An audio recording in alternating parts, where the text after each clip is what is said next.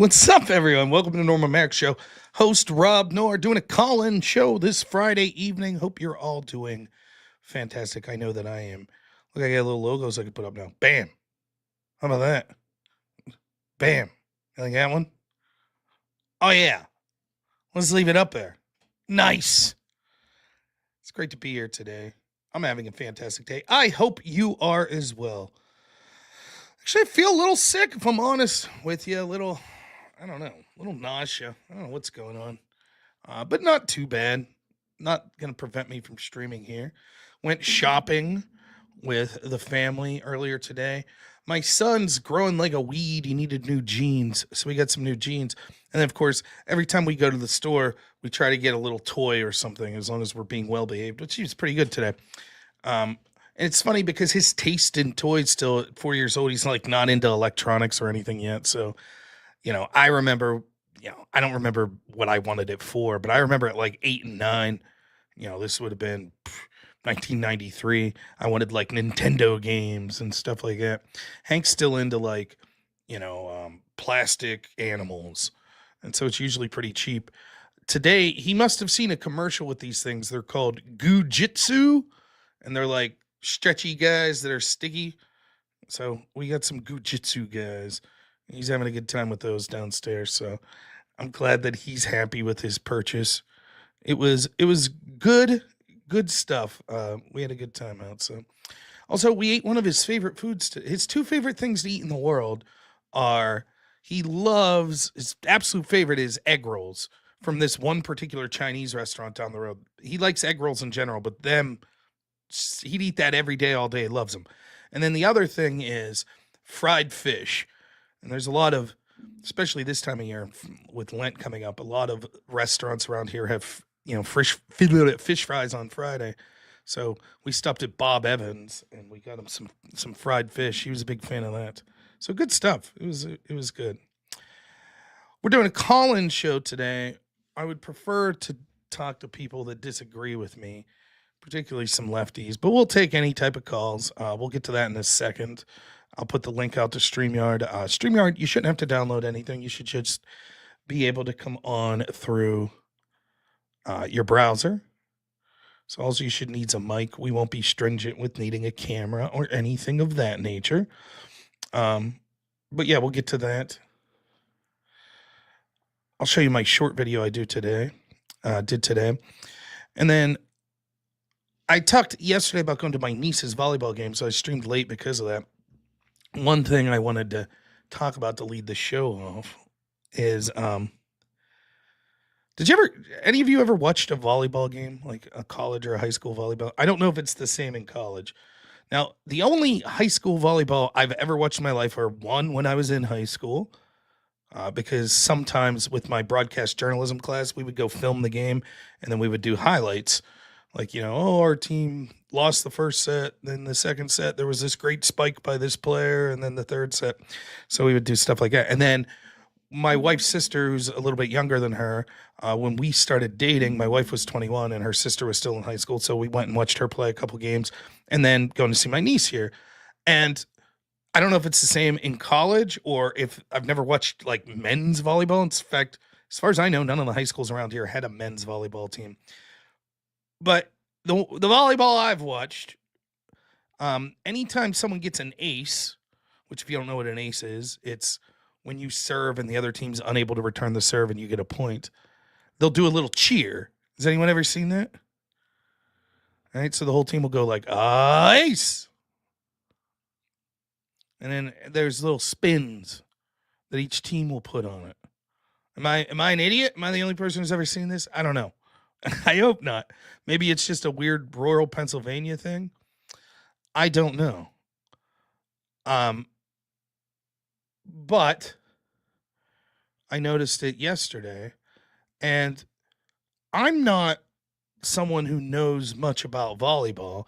I don't feel that I would be prepared to give advice to players or coach or anything like that. But I think I could offer my services to any sort of volleyball team coming up with some better chance for getting an ace. What's up, old school? I think it's just to be like, Ace, like, you could do better than that, right? So I came up with some ideas. None of them appropriate for high school though. So I'm thinking like, what are some clever workarounds? So when I'm thinking Ace, I'm like, okay, what are some famous things that I know with the name or the terminology Ace? Isn't Ace Phoenix Attorney at Law that game? So I thought it would be cool if like the person serving the ball that gets the ace says objection, and then the other team in the game goes overruled. Ace. Yeah, you got Ace Ventura. Like you could just be like, alrighty then, something like that. You know? But then the two that are pretty inappropriate that I came up with. The first was, does anyone remember a band with the name Ace in it? From the 90s when I grew up? There was a band. Does anyone know what the name of that band is? Ace was the first word in the title of the band. And I immediately thought, I was like, oh, this would be a badass Ace chant. Yeah, Thaddeus gets it, Ace of Base. And everybody remembers, I saw the sun. I thought, though, I told my wife, I was like, here it is. Here's the Ace chant, right? Okay. The person that serves the ball just goes, all that she wants. And the rest of the team goes, is another baby. I thought, my wife's like, yeah, I think that's vastly inappropriate for junior high volleyball. So shut down. Ace. I also thought of Ace Frehley. Then of course you got Ace of Spades from Motorhead.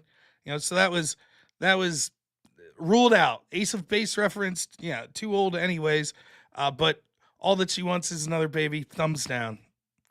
I was like, I guess you could say I saw the sign. Not as cool, but that was my. And then the other one, and this is going to be, I know there's at least one viewer of mine that would get this reference.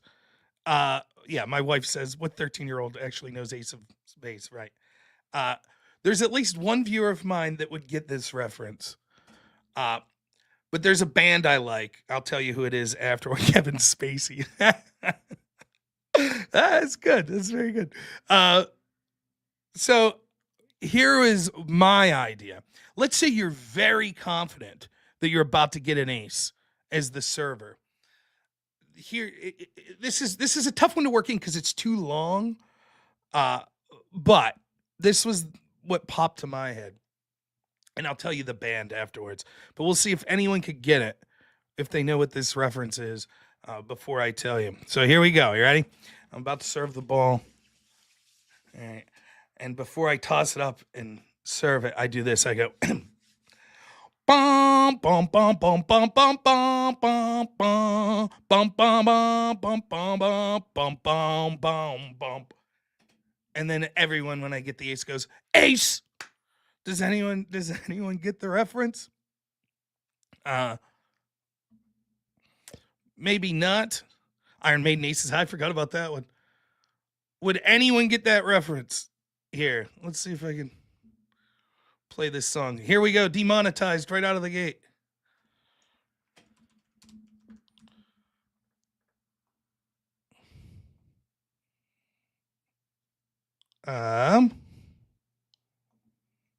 Right? Do I have to? I don't know if I have to. Yeah, I probably have to screen share to do this. Huh? How can I cover it up?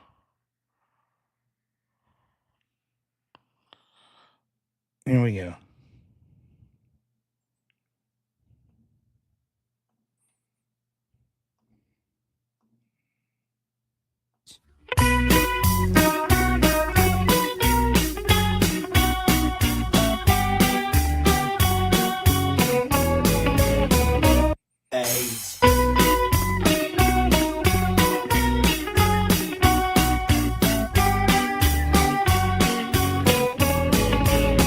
HIV. Yeah, I don't know how many of the high school volleyball players are going to know the HIV song from Ween. But there you go. Bum bum bum bum bum bum bum bum bum bum. Ace, instead of saying AIDS. That'd be good. I guarantee they'd be the only team in the league that has that chant. Guaranteeing it. Ween is a fantastic band. One of my favorite bands ever. If you guys have never checked out Ween, you got to check out Ween. Ween's unique because they're so insanely weird. Like just one of the objectively weirdest bands you'll ever hear, but they are absurdly talented when they want to be. Like badass guitar solos. Their vocalist is just amazing. But they are weird as shit. Yeah, Ween. Check them out, man. And I'm telling you, you're like God Sarah, you're gonna listen to like 4 random songs and be like, who the hell would listen to this shit? It's just the weirdest shit ever. But I'm telling you, they're good. Oh, Pisco ain't calling in. Please. He's welcome to anytime. Any of those Progressive Victory Pack jabronis could call in whenever they feel like it. They know it. Now I have Ween on the mind. All right, last thing before we get into calls. We are talking about Ween, Galil. I knew there was a handful of y'all that knew Ween. Let me put the link out. If you have anything that you would like to talk to me about, here's the StreamYard link. We're looking for people that disagree more. Boom, boom, boom, boom, boom, boom, boom, boom, boom. Boom, boom, boom, boom, boom, boom, boom, boom, boom. Did I say now I have Wiener on my mind? Oh, 2 more things. We went grocery shopping and tomorrow I go into work. So normally on Saturdays, we'll just do something very light for lunch because I go into work after that. So my wife's like not going to cook a big meal or anything. So we picked out she's like, pick out just like pre-made salad. And I picked out apple walnut. I was like, yeah, let's try this. And my wife claims that officially confirms that I'm gay. She said that's it. The apple walnut salad is a bridge too far. So there you have it. My wife. So there's that. I did a short video today. Maybe you guys would like to see that. So it's coming upstairs to do a political short. I do every day around 2 p.m. I put a short up. And my son was not having it. No, go Rams. That's a myth. My son was not having it. He's like, don't go upstairs. So I asked him what I should do a video about, and he told me what topic. Yeah, Ween did do push little daisies. And so this was the topic that we came up with. Here's the short I did today. You'll notice the guinea pig cage behind me here. Here we go. So some days I have to go upstairs and do a video when I'm here at home. And my son's not a big fan of that. So it's Friday. We figured we'd do fun day. Today I thought I would do a video on one of my favorite toys that my son had. What's this called, Hank? What's that toy? Squirrel monkey, right? And squirrel monkeys, here's some facts that Hank told me about squirrel monkeys. They can jump really high, right? And they can shoot lasers out their paw. So I recommend squirrel monkey toy. Do you think kids would like this toy? Yep, you like it, right? All right, there you have it. Go out there. If you have any kids in your life, purchase them a squirrel monkey toy. They jump real high. They shoot lasers out of their paw. All right. So someday, there you have it. So if you have any young folks in your life that you need to buy gifts for, I recommend Squirrel Monkey toy. My son's a big fan. So there you have it. No political short today. We're doing Squirrel Monkey themed. Soft Num says that he loves my Warhammer 40K. I think you're thinking of Connor. Connor doesn't like me. I don't do Warhammer 40K. I actually know nothing about Warhammer 40K. I will admit, I think the world seems intriguing, but never even played a video game to my knowledge within that world. So I think Connor is probably more physically fit than me, not as chubby. And maybe his beard's a little more kempt. I did fully intend to go get a haircut this week. But unfortunately, work got in the way. Yeah, that's what I thought too. No Bull Savage nails it. Says there is nothing more political than squirrel monkeys. I thought so. Yeah, I'm on StreamYard now. I'm pretty sure that a federal judge is about to file an injunction on my claims of squirrel monkeys jumping high and shooting lasers out their paws. So, we'll get that going. So there's the link to StreamYard if you'd like to call in. If you can't figure that out for what any reason and you want to call in through Discord, maybe we can make that happen. But I think your audio will sound better if you call in through StreamYards. Sorry, I'm just checking out a couple things here. Now, if you're a lefty and you're watching, this would be a good day to call in. I'm not feeling the greatest. I feel a little nauseous today. So you catch me on a down day. You'll get me. You can smack me around, right? I missed the cringe. A few Twitch political streamers got swatted. One during a debate. Read the DM. They got IRL. This Tesla domestic terrorists are unhinged on social media. I didn't see that about Twitch streamers. I don't care if you're left or right or if you're someone whose political ideology I hate. Anybody who's swatting people or for that matter, doxxing and stuff like that, particularly swatting, you should go to prison for a long, long time. They need to make an example of these people. It needs to be a terrorism upcharge and a attempted murder charge. Send someone to jail for 20 years without the possibility of parole. Do that 3 or 4 times. Swatting will stop. Corey Barton for $2 says, as a biologist, I can verify that as factual. There you go. Squirrel monkeys, lasers, paws. We don't care what any federal judge says.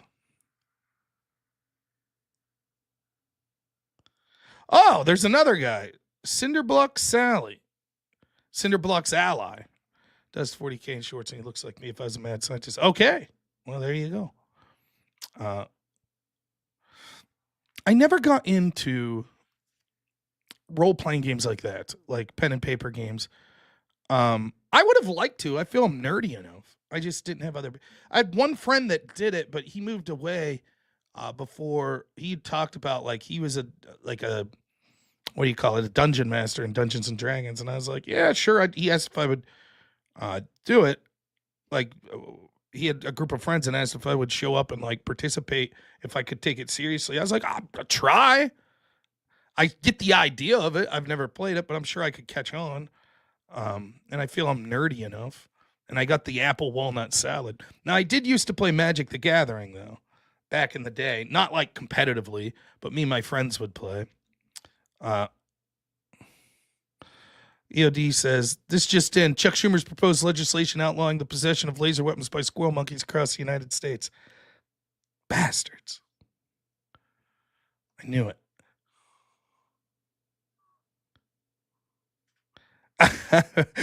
Rage House says, whoa, Warhammer's not D&T, Rob. It's a tabletop war game. Don't insult us that way. D&T's above us. Okay.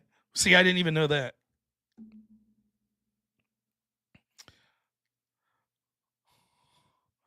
Bolzania, member for 3 months, says, put some respect on Big R. And a bunch of emojis, as my father-in-law calls them. What's up with these emojis on my phone? He said once. I love, like, older rednecks are the best people in the world, man.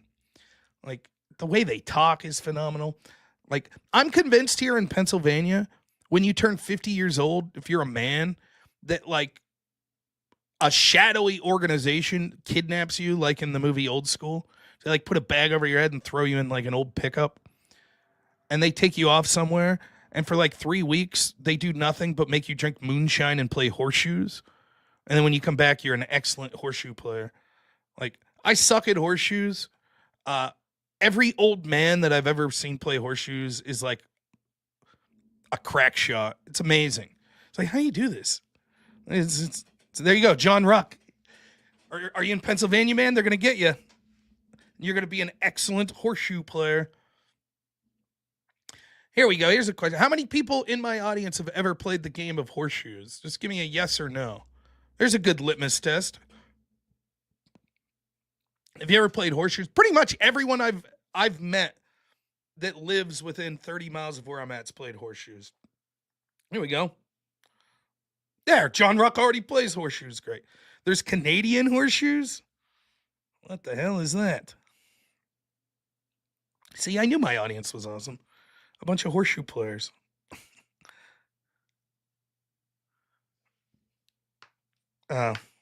Almost played. Sure. I mean, that's the whole deal with horseshoes. You get close, you know.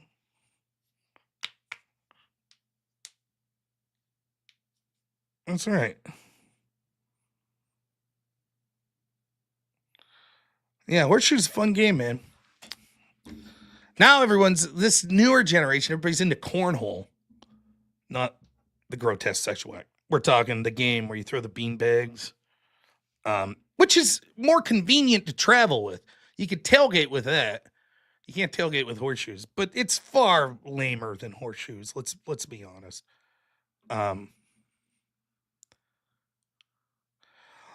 All right, let's get to some people. Who's going to give me the business today? There's HN. HN will call in and give me the business. Your topic, your choice. Here's the deal. Has to fall within terms of service, so you can't come on here yelling homophobic slurs, things like that, racial slurs, calls to violence, etc. That'll get my channel banned. You do that, you're going to be immediately removed from the channel and banned. I hope you understand why. I'm not trying to lose my channel because people are bringing in. If you're just a troll, we'll probably remove you. If hardly anyone's calling in, maybe you'll stick around and talk to me for an hour or so. If there's a bunch of people that are jumping on, we'll probably have to cut you short. That's sort of just the nature of it. I hope people understand that. But I'm trying to be fair to everyone. I don't want to just, if it's a call-in show and I want to give the audience a chance to call in, then we give them a chance to call in. Ness, I see you're in the waiting room on Discord. It would be better if you could go through StreamYard. So whoever's name is Ness on Discord, if you could call in through the StreamYard link that I'm putting there, that'll be better for me. I can try to make it work on Discord. So I don't know. I don't notice anyone in my chat that's been named Ness, but we'll give him a chance to call in through StreamYard there. Any topic, pretty much. Yeah, we'll take non-lefty calls too. That's fine. I prefer the calls that disagree with me, but ones that agree with me, it's fine, or whatever. Any topics on the table, though, no matter how nonsensical. I watch a guy named Seth Skorkowski. Has anyone ever seen his content? If you're into, thank you, Ness. If you're into sort of tabletop role-playing games, he just does reviews of games and stuff. I think he's hilarious and very informative. He makes it sound interesting. It's still nerdy, but he makes it sound interesting. Who is my favorite adversarial caller? I still really enjoy talking to Pisco. I think because he's willing to talk about things about corruption that we can go in details on. So I could talk to him probably every night if he wasn't such a sack of shit. But no, I like, I'm trying to think of some other people. I always like talking to Destiny. He was fun to talk to. Enjoyed that. Have I heard of Mr. Welch? No. Connected to the Grape family, or weasels out a bunch of bets? Harry Sisson was pretending to be a gay Democrat to take advantage of women. Maybe. Coke versus Pepsi. You know where I am. The choice of a new generation, my friend.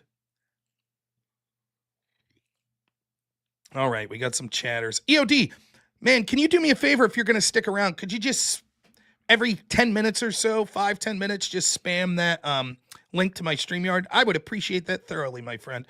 By the way, EOD, one of the coolest people that watches me on this channel, has helped me out with content. We're going to do a show together one of these days. We just need to get in contact.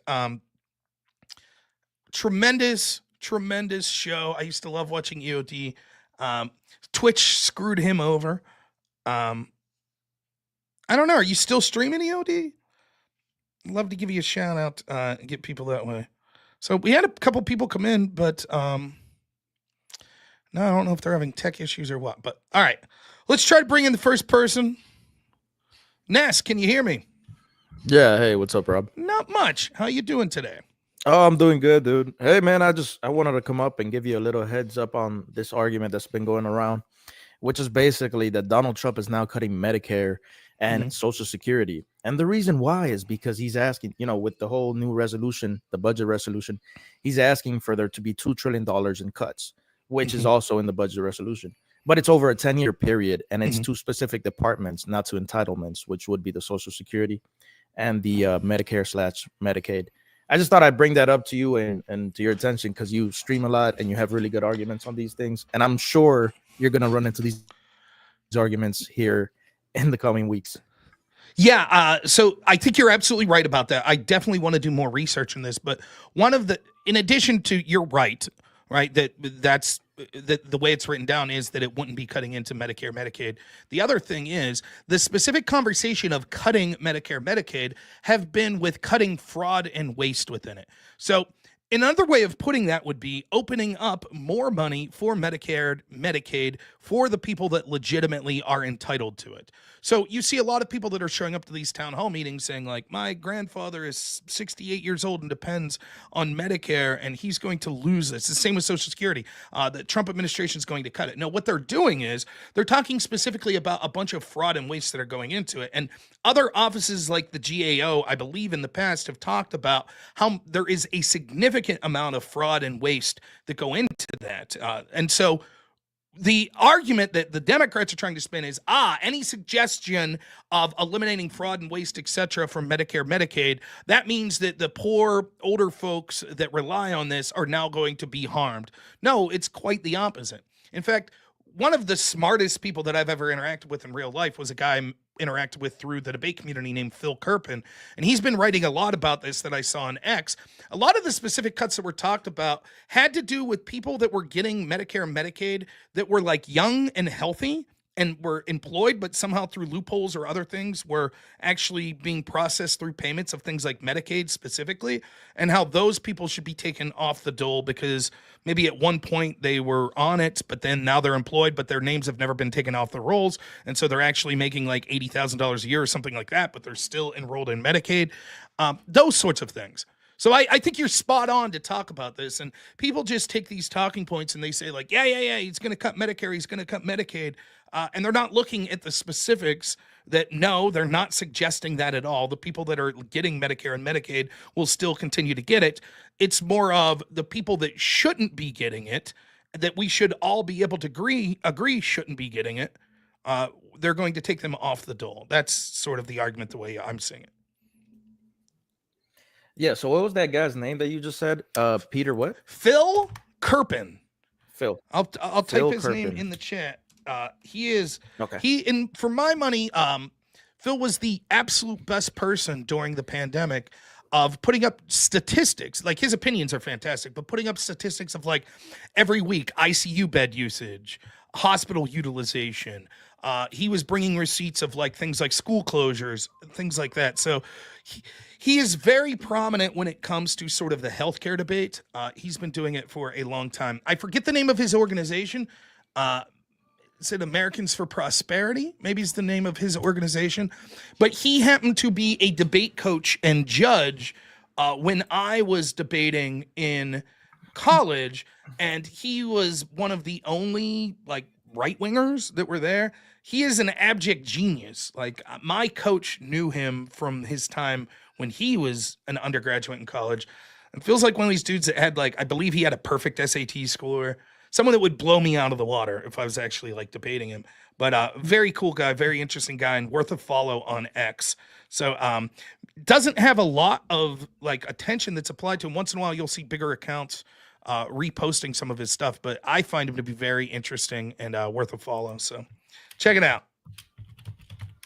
Yeah, I will, man. And I also, as you were talking, I went ahead and I posted a couple more links there in your backstage because I went ahead and I posted an AP article that says U.S. recovers 31 million in federal payments to dead people. Now, this was under Biden, right? Mhm. So that has always been a problem for some time now. And then you have another OIG report that says nearly 72 billion improperly paid, recommended improvements go unimplemented, and then 23 billion remains unrecovered. Now I say that because DOGE is like $15 million, man. That's their budget, right? So if we're like investing $15 million in order to recover $23 billion, that's a pretty good rate of return, right?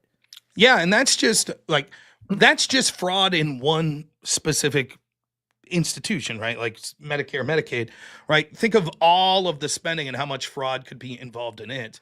And then think of waste. So it might not be fraudulent to spend millions of dollars on transgender mice, but is it wasteful? And so those numbers could really add up. The other thing with DOGE is it's not just like the fraud is bad, and we hope to see fraud where you could actually see like fraud that shows that so many people in Washington at the political level have family members, lobbyists, etc., that are personally enriching themselves through these Congress people, which sort of shows how the system goes. That's the sort of fraud that you want to out. But there's also fraud or waste in the fact that we're basically forced to fund through our tax dollars projects that are antithetical to what we believe in life. For example, why should I have to fund transgender surgeries overseas? Why should I have to fund LGBT programs overseas if I'm a Christian and I don't believe in those sorts of things?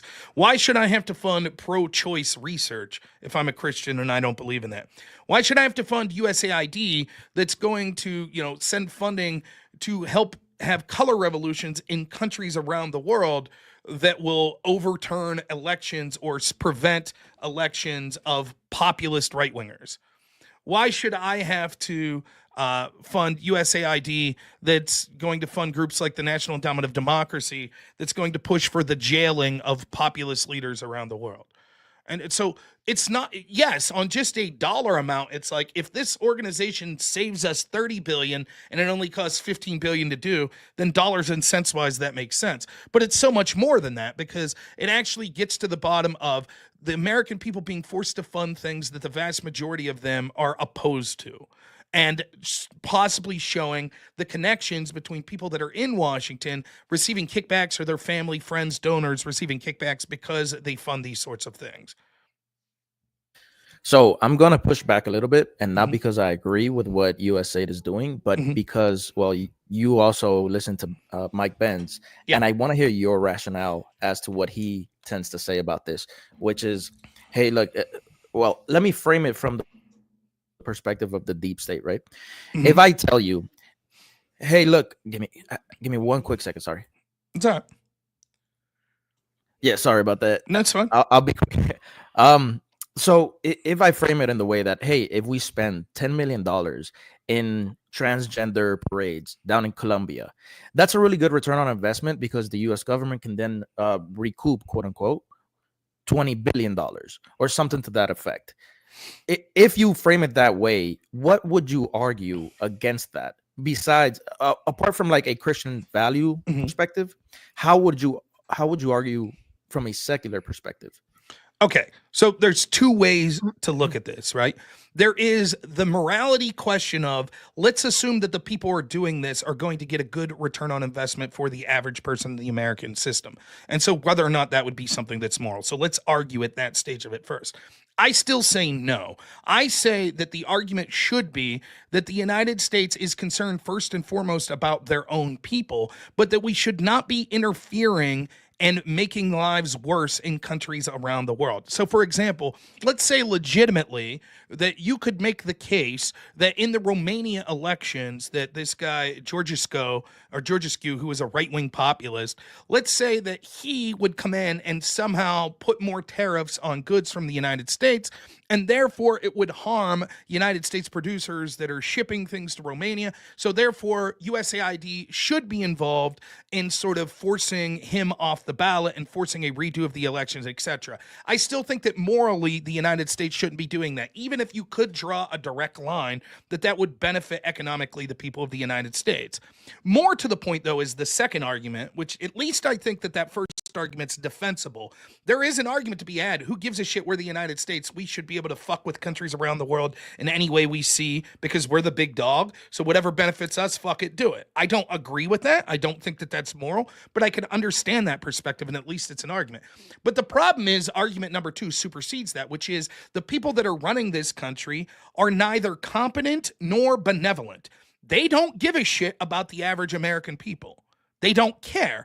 And the same tactics that they're using overseas to go after right-wing populists like George Askew, they're then using to right-wing populists in our own country. So the very tools that they're using and saying, trust us, bro, by us interfering in elections around the world, we're actually benefiting the American people. They then use those very tools against us. And we can see what that's led to for the past 30 years. There used to be this mentality that it's like, what's good for GM is good for the United States because GM will create factories in the United States, which will benefit the United States middle class, create all these jobs, et cetera, et cetera. That doesn't really happen anymore now. What happens is we have more of a globalist nature. The United States has exported manufacturing jobs. And so as they interfere in these countries around the globe, yeah, it might help a bunch of multinational corporations in the United States get access to those markets, but it's not really showing the return on investment for the average American citizen. Not only that, they're actually doing things that are directly antithetical to what many Americans believe in, such as things like the trans ideology or the color revolutions and usurpation of elections of legitimately elected people, like that would be in Romania. And we end up getting involved in all these quagmires that make it worse for the United States, such as the quagmire in Libya, the quagmire in Syria, Afghanistan. All of this at some point had to do with funding of our tax dollars, not just through our military apparatus, but also through things like USAID. So on 2 levels, one, even if it was led by competent people that gave a shit about the well-being of the United States citizen, I still think it would be immoral to do those sorts of things. And secondly, it's not led by competent people that give a shit about the people of the United States. It's led by a bunch of corrupt people enriching themselves who actually despise the voters of the United States and are actively working to censor them, to shut them up, and to take more of their wealth and their prestige from them. Yeah, we definitely see a lot of social stratification when it comes to wealth specifically. And that's actually why I think a lot of people get behind Trump, because he's talking about this populist message. We got to take care of our own people here in the United States. And that's actually why I like Trump so much. It was also, for me, just a little tangent as an aside, for me, it was the constant lies that were funded through this sort of boomerang tactic that you were talking about, where they were consistently lying about Donald Trump across the world. Because I at one point did think he was a racist piece of shit scumbag.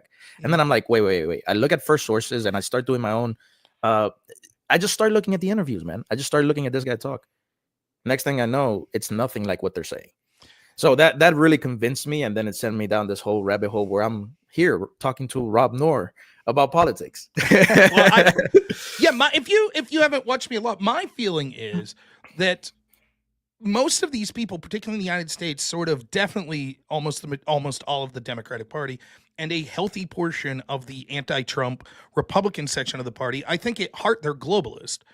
They don't really give a shit about national identity. In fact, they feel national identity is an impediment to what their ultimate goal is. And I'm not even saying that it's like led by a bunch of people drinking blood out of baby skulls and crazy shit like that.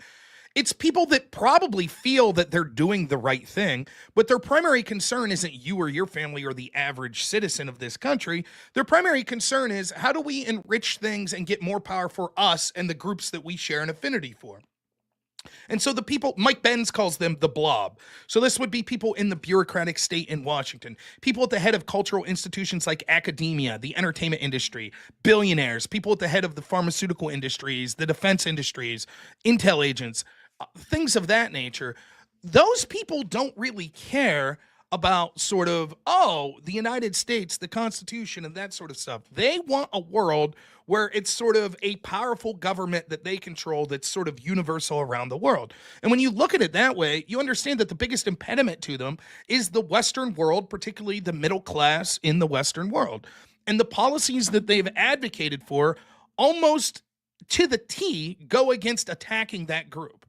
So, for example, lockdowns, the printing of money, the PPP loans and stuff like that, huge transfer of wealth from the poor and working class to the upper class. The erosion of national identity, the open borders in all of the Western countries, huge erosion of national identity. Things like Brexit that was going, the EU, huge erosion of national identity. That's why they were against Brexit. They don't want people to look at like, hey, I'm a British citizen. I'm from the UK, or I'm a UK citizen. I'm a citizen of Spain. I'm a citizen of Germany. They want all of that meshed out. That's why they go against nationalism so hard. And there are arguments that people could make legitimately of like, well, this is why a globalist government would be better. I would disagree with the majority of those arguments, but the truth is they're not going to be truthful that that's what they're pushing for because they know that it would be rejected by almost everyone in these countries.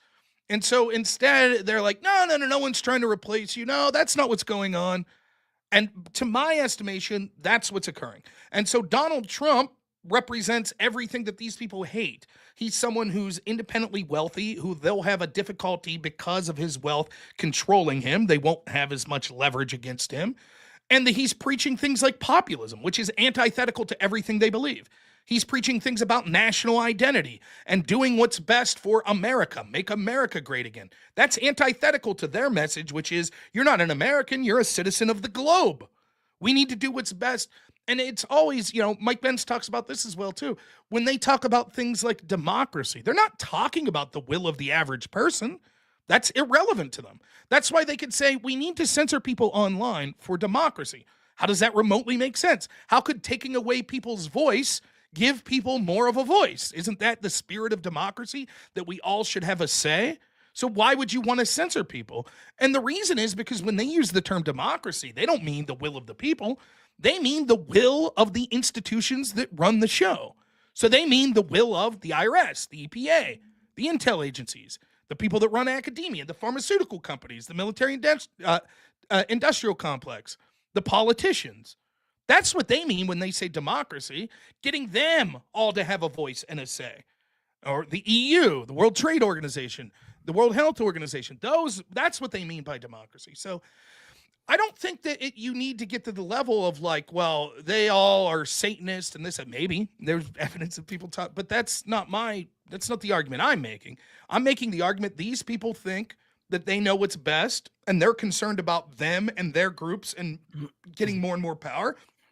And your concerns are secondary. And if your concerns are things that they are antithetical to, then you're their enemy. And they'll do whatever to shut you up. Yeah, the whole term consensus building among agencies and institutions. Yeah, I've heard Mike Pence talk about that a good bit. I have one more question for you Sure. that I want to get your take on, man, and that's tariffs. So we know more or less the direction that we want to take, or that Donald Trump wants to take tariffs in. But what do you think he's actually trying to achieve? Because there have been criticism where he says they're on, they're off. It's causing a lot of insecurity in the markets. We did see a correction. What's your take on that? I think there's two things that he's trying to achieve. The first is I think that he wants other countries that he feels have taken advantage of us, particularly our allies, but also countries like China that would be our rivals. He wants them to end their tariffs against us. That's number one. And his concern about that is I think that he views the weakness of the United States at this point is that we no longer have a manufacturing sector. So when it would come to projecting strength, for example, through soft power, through economic viability, actually creating things that would be necessary to people around the world and to the people of the United States, lacking a manufacturing sector would be a huge damage to that. And when it comes to hard power, actually using our influence of the military, well, it's no good if you have to rely on our greatest enemy, China, for bullet production. Just like with COVID, we had to rely on the very country that we're now being told created the virus in a lab for our protective equipment, like for mask production or for basic pharmaceutical production. And so I think that Trump understands that, like, look, we need to bring back manufacturing, and tariffs is a way to do that. Rob, can I stop you there for yeah. a quick second? Yeah. Hey, man, just on the whole virus thing, what did you see Mike Pence on what is it, Benny Johnson's show, basically go into that book Bitten and talk about the creation of Lyme disease as an attack for Cuba? I saw a bit about that, and there's solid evidence that he's right. And there's been scuttlebutt. That's the most evidence I've heard about it. I've heard these rumors in the past that Lyme disease was created basically by the CIA in an effort to sort of attack Cuba. And then, of course, it spirals out of control. And now we have Lyme disease. There's specific type. I don't know if I didn't see much of this. I don't know if he talked about this. Did he mention about these deer ticks that you see in like Texas now? Did he mention Tangentially, he mentioned it. Yeah, he mentioned tangentially that you would use ticks as a delivery mechanism. Mhm. But I got that book, man, and I can't wait to read it. I'm very interested in that. At some point when I was studying a little bit of the COVID thing before, there was a documentary, I can't remember the name, and it specifically spoke about an island off of New Jersey, was it, that was dedicated to this sort of research. But I think what Mike Pence is talking about is actually a laboratory in Montana or Utah. I forget the exact place. Yeah, I've oh shoot, sorry about that. What did I do? Oh, you're fine. There. Yeah, I didn't watch all of it. So I admittedly I need to watch more of it and read more on this. But certainly that's something, and you can even the JFK files, they're talking about this, about the potential. I was just reading here earlier a snippet of it that talked about, was it sugar?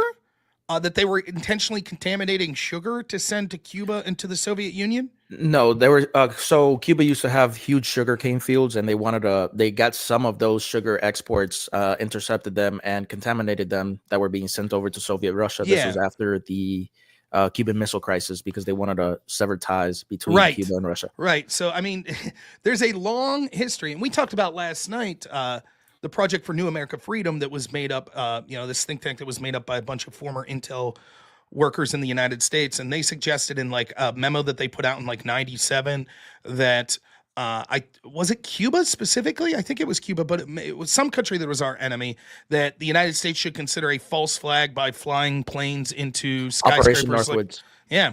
Right. And like, so you have to understand that there are, even if none of this stuff ever occurred, even if 9/11 is exactly as we are told, and none of this crazy shit about Lyme's disease would be true, the truth is there are people in our intel agencies that are thinking this shit up. And that should be scary enough that it's ever even a topic of conversation by people that we put our trust in. Because the entire idea, and Mike Pence talks about this a lot too, is that it's sort of the point you made about, well, wait a minute, what about USAID? There is an argument to be had.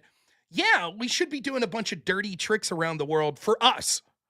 Screw it, right? Like, we should interfere in countries' election to benefit the American people. We should spread disease around the world if it means benefiting us. If it puts the United States in a bad, hey, the world's a cruel place. May the strongest win. Who gives a shit about morality? Power is morality, right? There's an argument. There's an argument. Again, I don't agree with this, but there's an okay, argument. Andrew Wilson. Stop, bro. right. I mean, there's an argument there. There really is. The problem is these very people don't give it. You're not on their team, right? You're against them in their eyes. And so if you're like, yeah, okay, I don't mind if they're contaminating sugar to send it around the world, if it helps take down the Soviets, those damn Soviets, because we need to take them down. They're our enemy. But the truth is they wouldn't hesitate to do that shit to you. They wouldn't. And that's why for other reasons, it's immoral to do that in the first place, but that's why you should oppose this, because as soon as you run afoul of them, real quick, the other thing about tariffs, it's tangential to what we were just talking about. There was a tremendous guest I saw on Tucker Carlson like 3 weeks ago, and he was talking about how part of Trump's tariff strategy, he believes, is that Trump sees the writing on the wall, and he talks particularly about J.D. Vance, and J.D. Vance talking in 2023 to Jerome Powell, the head of the Fed, that Vance has influenced Trump that the dollar can no longer be the world's reserve currency, because the dollar as the world reserve currency is largely what has become the export of the United States, which has led to sort of manufacturing leaving the country.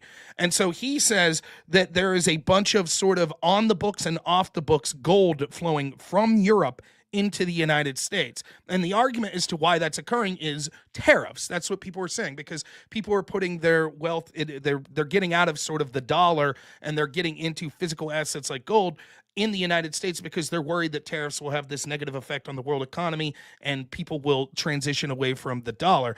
But this guest in particular says he thinks it's more than just the tariffs.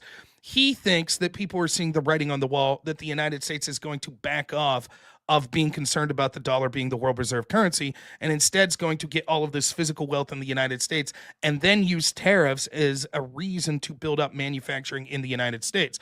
And in this sense, if that's the plan, it makes sense, because Trump's looking at it, and we're at an inflection point where the United States, because of two things. One, because of time, and all empires eventually lose their strength. That's just a historical fact. But also because of the mismanagement of our country by people that didn't give a shit or were incompetent when it came to the well-being of the citizens of the United States. The United States is no longer in the position it was in 1990, where we were, by and large, the world superpower by a large margin. We're still the strongest country in the world economically, militaristically, etc. But it's not the same as it once was. We've lost that prestige. We've lost that power. And we are probably going down. We're on the downside of that prestige and power. That doesn't mean that we're going to become Mad Max or any shit like that. But at this point, the United States is still the biggest world market. And so if you're an international company and the bulk of your money is made by selling products to the United States, and the United States says, like, guess what? We're going to tariff you. You might say, well, then I'm going to move my business to the United States. Because the reason I moved from the United States to India, to Mexico, to China was because I could make more on the margins by paying my workers less. But if that no longer becomes profitable, then I would rather have access to the U.S. market. And if that means paying my workers more, but having my factories in the United States, so be it. And that also encourages people that maybe are competitors to start their own businesses in the United States and say, well, now I could compete with the cheap Chinese labor, the cheap India labor. In other words, now is the key time to do it, because if you wait 20 years, the United States may not be as big of a share as the global consumer market. And so we'll have less leverage at that point. And so I think those are the two things they're connected, but I think those are probably the two things in Trump's mind when it comes to tariffs. Having said that, I'm ultimately not a fan of tariffs as a long-term solution. I don't mind using them as a negotiating tactic, as a diplomatic tool. I think that there is utility in them potentially bringing manufacturing jobs back to the United States. And it's important to have some sort of signal of that we're transitioning to actually benefiting. But I think you could do better by doing things like lowering regulations, lowering the tax burden that would be on companies, producers that wanted to create businesses here in the United States. And I think that ultimately one of the things tariffs could do is harm the consumer and also encourage jobs to be here that are sort of artificially competitive and not organically competitive through the market. But I think that's where Trump's coming from, if I'm honest. Yeah, there seems to be an argument to make here that we're becoming more of a service sector industry economy as a whole, mainly because we have stratification of classes. So we'll have rich people getting richer, we'll have poor people either staying the same or getting poorer. And you see that in like Pew Research data. And that's something that I credit a lot of leftists with. It's like they can identify the problem, but I don't agree with their solution. And I'm actually more inclined with this tariff strategy that you're just outlining. Especially you have people like Ray Dalio saying, hey, look, all we're doing right now is exporting the dollar. We're basically a bunch of bankers with Silicon Valley, and that's it. And we have a whole bunch of people on welfare because we're not actually having a good manufacturing base, while China is, and they're exporting all this manufacturing to our consumers here and basically taking all the value to them. We got the nice stuff, but all the value ends up in China, and ultimately they'll become the largest consumer nation if this keeps going. So I agree with the tariff strategy. I like that, and I like the way you phrased it too. I didn't know a whole bunch of stuff that you just said. Yeah, check out this guest. I'll put the link. Check out this. It's an hour and a half conversation on Tucker Carlson's show, and the name of the gentleman is Luke Groman. So I'm going to put that in my general chat so you can see it. And one of the things he talks about, the last thing I'll add about this is he talks about, like, he's like, look, when I went to college, he's like, I was from a well-to-do family. I had options. And he's like, basically, I could have went to school for 4 years for undergrad school and then went and got a graduate degree to become an engineer. I was capable of that. That's what I thought I was going to do. Or to have some other skill set that would have to do with the production of things, the manufacturing of things. He's like, or I could go to 2 years for business school and get into the finance market and make a shit ton more money. And that's the truth. The biggest market to get into here in the United States is finance. And what's finance really doing? Well, it's not creating things of value. It's moving piles of money around. How do I personally enrich myself in my company? By sliding money from pile A to pile B. And what that means, if you're a chip manufacturing company, right? You're making microchips, right? Theoretically, you're benefiting the country. You yourself are enriching yourself by making a product that people find useful. So the people are winning because there's a product that they find useful, and you're winning because you're getting wealthy, giving a product that there's a demand for. But in finance, your win is someone else's loss. Basically, there's not anything of value that's created. It's just you basically gambled and you won. It's a poker game. Someone else lost and you won. And he's like, we've created an incentive because our main export is finance, the dollar at this point. The incentive we've told young people is, well, if you really want to enrich yourself, that's what you do. You don't get into, trying to create a new medication that will, cure disease, or get into, creating a manufacturing company that will create, furniture or whatever it may be. That's a bad idea. If the goal is to get the biggest bang for your buck, the biggest return on investment for you personally. And I think that there's a lot of truth to that. I really do. All right, man. Well, I'll get out of your hair and I'll come back with some more information on another call-in show. I appreciate your time, dude. You have a good one. Thank you so much, Ness, for calling in. I really appreciate it. Take it easy. All right. We got some. Was there some drama in the chat? C-Wag's gonna call in. Call in, C-Wag. All right, we got the great. Oh, hey, I didn't think I was looking. I nailed it. I got you fast. Love the hat, by the way. Good. How you doing today?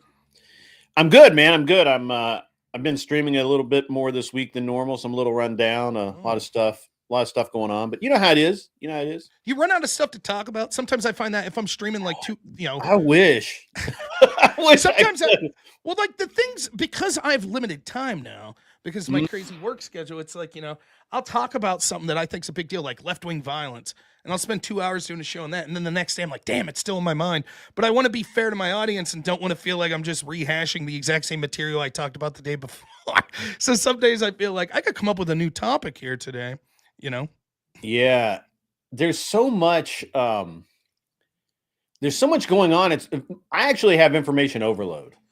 Like I have to start paring stuff down, and I'm like, well, I've heard too much about that. Everybody's talking about this, all of that. Like last night, I had some guests on the show. This was a special show last night. I don't normally do Thursdays, and it was some competitive shooting trainers talking about the mental game and the movement aspect of the game, and it was actually really good. And actually, the thing is that we when you start talking about something like that, you go down these rabbit holes, and you spend 2.5 or 2 hours and 45 minutes, and you really didn't actually talk about all the things that you listed that you were going to talk about. And I told them that would happen. I was like, you get on a point, and it's a half hour. It's a half-hour conversation. So, well, to me, that's always a good show. And not only that, I feel the same way about debates a lot of times.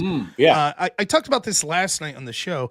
I think that what the style of debate that we would do here, right? To me, it's far looser than what I did competitively in college, because the style of debate in college is a game. There is a winner. There is a loser, right? There are judges that are being paid. There are coaches that are being paid. It's very similar to a sport. It's, it'd be similar to football or basketball in that it's competitive.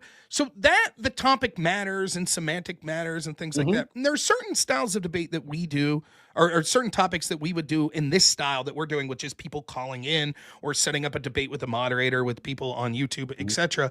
That, yes, sometimes the semantic argument matters. But oftentimes for me, I would rather it just be a good debate discussion rather than having to, make sure that we're only within these very narrow lines. Of you like the back and forth. Right. You like the back. So, and I do too. And that's, as a, so in actual debate, it's not that entertaining because you always go for that kill. You're trying to win. There's a goal, there's points that you get or not points necessarily, but there's a determining factor of how you win. So you just want to get that as quickly as you can and be done. Whereas but that's not good TV. That's not good internet. So blood sport debating is much more about the rhetoric, much more about the drama, much more about the back and forth, I think, than pretty much anything else. And Most of the time, I tell my audience this all the time. I think it's so funny. A lot of times in the middle of the debate, I'll get interested in something. I don't know if it's fun for my audience or not, but there'll be something that's said over the course of that I find the sort of meta conversation more interesting than the overall, right? So it'll be like someone will, you know what I mean? Like maybe you're having a discussion on tariffs or something, and then someone will say something like, well, shit, that's why we should, we should swat anyone that, just, and I'm like, whoa, wait, what? And people are like, well, let's move on. That has nothing to do with tariffs. I'm like, yeah, but that's more interesting. What you just said there to me is a more interesting point. Yeah. I find myself in that, I talk about this a lot. I'm like, one of the things that's interesting, and it sounds really bad at face value, maybe I should word it better, but I like wording it provocatively like this. It doesn't matter if something's true many times. It's the reaction to the statement that matters. I'll give you an example. When I debated Connor, right, I made this argument where I said, look, we're talking about Ukraine, and I'm like, your foreign policy that you favor of interventionism is largely what's responsible for this conflict between Ukraine and Russia beginning. Absolutely. Now, let's say you're taking Connor's side in this. You might say, no, that's not true. And let's go through it. And that's the debate on that section. Yeah. But Connor concedes. He's like, yeah. And then his secondary argument is, but we have an obligation to help Ukraine because Russia's the aggressors. And I'm like, but what a hell of a thing to say. You admit that the policies you wanted put Ukraine in this terrible situation, and now you're unwilling to go put your life on the line, even though it was the decisions that you wanted that got them in this situation. But you're like, now the moral thing is to keep funding them to a stalemate so that they keep dying. And the problem is when you bring this up, a lot of people that are against me on my thoughts on the Ukraine thing will say, well, but that's not true. That's not true. Our plan, and we could have that debate. But my point is, but Connor thinks it's true. Right. And Connor still, so you understand, it doesn't matter. I watched that actually. I watched that exchange. It was really good. Thanks so much, real quick. Thanks so much, Steve Granger, for the $20. Says, been a fan since Drunken Debates with John Burke. Keep it up. Yeah, I'll have to talk to John soon. I really enjoyed Drunken Debates with John. It was a lot of fun. Sorry, sorry about that, Griff. No, guys, the grift must flow. That's right. Yeah. Must flow. Absolutely. So I'm doing a debate that you have done with the same guy. So it's we're going to do isolationism versus interventionism, which by taking interventionism instead of globalism, what he's really doing is he's forcing me to take non-interventionism and not, which is fine. I actually, that is more my position as non-interventionism. Against the guy that you and Fabian Liberty have both debated already on this. Average debate enjoyer. Yeah, debate enjoyer. Yeah.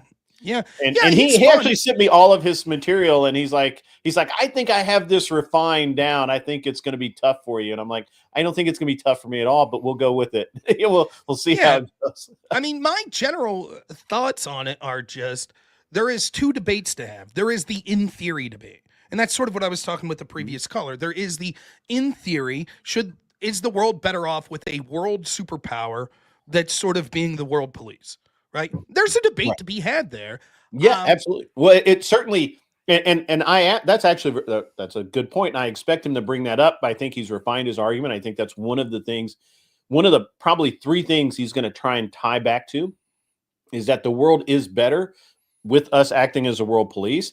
That wasn't actually the role that we were intended to play after World War II. But that's fine. We did that for a little while, but you can't name one thing that we've interfered in the last 70 years that we've been successful at. Yeah. Not one. And that's so there's the in theory argument, but then there's the in practice argument. Okay. Even if we would agree, which I don't necessarily agree, the in theory argument. But I think that's a more defensible I'll position. Concede the in theory argument. You could even concede it, right? I'll concede that. That's fine. So it's it's the wrong actor, right? In other words, you could say, yes, it would be nice to have a benevolent, altruistic, competent world police, but the people that are running our show that are acting as the world police aren't that. They are neither benevolent or competent. Exactly. So on the one side, you have politicians that will not let us win a war. They will not let us do what we need to do to win a war. And when we take ground, we give it back, which is the dumbest thing ever. The entire world thinks we're a bunch of pussies. And on the other side of that, you have the bad actors, the non-benevolent folk, who are the CIA, NSA, DIA, all of the above, going out into the world, wrecking countries, destroying everything, and thinking that they're doing the right thing. I'm going to give them some credit here, saying that their motivations are probably kind of in the right direction, but they fail miserably every single time because people are people, and bad people are everywhere. Yeah. So.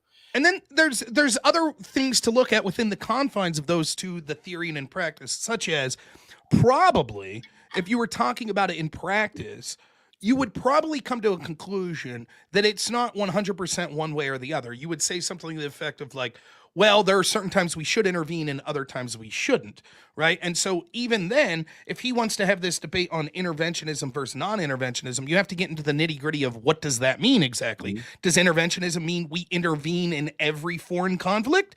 Does it mean we just intervene in the conflicts that they think would directly affect the United States, right? Because the way this plays out, and then there's a secondary conversation that splits off from that, which is there is the utilitarian calculus. In other words, what is best for us or what is best for the greatest number of people versus the deontological or the moral calculus. Should we or ought we do that in the first place, right? And so, for example, if it's really just a matter, you could theoretically be an interventionist that says this: we should only intervene when it directly affects the pocketbook and the bottom line of the citizens of the United States. And if that means that we invade Mexico because Mexico's land benefits us, then fuck it, do it. The moral calculation means nothing to us, right? So there's a lot of ways that you could go strictly to utilitarian on that, but I think the hodgepodge that we have now obviously is not working, right? And so not working for whom? I guess. Right. Well, it's not working for the American people, right? Like, and you're right. You know what? That's a very solid point. I've been playing this debate in my head all day, because it's coming up Wednesday, so I'm pre-gaming today. I can't wait to watch it. Yeah. And so one of the things that I know I'm going to have to do is I'm going to have to define a couple of things. Mm-hmm. First, that my position is not that we restrict tourism or trade or free trade. Correct. I have a problem with government interference in trade. Oh, did you freeze up, man? No, Uh-oh. Did I just fade out? Yeah, you froze up for me. There you go. Oh, you're sorry still choppy. You're still choppy. But... Oh, that's weird. Okay, you sound good now, though. I'm sorry. Oh, okay. Yeah, good. So that's very odd. I'll have to look into that. But at the end of the day, so I'm going to have to define that I'm okay with tourism, free trade, actual free trade, not this globalistic, trade thing where the government has more to do with it than anything else. I don't believe in that. I believe so actual free trade, tourism, whatever, that's fine. I have a problem with our government influencing world economics. I have a problem with the IMS. I have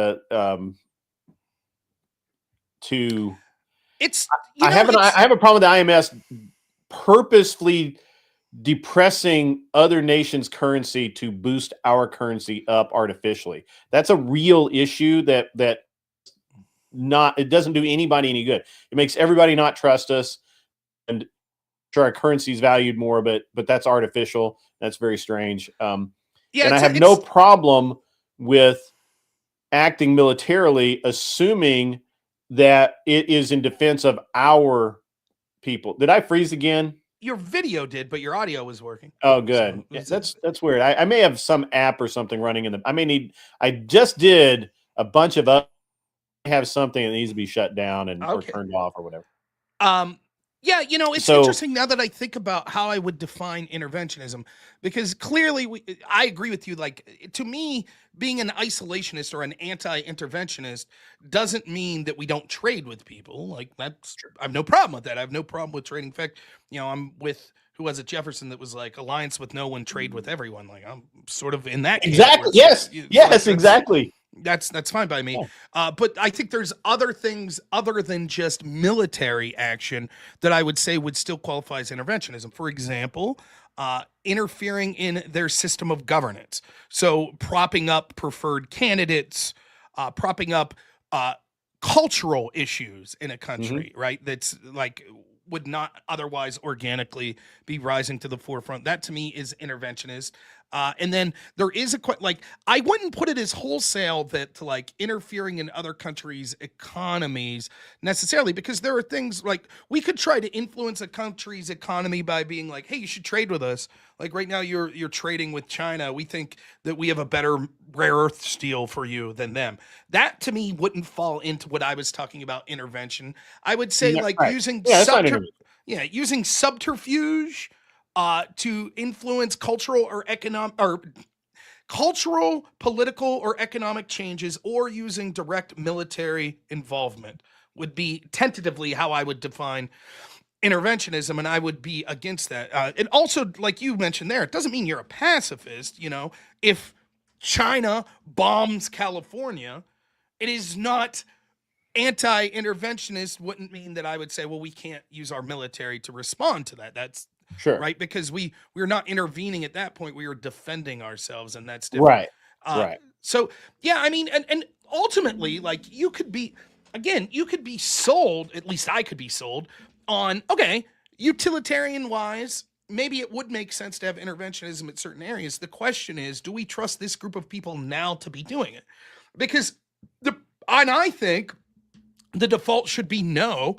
And if necessary, then a case is made. And I'm pretty universal in this, even with the Trump administration. Like, I am leery of getting too involved in the Middle East and having conflict with Iran. Yeah, absolutely. If it's true that these Houthi pirates are attacking our ships in the region and we respond to the Houthi pirates, fine. You need to have, like, sort of, you understand, though, how it's easy for the sort of interventionists to set something like that up. For example, the USS Liberty, the Gulf of Tonkin, right? Like, it's easy to be taken advantage of it. And even if it's not a straight up false flag, it's easy enough to be like, well, we'll intentionally put assets in areas like, I thought this about, I don't know what you think. Well, let me just ask you this real quick question, Sure. and then I bet you agree with me. I'm of the fact that we shouldn't be sending money to Israel or to Palestine. Absolutely. We should be, okay. So then the idea that Biden, remember when he was like sending this flotilla? And he like, oh, we're going to build this base and it's going to send all of this human, all of this goods and services to the poor people of Palestine.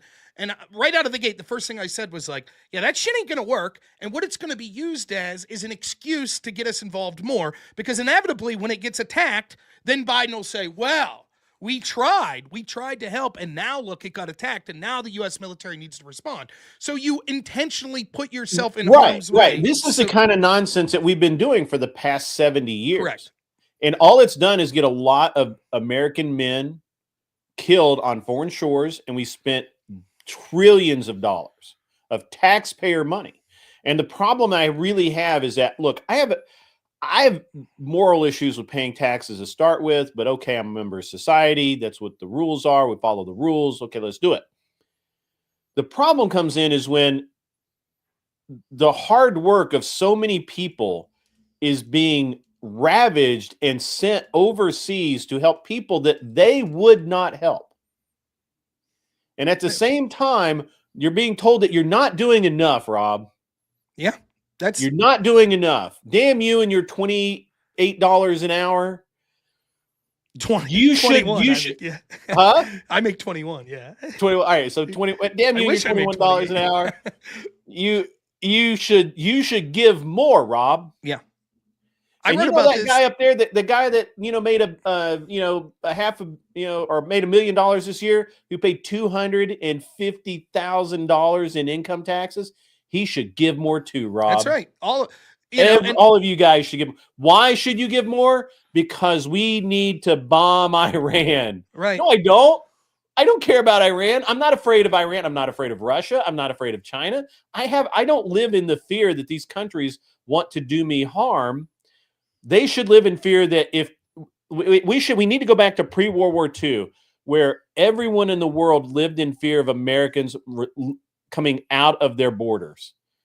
Yeah, I mean, and taking to the high seas. so two things saying this. One, someone mentioned drunken debates with John Burke.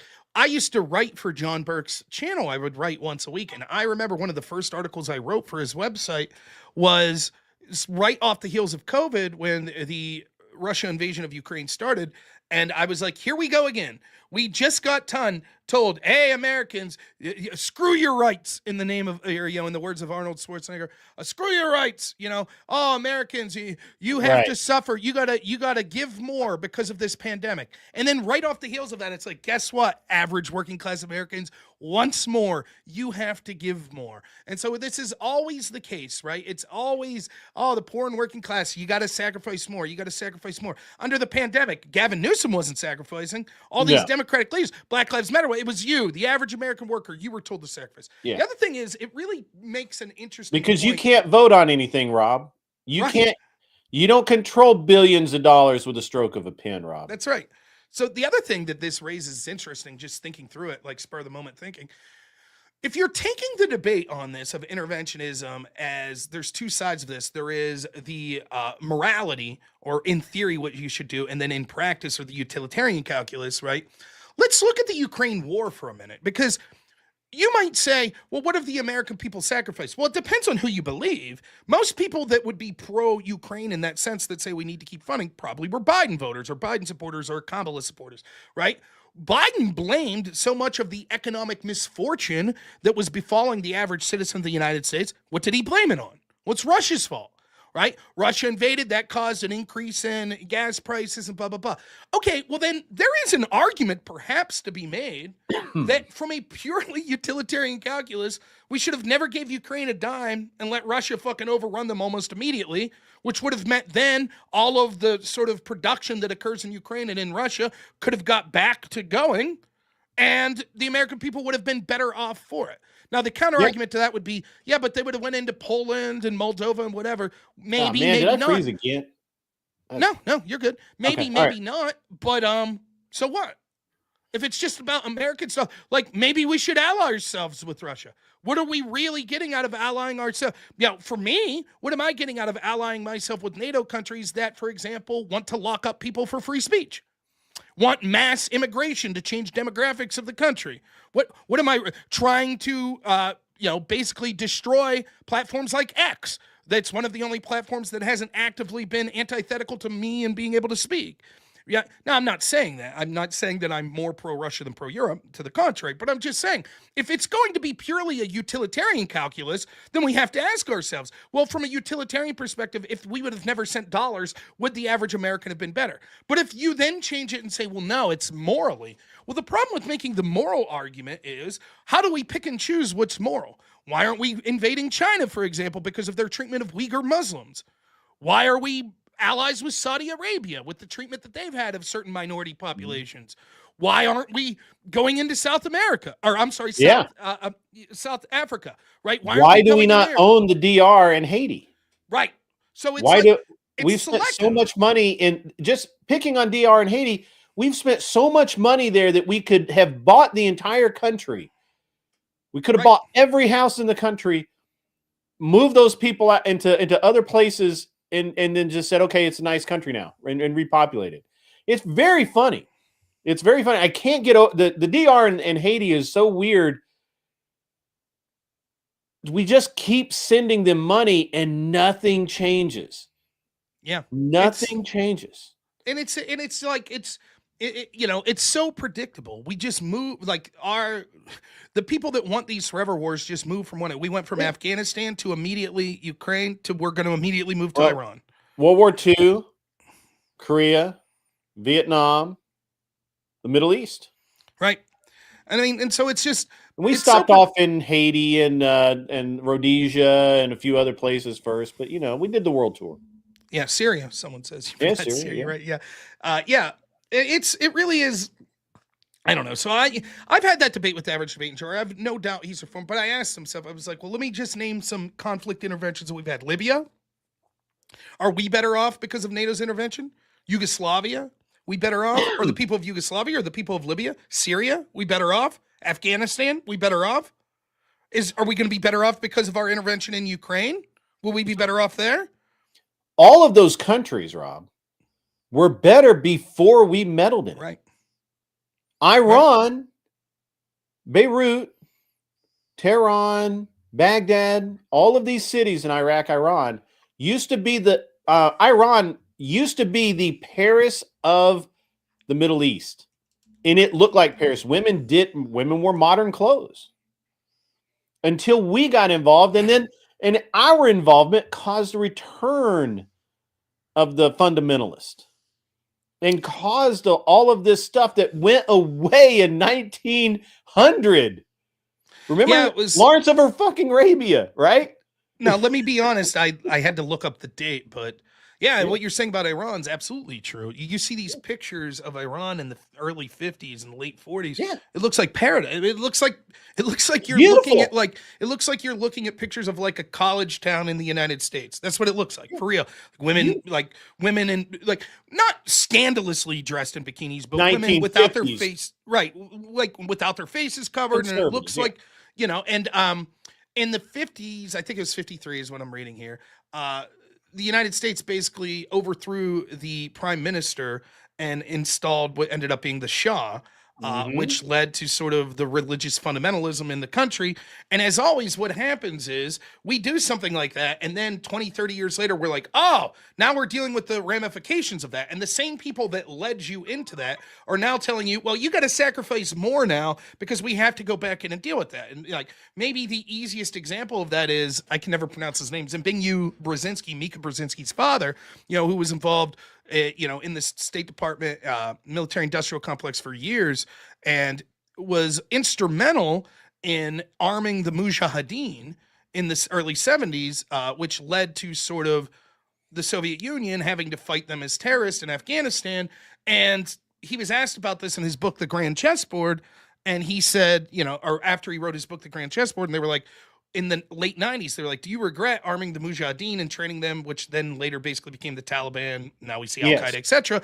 And he was like, no, because we gave the Soviets their Vietnam. That helped lead to the collapse of the Soviet Union. Fast forward to September 11th, and now the government's telling us, guess what? We have to have this thing called the Patriot Act.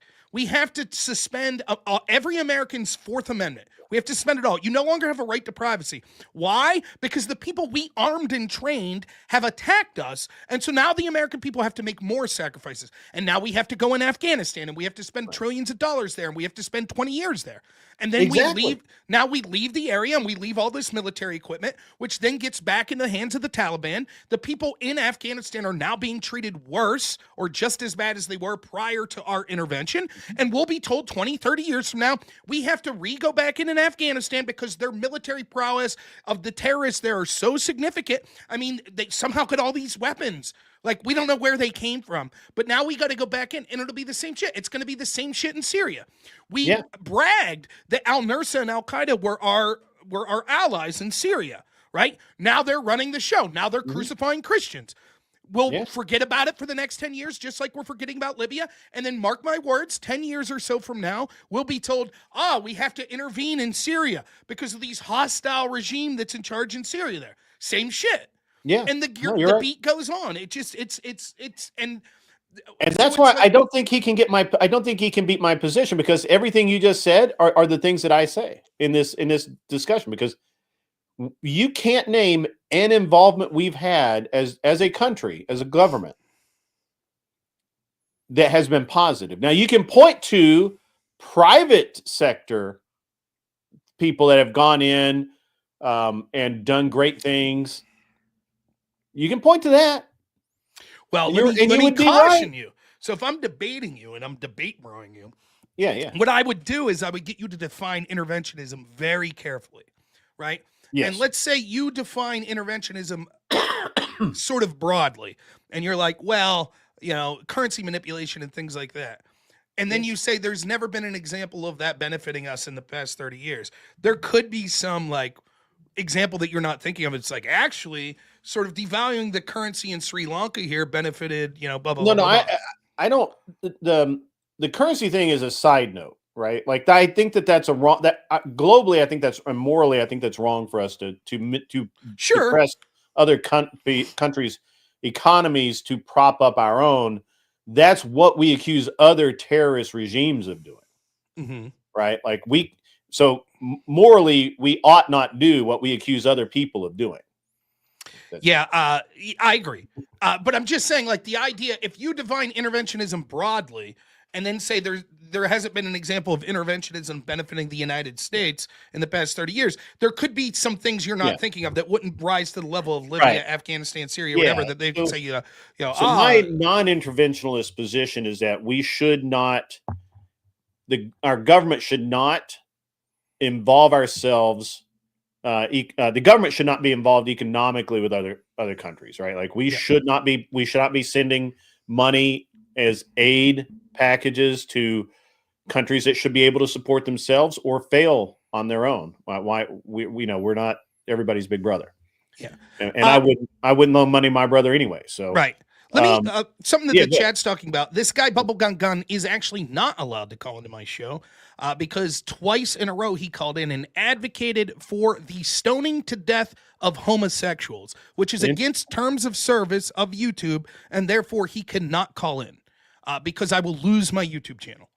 It is not that I'm terrified of him. His position is nonsensical and bullshit. I cannot have someone calling for the extermination of groups that YouTube will specifically ban me for. He knows this. He absolutely knows it.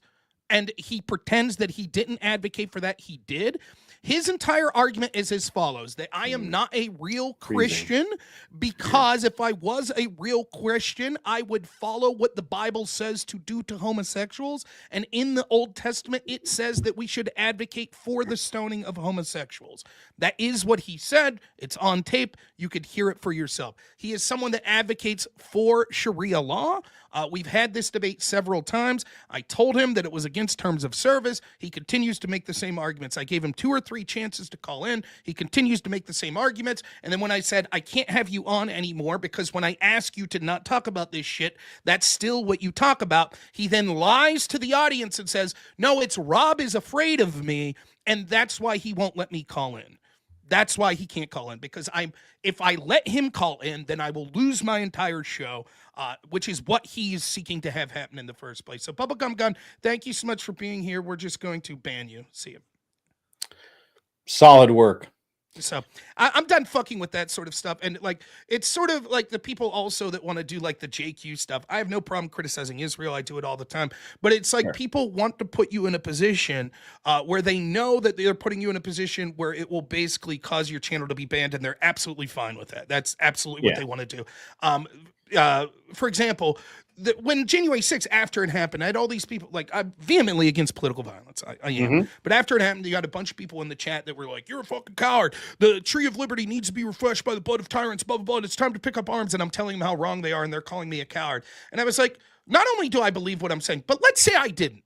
Let's say that secretly I'm like, yeah, I want to call for violence against the government. My real name in real life is Rob Knorr.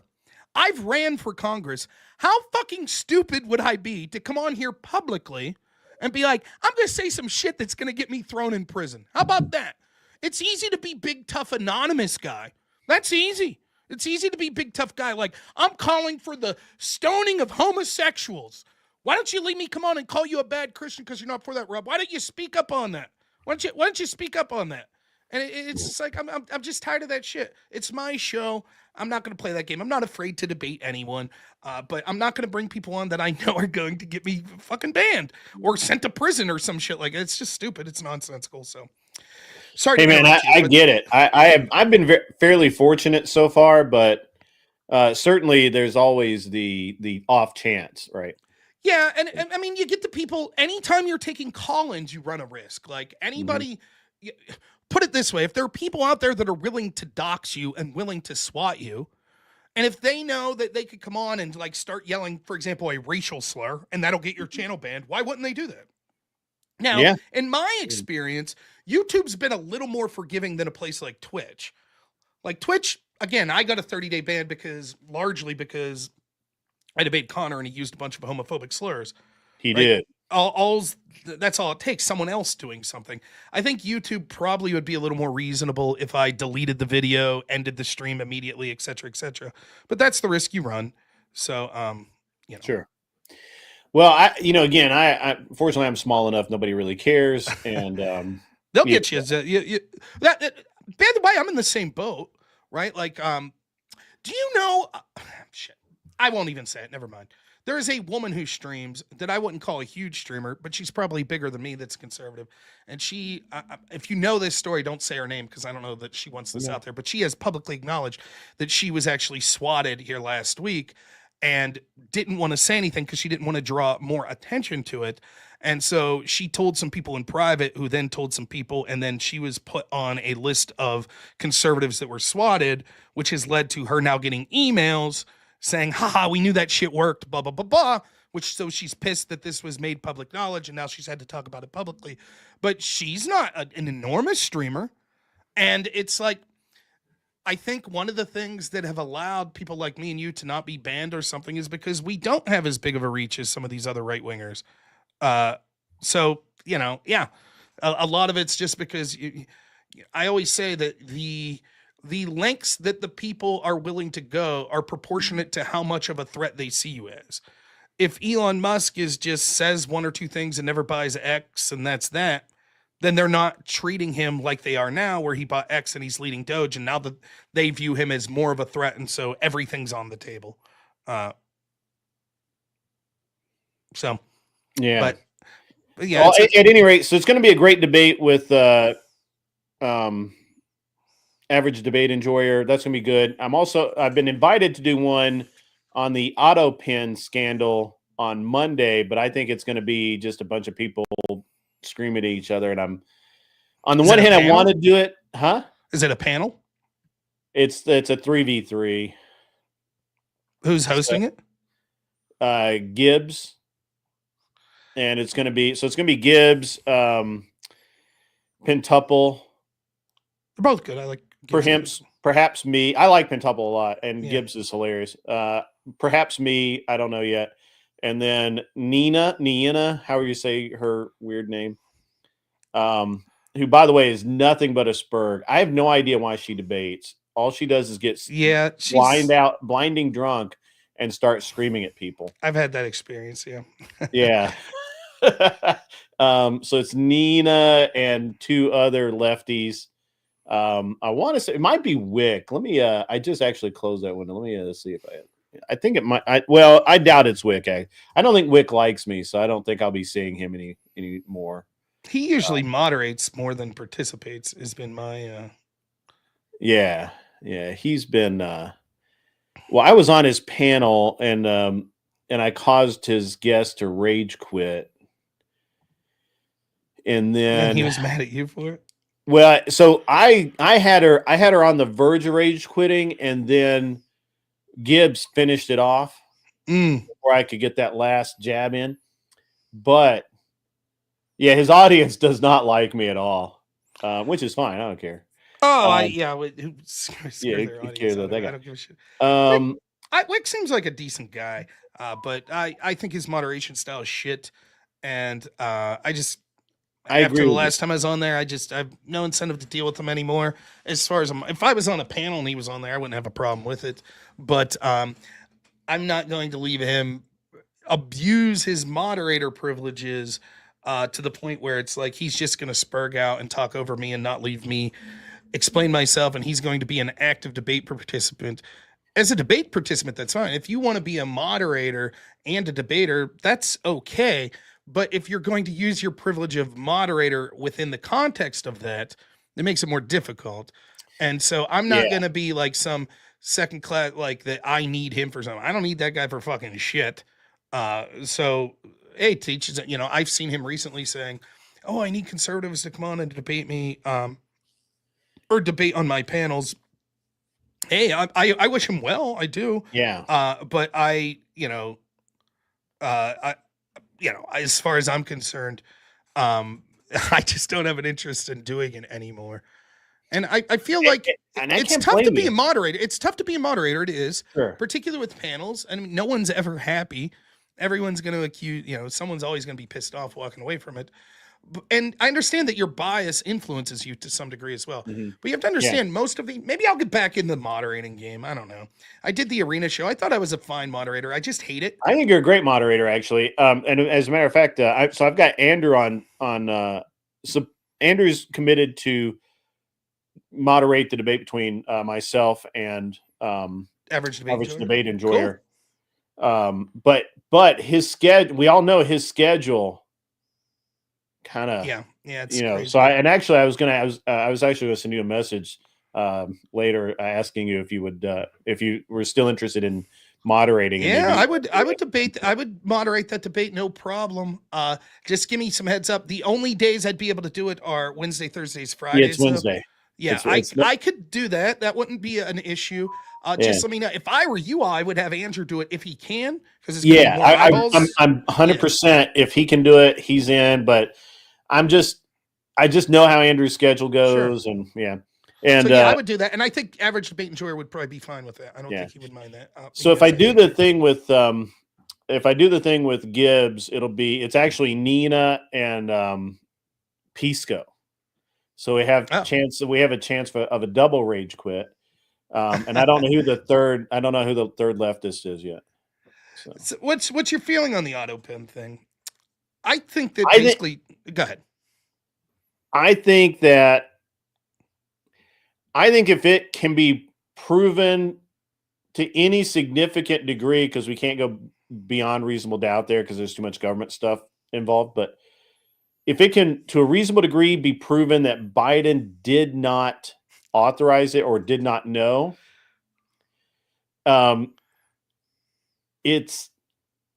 I think it's criminal. I think it's against. There's probably a multitude of laws that were broken there.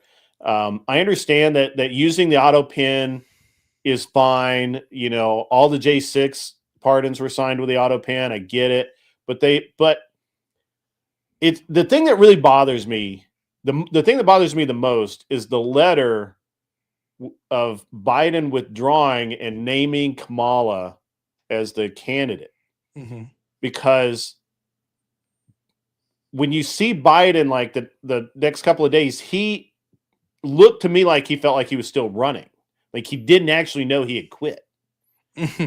Right? Like the things he was saying publicly didn't match up with what had happened, in this letter. And so how do we deal with that, Rob? What do we think about that? I mean, for me, I'll be honest, I'm probably not going to be on your side as much in that debate. That's right. Because I think that my feeling is there are certainly things that could have occurred that would legitimize rescinding the pardons. Like, for example, let's just start. Is there ever an appropriate time to say that pardon doesn't count? So let's just start at the most extreme level of it. The pardons are signed at 2 p.m. on September 30th. We find out Joe Biden died at 1 p.m. on September 30th.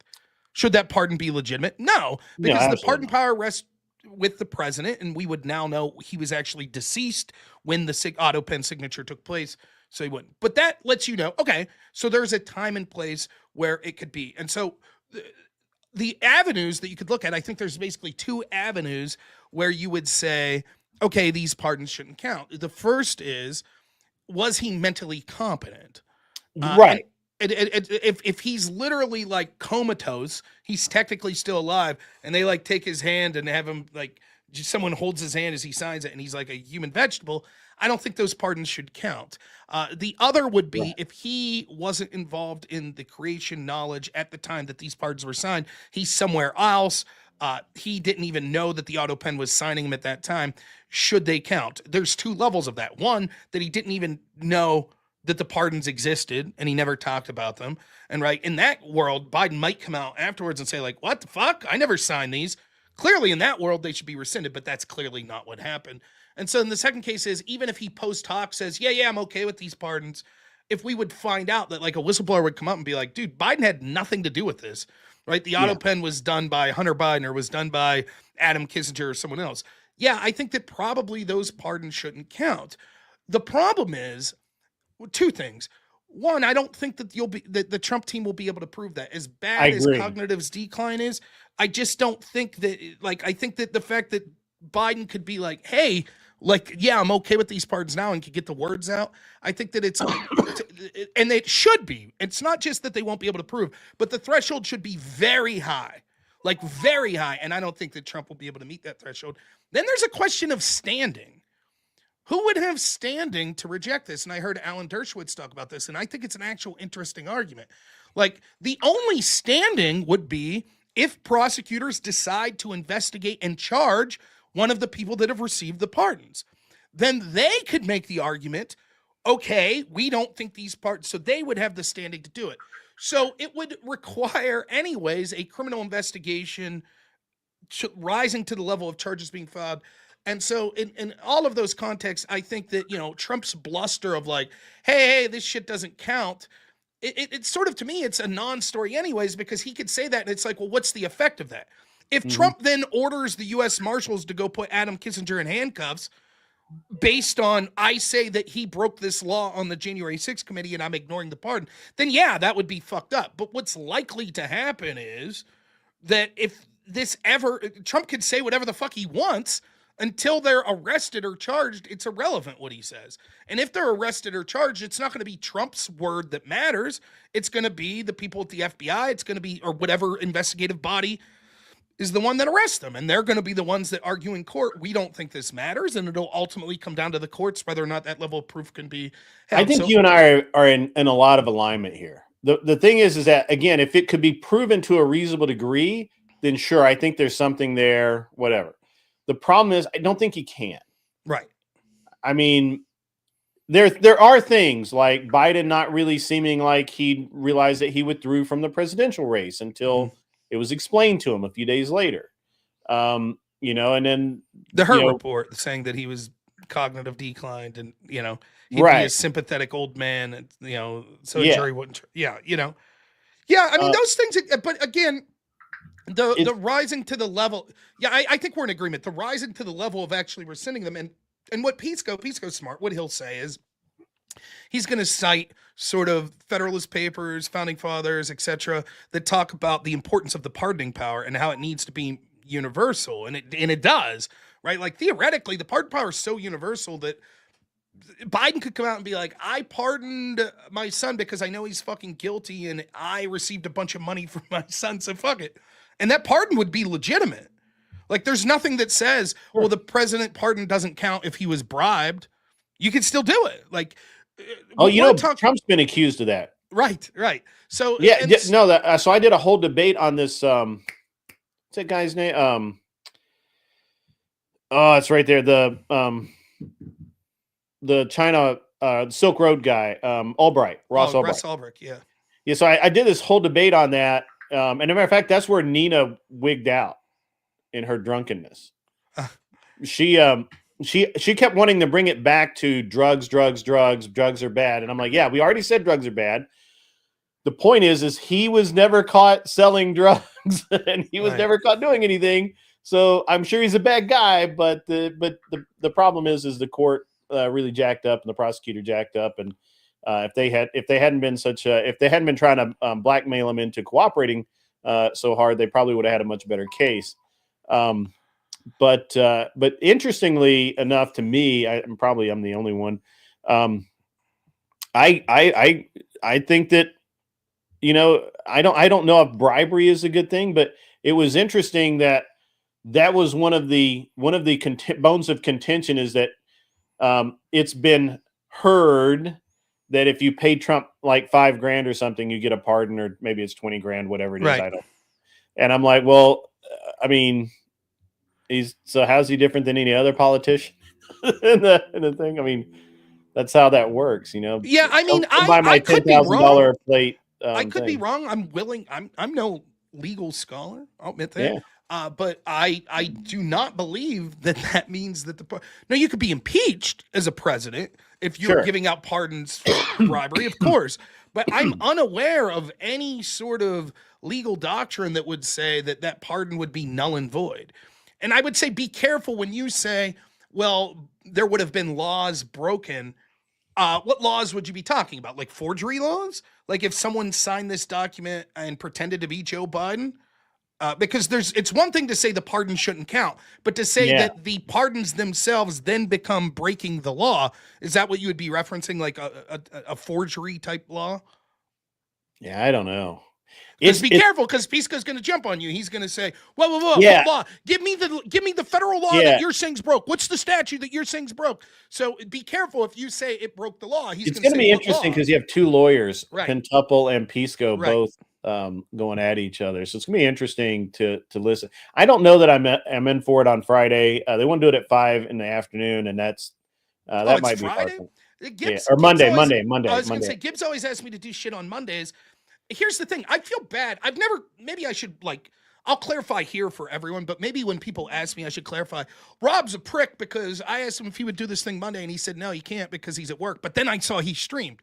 Well, what happens is when I'm at work, one, I don't have access to a computer. So if I was to stream, it would have to, or if I was to do something like that, it would have to be through my phone, which is terrible quality to do Sure. like a Discord type debate. It's terrible. It's shit, right? That's one. But the other thing is I may have to cancel at a moment's notice because even though I'm off the clock at work, let's say the fire alarm goes off. Let's say there's a medical emergency. Yeah. I have to leave. And so I always, with very few exceptions, I try to avoid scheduling any sort of collaboration, whether it be a debate or just an interview or just a discussion with someone on those days that I know I'll be at work, because I don't want to be unfair to other people that plan their day around me. So, for example, if you would say, hey, Rob, can you call into my show Monday just to bullshit? I would say, I can't, man, because even if I could say, yeah, it looks like I'll have time even though I'm at work, I know deep down that there's a chance that I would have to cancel last minute, and then you're holding the bag. So it's not that I dislike Gibbs. I would do Gibbs' show.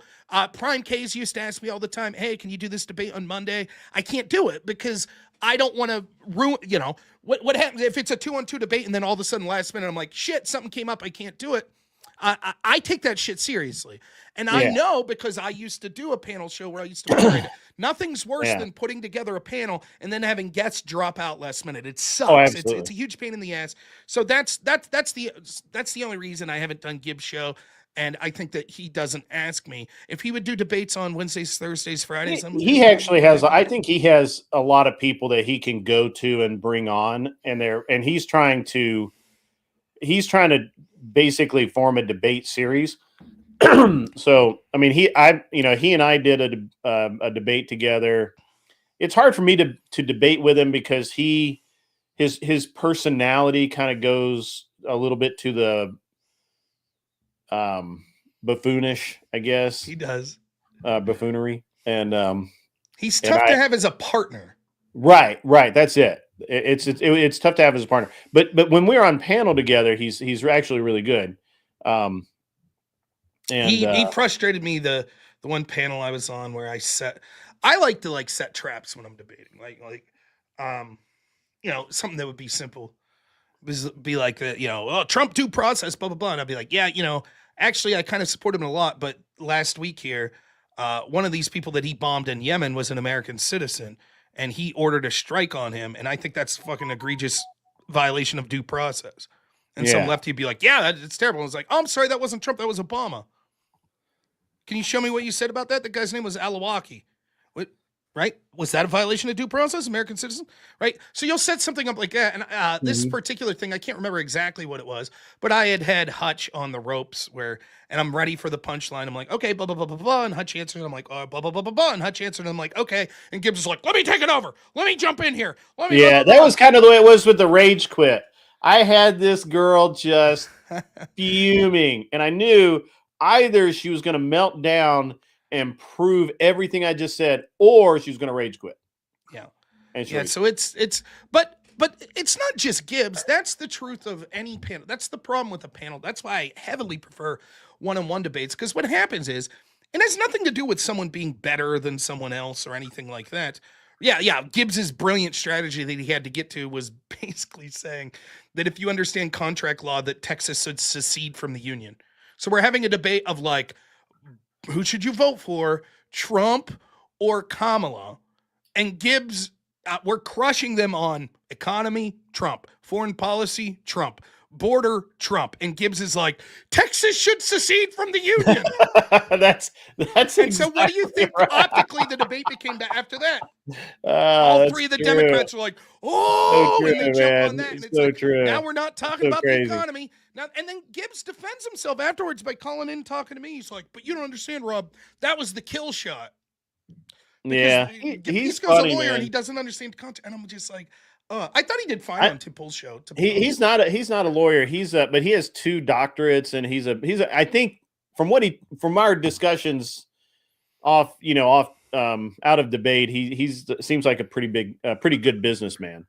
So yeah, I think I won't begrudge it. I also think he's entertaining. I think he's funny. Yeah, I think he's a good person, and I'm not saying he's a bad debater, but here's what I am saying. Like, if you have 6 people let's say they're all equally intelligent, equally skilled at debate, and it's 3-on-3, it doesn't matter who 6 you have.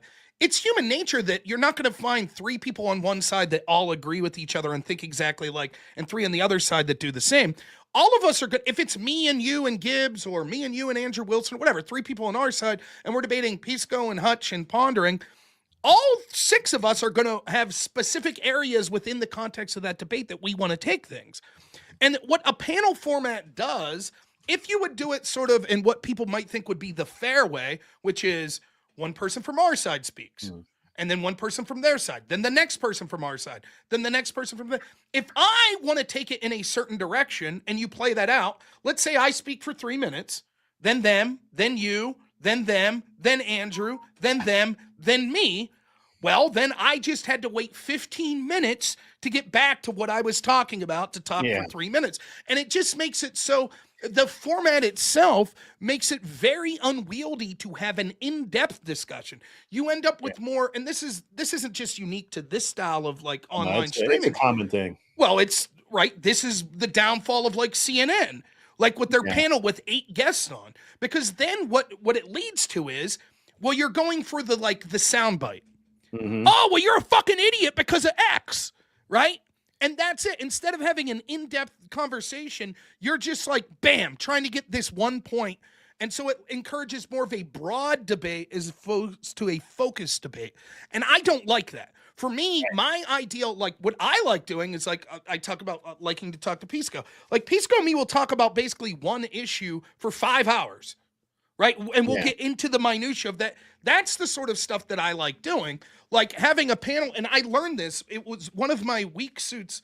I think I've always been okay on the panels, but what I realized is you have to just be like, okay, I have 1 point or 2 points. That's it. And I'm going to make that 1 or 2 point every time I speak on this panel, because you have to, the audience has to understand, like when they walk away, oh, well, what was that guy's point?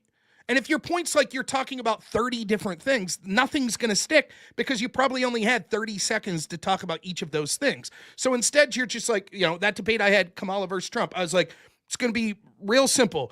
Trump's better for the economy. What it comes down to is the record of the Biden-Harris administration versus the record of the first Trump administration. And when it comes to the economy, the border, foreign policy, Trump's better. That's it. And I said, my opponents are going to say January 6th. They're going to talk about democracy. They're going to call Trump a fascist. They will not be able to defend the Kamala Biden economic record, border record, or foreign policy record. And that's exactly what happened. We want to talk about January 6th, which is why I was frustrated about Gibbs, to get back to it, because Gibbs starts talking about January 6th and seceding from the union. And I was like, Gibbs, you took the bait.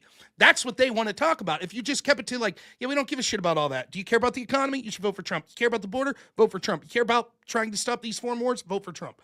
That's it. And it's I talk to people, I've coached people in debate. And then because of that, I've talked to politicians that are actually running for office, and they're like, hey, I'm doing a debate. Most of the ones I've talked to, it was like a primary. And in a lot of primaries, you might have 5-6 people running. So there'll be this debate, and it's like at some town hall stage, and it's not something that you all are seeing. It's someone running for our District 7 congressional seat. So the national media is not there. It's just, and they'll be like, Rob, what should I do? And I'll be like, you need to have the audience, the voters, walk away knowing exactly what your core belief or your core issue is, right? So what is that core issue? And the one guy I was coaching, he was running for governor here in Pennsylvania. His big issue was zero 0% income tax or corporate tax in Pennsylvania, and energy. He wanted to expand energy production, fracking, oil drilling. And I was like, you need to find a way, every specific topic that's asked, to bring that in. You're going to have about a minute to answer every question. And so you need to be talking about economic freedom and the ability to drill. So if someone says, what about racist police officers? Here's how you answer the question. You give your thoughts on it. You say, clearly there is a problem with lack of accountability in some police precincts, and that's something we need to fight for. But oftentimes this is overblown. But in a world where there are more economic opportunities in our state, that will improve the lives of everyone, including minorities, which will mean that there will be far less crime in these environments. And so even if it's true that there are police officers behaving incorrectly, there will be more accountability for them and less opportunity for them to behave egregiously, because a rising tide lifts all boats. See, everyone's like, oh, that's what that guy's talking about. He's talking about drilling more. He's talking about economic opportunities. It's very interesting because when I debated with Flow State in that debate against Nina and Ghosty, Flow State and I were on kind of the same page. Rob, it's been a great discussion. I got to jump on my show now. And if I could figure out how to raid you on YouTube, I would. It's actually pretty easy. Let me see. You go into settings, right? You go to your YouTube. Hang on, I'll have to do it like in for real. So give me one sec. I thought you went into like settings and then advanced settings. You have to be on. You go down. I got hang on.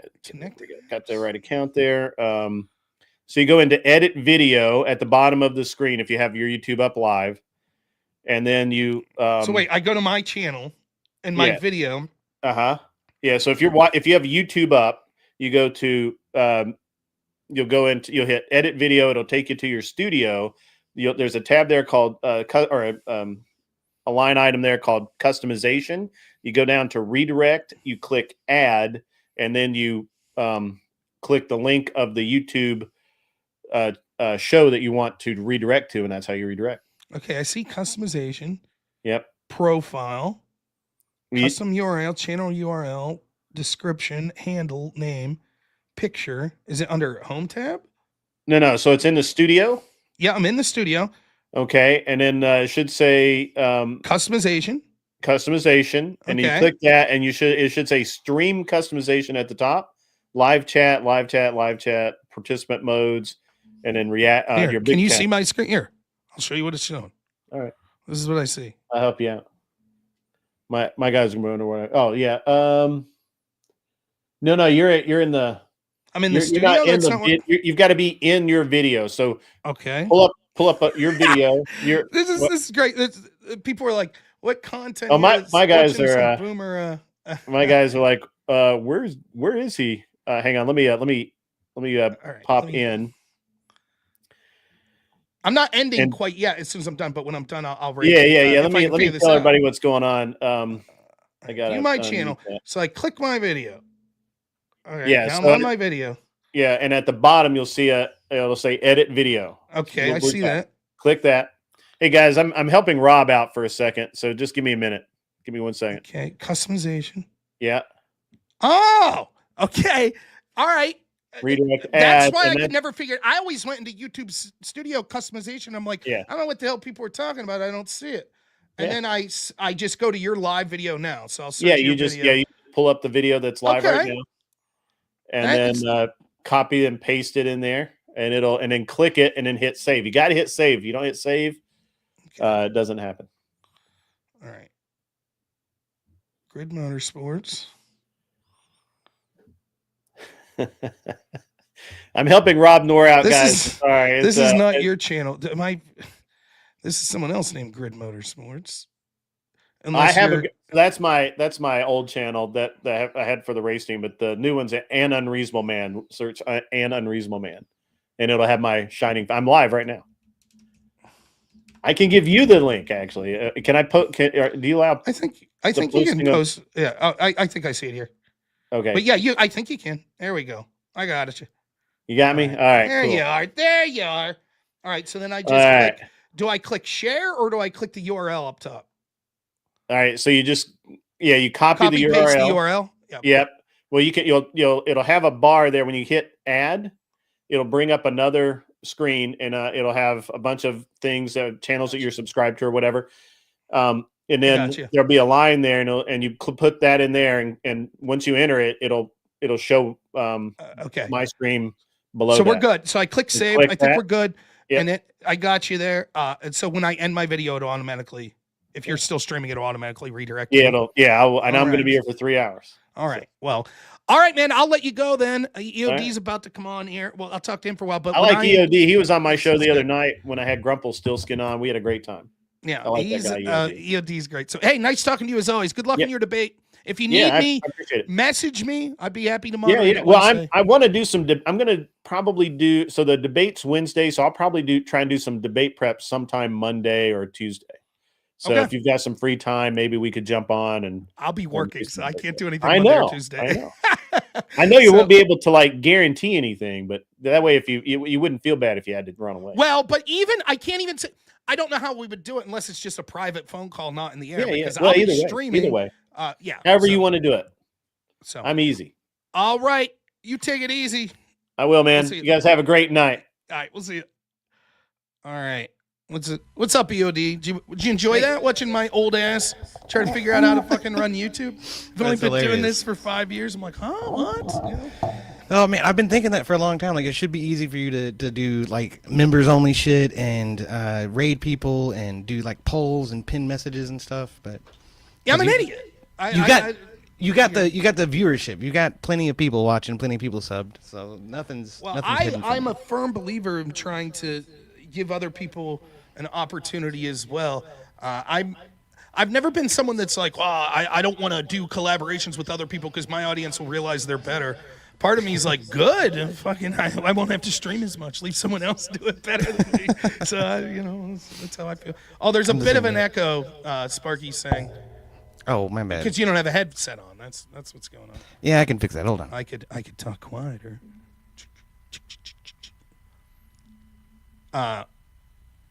Yeah, my wife's in the chat now. What's up, Courtney?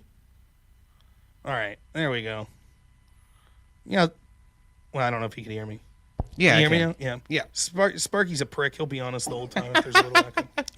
I love Sparky. I'm just fucking. Oh man, that's been a problem for me forever. I have these big studio monitors behind my my monitors, and it's too loud, and it picks up inside of this thing. So I just now got this new headset, which I'm very happy with. I've been using the old same piece of shit that cost me $10 for like 8 years, and I got a second monitor. I feel like, Captain Kirk or some shit. Like, it's like, oh, It's like a command center, man. yeah. Now I'm using StreamYard, and I'm like, look at this. I could bring up my wife's message there. Bam! Wow, that's some cool shit. I'm so proud of myself. Like, I'll end these streams like, wow, I got an intro and an outro video. Woo! Yeah, moving on up. For me, that's big shit. How have you been though, man? Been good, man. Been good. I've been hanging out. Been seeing all the crazy shit come through Twitter lately, man. It's nuts. But what have I been doing? I do the D&D stream on Saturday. Y'all come by and see me for that. I don't usually stream out to YouTube though. And then I'm trying to do more political stuff on YouTube. I'm not good at cutting videos up though. I'm trying to do that. That's why I got an editor. I mean, for me, that helps a lot. My whole thing, I've talked about this before. I like to just go live. That's it. Like, I like to turn the camera on and just fucking talk. I like debates best, but other than that, that's what I like to do. What I don't like to do is everything else. I hate fucking editing. I hate, like, the behind the scenes trying to call, hey, can you do this show with me? I hate that shit, reaching out to people. I hate all that stuff.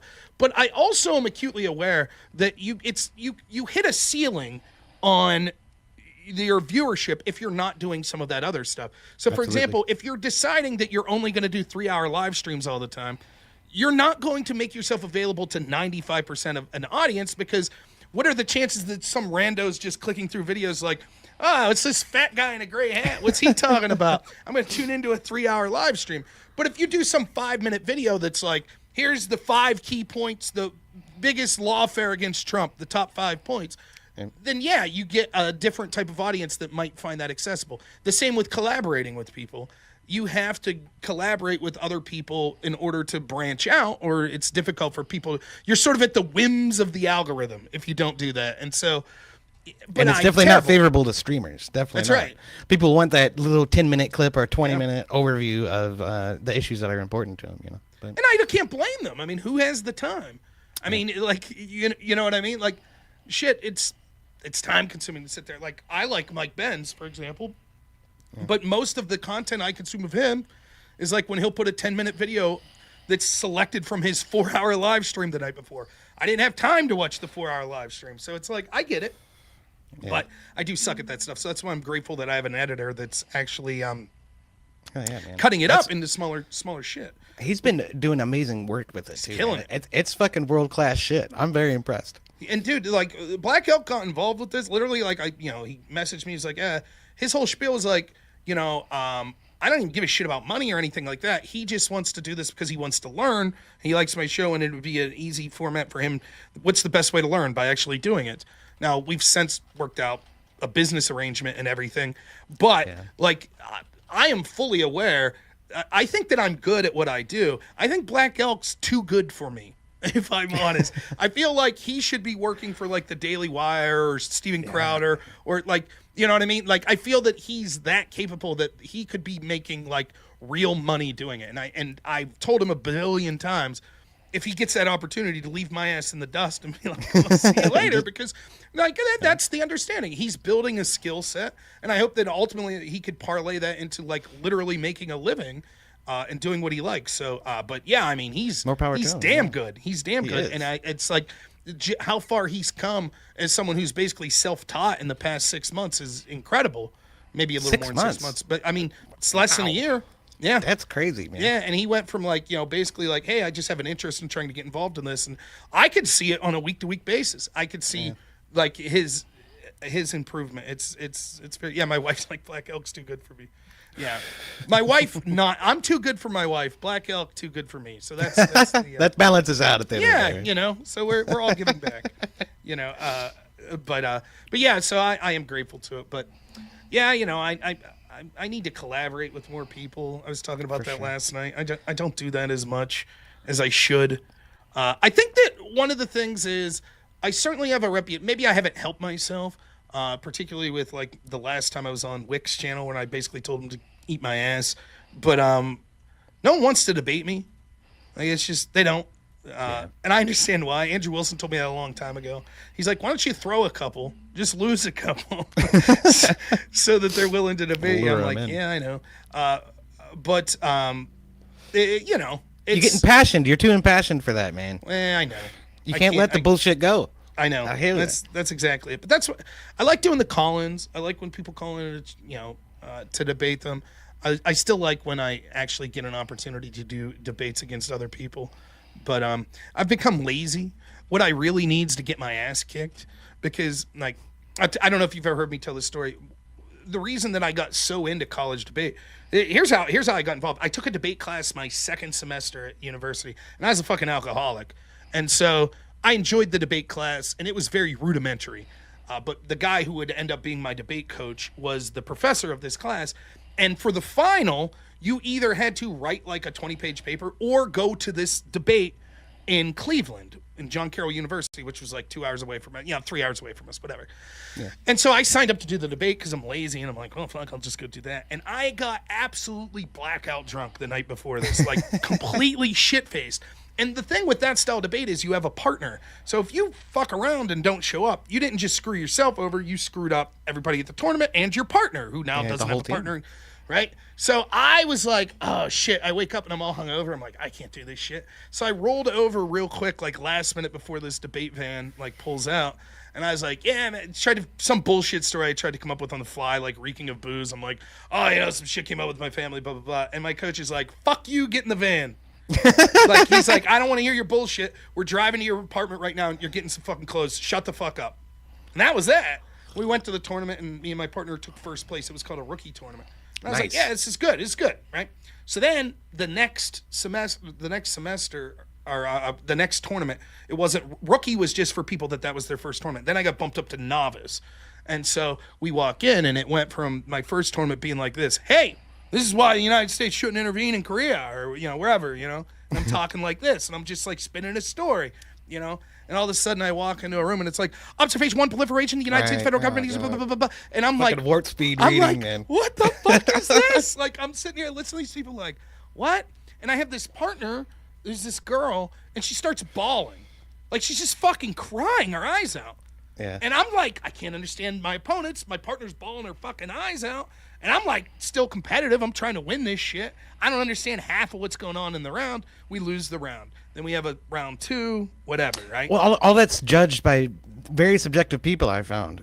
You just have to convince the judges, right? That's true. That's true. But still, it's like, there is a certain, it'd be like if you got involved in a gymnastics competition and you're doing, you know, the floor exercise. You know what I'm talking about? Like that routine where you're doing, right? You might go on and do some shit you think's cool shit, like you're doing karate kicks and shit, but they're going to be like, they're used to a certain thing, right? So even though it's subjective judging, they're going to be like, what the fuck is this shit? We all know what we're doing here. And who are you? What are you doing? So that's how I felt. So round 2's whatever, we lost it.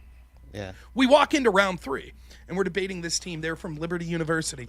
2 girls. I'll never forget this.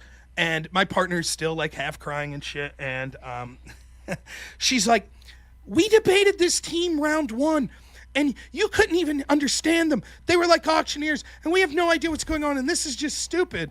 And the team from Liberty's like, who was it? Who did you debate? And I was like, oh, we debated this team. And they said, yeah, we just beat that team last round.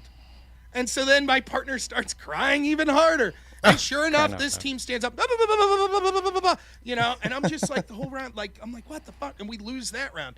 And what stuck with me, though, and this is the number one reason I became as good as I became at debate, was this girl came up to me after the round and said to me, don't worry, you're not the worst team we ever debated. And I was fucking livid. You fucking bitch. I was so mad. I was like, you motherfucker, how dare you talk down to me? 4 years later, when I'm one of the top teams in the country, we would occasionally debate that team. Every fucking time we would crush them, I'd be like, don't worry, you're not the worst team we ever debated. Every fucking time. That stuck with me. I would set up at night thinking that shit, like, you motherfucker. Like, I can't believe you had the nerve to say that to me. It pissed me off so bad. So that was it. That's what I really need. I need to do one of these online debates and someone just to whoop my ass so that I sit up at night and I'm like, motherfucker, that ain't happening again. Shit. I'm going to read like 50 books. I'm going to get like so much research that it's not going to happen again. But I've been so used to just coasting off doing no preparation because I work so much that I just roll in and I'm able to and half the do people well. half the people you're debating have absolutely no experience That's in right. competitive debate at all. Either. That's right. One of the things that I'm thinking about as you're telling this story is, did you see this on Twitter recently where this black girl duo won a debate championship? And you know, I'd give you the clip, but I don't think you can play it on YouTube. It's so explicit. You know. Yeah. That's fucked up, man. And it's they're pulling on people's heartstrings, playing emotions, and playing to that subjective judge panel. You know what I mean? Shit. You have to imagine my last year of actually officially debating was 2007. Yeah.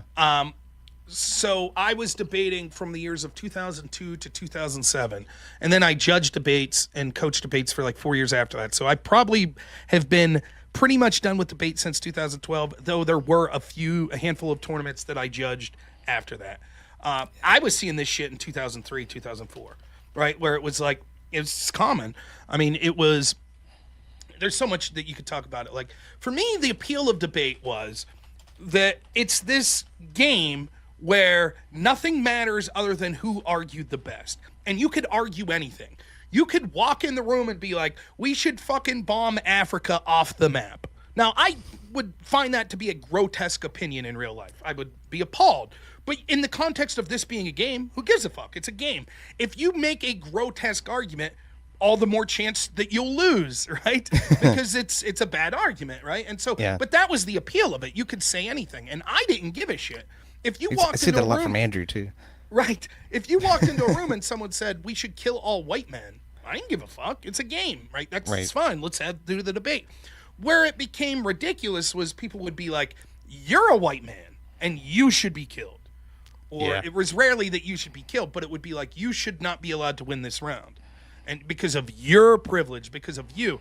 That's different than the abstract, white men are bad, white men are evil, because it's like, you know, I personally argued things I don't agree with. Like, I argued we should go to war with China. I don't believe that, right? Or that we should preemptively nuke Korea was an argument we made one time. I don't believe that. It's not that I'm, find the Korean people to be offensive or some shit that they should be wiped off the earth. So I didn't give a shit. It's more about being able to effectively defend an argument, whether you agree with it or not. Exactly, right. It's a game, you know. It's no different than playing chess, and you're got this opening. That's it. It might be a bad opening. It might be an opening that most people are like, well, that's dog shit. Why would you do that? Yeah, but I can still win, so fuck you, right? It threw you off your game. Whatever, you know. It was strategy. That's it. Just gamesmanship. But it became too personal, and that style of debate you're talking about, particularly like sort of the racial grifting shit, was so prevalent. And what you have to understand is debate is the left of the left. Like Bernie Sanders would seem like a right winger in the debate community. Like that's how left wing it is. And so that shit is appealing to those judges, because ultimately at the end of the day, there's a judge that's voting for you or against you. Now, a lot of judges will try their best to take their subjectivity out of it and say, well, who had the better arguments? But everybody has some form of internal bias, and a lot of judges will just straight up, we don't give a shit. We're going to vote. And so that seems like there should be a regulation against that to me. How do you judge a debate fairly when you're going to go into it openly biased? Debate is so fucked up because it's the one activity where the rules are negotiable.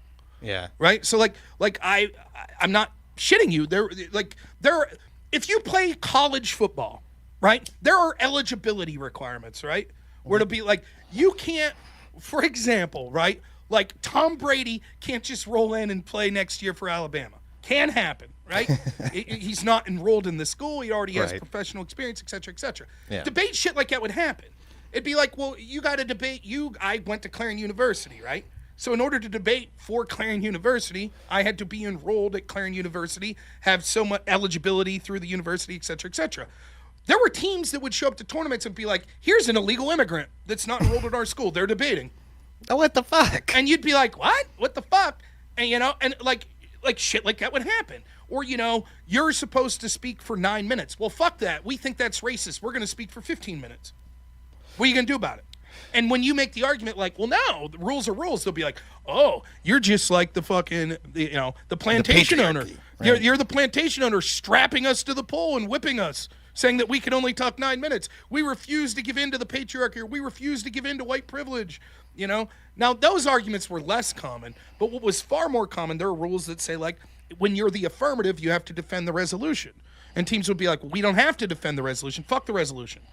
We're minorities, and we weren't included on the formation of the resolution, so we refuse. You say the resolution says we have to talk about nuclear proliferation. We're going to say give the land back to the Indians. Go fuck yourself. We don't have to follow your white irrelevant rules. Right, but that's what the hell. And that argument was quite those types of argument were quite frequent. And you know, and it's just the way it is. It was the way the game was played. That's like going out on a football field with a baseball bat, saying this is perfectly fine because of oppression. Right, that's exactly right. Or like, you know, there are rules such as each person. There's a certain format the debate follows. So, for example, the affirmative team speaks first. You have two people per each team. Each person speaks twice. So the first person to speak is called the first affirmative, right? There are constructive speeches, then rebuttals. So a debate goes like this. The first affirmative construction speaks 9 minutes uninterrupted. Then there's a 3-minute cross-examination period where the negative gets to ask questions. Then the first negative speaker speaks for 9 minutes, 3-minute cross-ex. Then the second affirmative speaker speaks 9 minutes, 3 minutes cross-ex.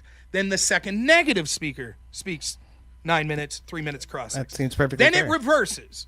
Yeah. So it goes affirmative, negative, and now we're in the rebuttals, which are 6 minutes. And it goes negative, affirmative, right? So it's 9-minute speech, cross-ex, other team 9 minutes, cross-ex. First team 9 minutes, cross-ex, other team, cross-ex. Then other team 6 minutes, affirmative team 6 minutes, other team 6 minutes, affirmative 6 minutes. There's no cross-ex in between the rebuttals. That's the way that's the format that it takes. What happens if one person's like, you know, I'm going to speak both times for my team? Or what happens if they're like, we're going to shout out during your speech? You're supposed to have 9 minutes uninterrupted. But what if they do interrupt? Then what? Right? And you're like, because they'll be like, well, you told a lie and white privilege and blah, blah, blah, blah, blah. And so well, the officiator should try to prevent that from happening. But not if they ideologically think that, right? And this is what happens. I liken it to the modern art movement, right? Like you could take, if I could convince a bunch of modern art critics that I was like some famous French painter, right? And I walked in on a blank canvas and took a diarrhea shit on it, they might all be like, amazing. Right. What an amazing work of art, right? That was a real artist in New York, like back in the, I don't know, 10, 20 years ago. He was putting paint up his butt and farting it out on a canvas. And everyone was like, that's amazing. Right. And so like people were like, oh, it's so deep, it's so meaningful. That's the way shit happens for two reasons. One, you don't want to be, particularly if you're like some white judge, you have like some bullshit white guilt because you're a lefty anyway, so you don't want to tell people that are minorities like, yeah, go fuck yourself. You have to follow the rules. So you're not going to do that. And the other thing is, you want to be the smartest person in the room. So you're like, yeah, I get it. So I'll tell you a story. I'll tell you a story about how this plays out. Depending on where you were debating, there were, it's almost like college basketball where if you're in the ACC, they play basketball a little different than maybe like the Big East or I guess whatever, the Big 12 or whatever. Sure. Like, so you might say, oh, this style's a little more physical or this, whatever. That's the way debate was depending on where you were at. So like where we were was D7. It was a little less crazy on average. But if you went up north, like you start getting into New York, D8, it was more crazy, right? So there was a tournament. I wasn't at this particular tournament, but our JV team was. And they went up to this D8 tournament. And they were favored to be like, top 5 in the JV division at this tournament. And the first day, they had 2 rounds in a row where they just lost both rounds to like the craziest bullshit. Just like insane, crazy bullshit. And it's all flying there. And our team's arguing like you're saying, like, hey, you guys have to follow the rules. Right. And the judges are just like, nah, we don't, we don't play that here. Okay. So that's then bullshit. What they did was they decided, fuck this tournament. We're just going to make fun of it. And so the one debater on the team, he had this parrot that my dad gave me. And it was this stuffed parrot that when you poked it, it would say shit that was offensive. It'd be like, go fuck your mother. Like when it would just say shit like that, right? Like, you're a fucking prick. Like shit like that, right? He just didn't talk. He would just hit this parrot, right? That was his speech. He'd just go up to the and hit it. Then his partner, he would start ranting and raving. He was screaming about, did you know Donald Rumsfeld owned the company that made aspartame?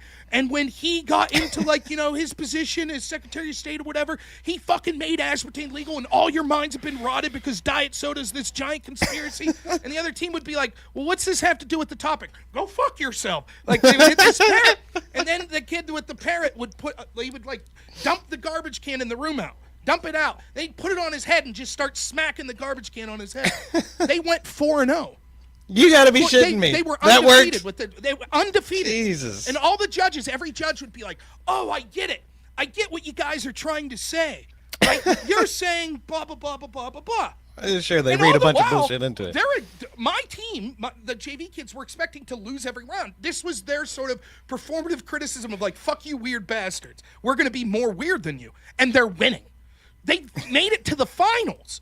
They're in the finals. There's 3 judges in the back of the room. One of the judges is a former Clarion debater who is like my mentor, who's very good. And he's more of a straight and narrow, got to follow the rules type debater.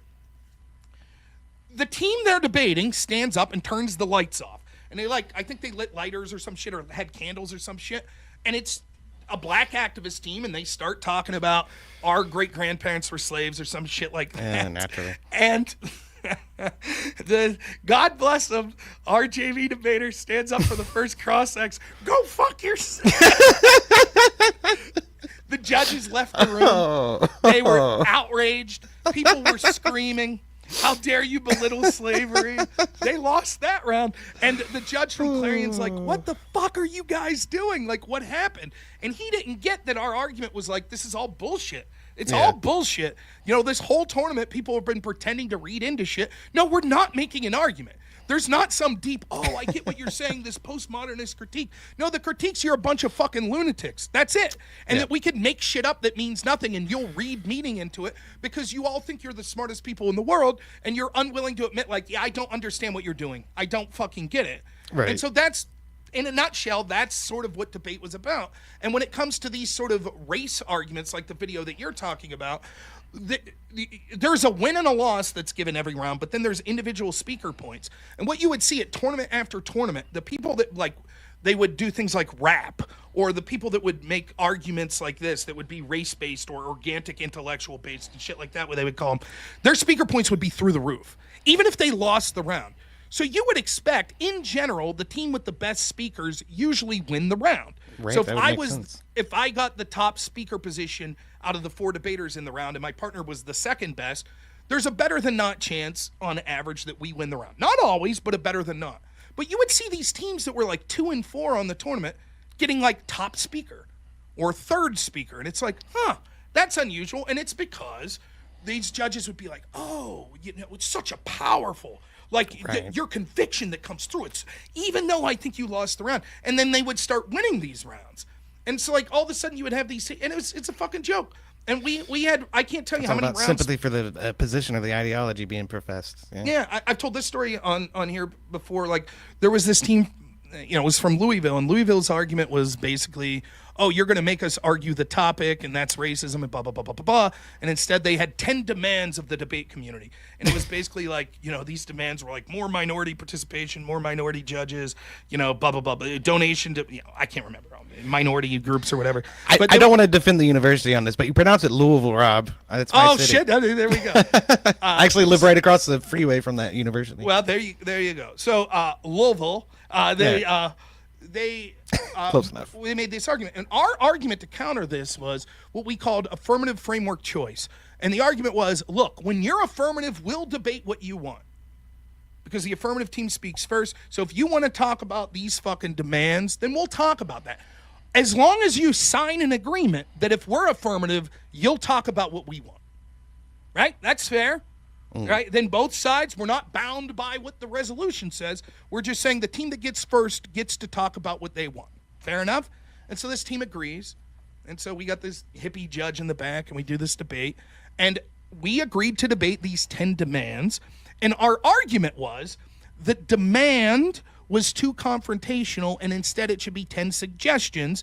And then we argued that Martin Luther King was preferable to Malcolm X. And we're like, the way to work within the system is to basically try to be a partner as opposed to trying to be an adversary demanding shit. Now, you could agree or disagree with the argument, but that was our argument. So we're like, sure, the debate community needs to become more minority friendly. We just think we have a better way to get about it. Long story short, the debate ends, and the judge starts giving their decision, and they're basically like, yeah, Clarion wins. Here's why. And they talk about how we won all of these arguments. Okay, great. We win the debate, right? No, says the judge, after he explains why we won, because as white men, we should be willing, even though we won the debate, to accept the loss to further the black debaters, if we really believe the things we were saying. So the judge acknowledged that we won the debate, but signed that we lost the debate because minority representation was important and therefore they should win. That's the sort of shit that you deal with. Fucking bullshit. And it's that I was livid. I was like, why didn't you just fucking tell us that? We could have saved 2 hours and avoided the debate and went and got something to eat. Right. You were like, well, you're white, so you lose. Like, okay. Right? Like, what the fuck? Why are we even here? And it's like, that's so all that's to say is, yeah, seeing that clip, I'm not surprised at all.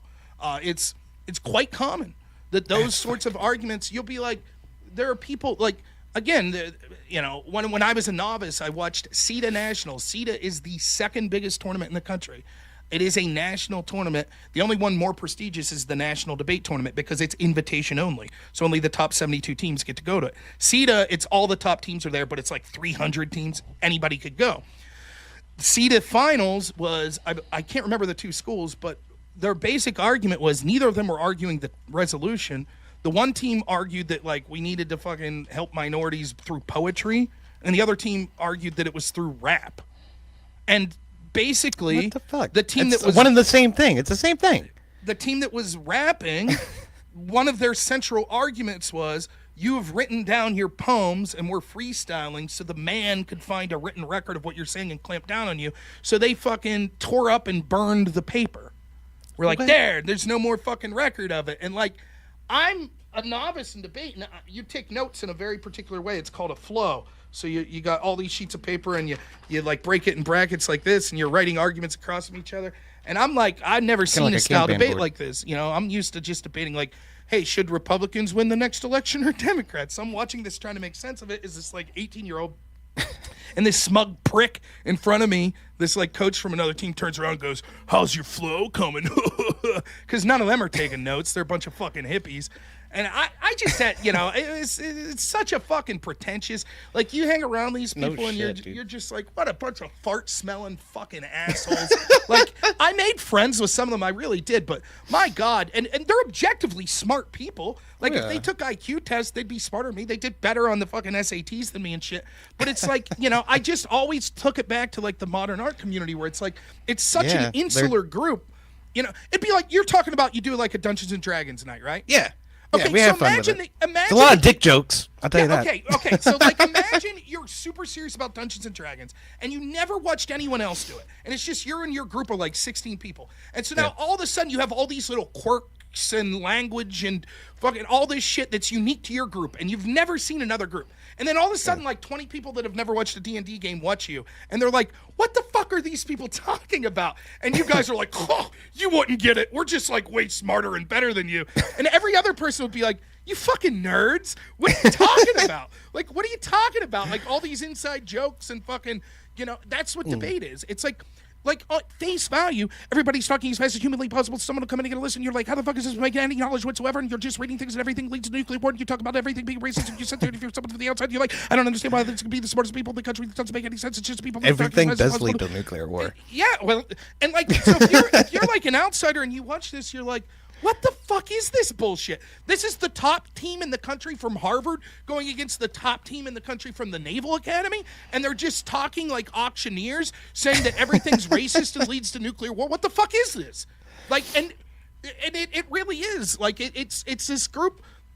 I've told this story before. It reminds me a little bit of Twitch pollers, man. They're also equally fucking insular to a certain extent, but maybe not nearly as bad, but.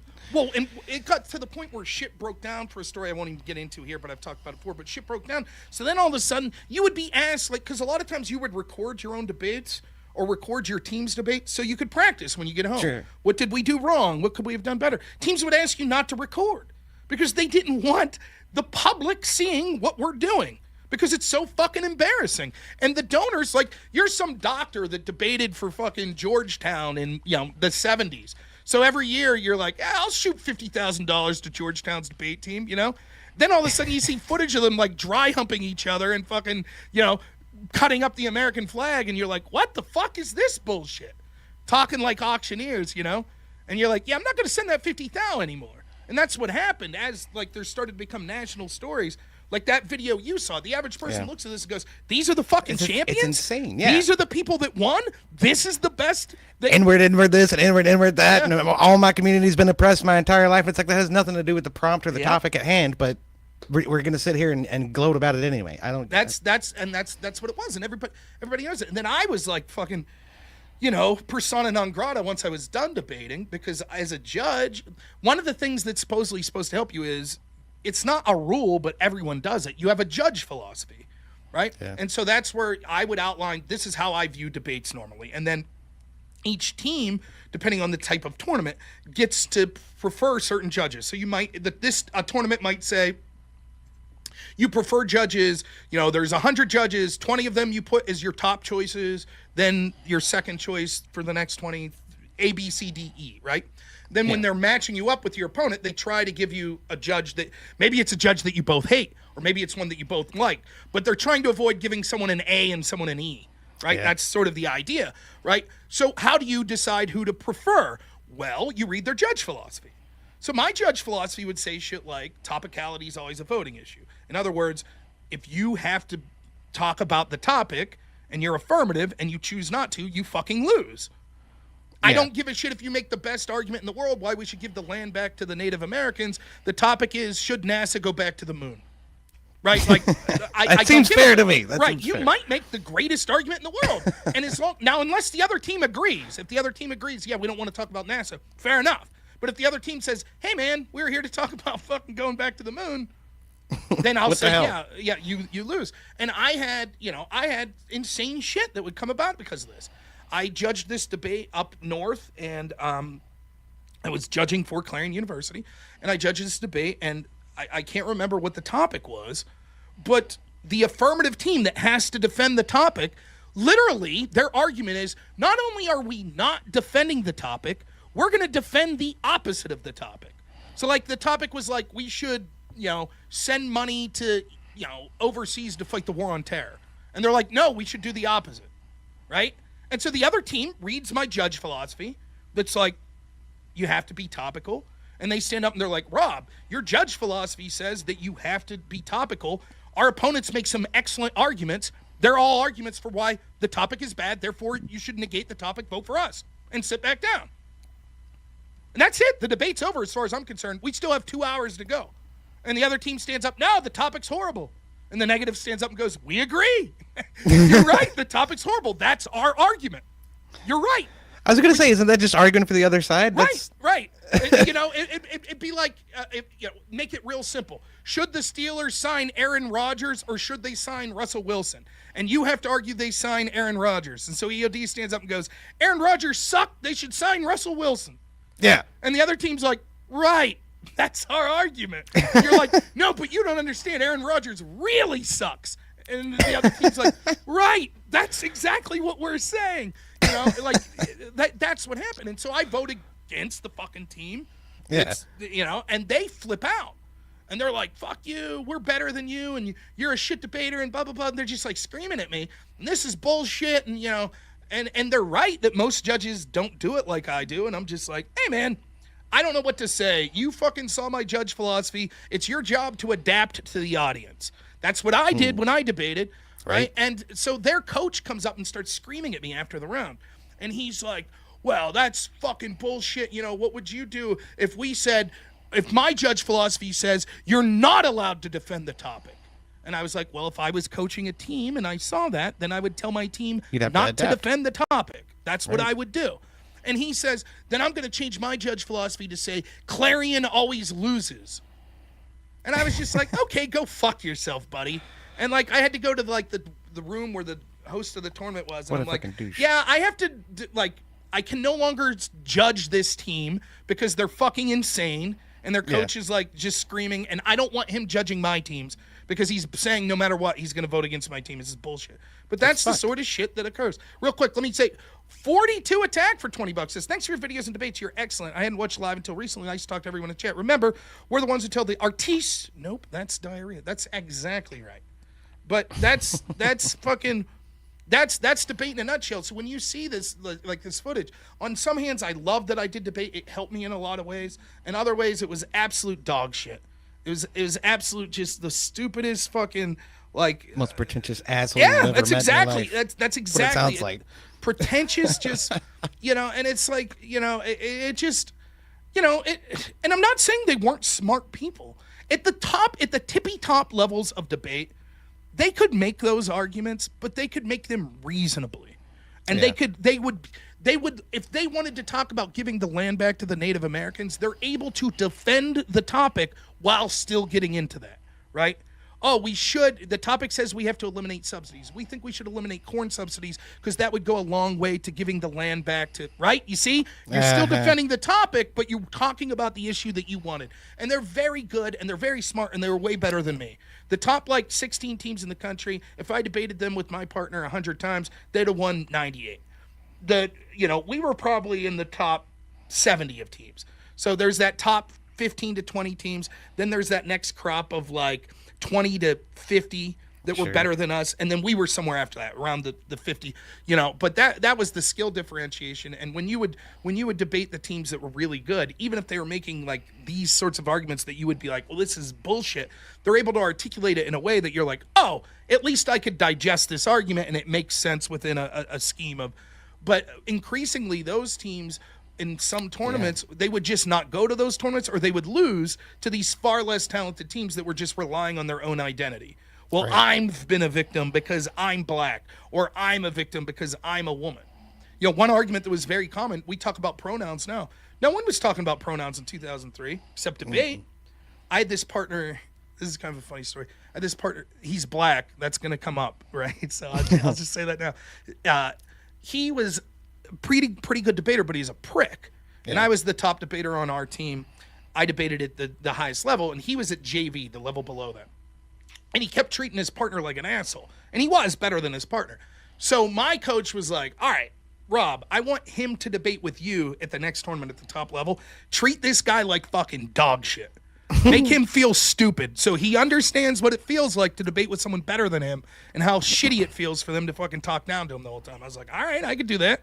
So we get into these rounds, and we're actually doing all right. You know, for him being a JV debater, I'm carrying him along. We're doing okay.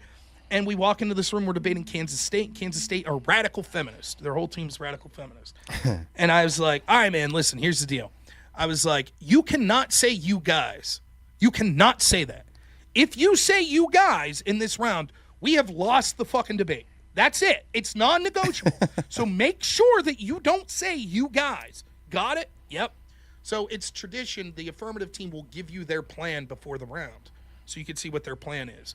Yeah. They give us the plan. Okay. Our judge is a guy I know that's like this big hippie. Okay. Round's about to start. Hey, can you give their plan back? My partner says, you guys need your plan back? What did you just say? I was like, Oh, no. Here we go. So they changed. We're not running that plan. This debate's no longer about the topic. The patriarchy, they're saying you guys, they assume to be in collegiate debate, you have to be male. Fuck you, blah, blah, blah. They're Oh, my screaming, they're goodness. screaming, they're screaming, they're screaming, they're screaming. These guys, they say blah, blah, blah, blah, you know? So they end. I get 3 minutes of cross-ex. I said, did you just say these guys? She's like, yeah. I was like, I'm not a guy, I'm a woman. And she's like, what? I was like, you didn't ask me how I identify. You've done the very thing you've accused us of. And then I'm like, furthermore, my partner's black. And as a white person, for you to stand up here and fucking discriminate against him. And then, like, you know, so I finish the cross-ex, and then I go back. I'm like, shit, man, I hope you don't mind that I brought up that you're black. He's like, I don't give a fuck. Roll with it, you know? So he was a pretty cool guy, you know? And so that was the debate, man. Oh, Me that's just saying funny. I'm a woman, him saying I'm black, right? And that's the whole debate. The judge took like an hour and a half to fucking judge the debate, and he voted against us. The other team's crying. Like, it's fucking crazy. It's a crazy debate, you know? And I'm talking completely out my ass. I don't identify as a woman, but I'm saying it for this round, you know? And so the judge votes against us, and he's basically like, I'm so sorry. This is one of the most emotional rounds I've ever judged, blah, blah, blah. And I, you know, please accept my apology. I've called you a guy in the past. And I'm like, yeah, I'm a fucking guy. What? I was like, yeah. What the fuck are you guys talking about? Like, yes, this whole thing's stupid. And then they're all mad at me. And I'm purely just performative. like, fuck all this. Like, it's so dumb. Like, it's fucking ridiculous bullshit. Grandstanding horse shit, you know, using your identity for some fucking, it's so dumb. I had people tell me, like, you're white privilege all the time. They'd say you're white privilege. I'd be like, define white privilege. At the lower levels, people would say white privilege is you're white. But they would understand. At the higher levels, they understand that's a bad argument, because even as fucking radically left-wing as these people are, it's hard to say that someone's born evil. That starts to get dicey. So if whiteness is evil... That is the fucking point, though, isn't it? Well, that's in reality what's going on, but they have to couch it, right? Yeah. So whiteness has to be a choice, right? So, like, for example, Eminem's not white. He's black. But Colin Powell's not black. He's white, right? So what's whiteness? And you get into these, and basically is fucking... Larry Elder's the black face of white supremacy. That's I'll never right. That forget would be shit. exactly that type of shit. Get Condoleezza Rice, or, you know, because back then the Iraq War was on everyone's mind. So, Right. When you really got down to it, they would couch it in fancy language and postmodernist critiques and shit, but it basically came down to, like, power, money. That's whiteness, right? Like, So, you know, so you're demonizing successful black people simply because they're not in the struggle and strife that you want to perpetuate. Well, it has to do with in-group preference and blah, blah, blah. Okay, they would say all this shit. What I was the like, fuck? power and money. And I'd be like, where do you go to school? You know, we go to Louisville. Was a big a big school. Dude, I was like, you go to Louisville. I was like, I've heard of that. Have you ever heard of Clarion? It's the cheapest state school in Pennsylvania.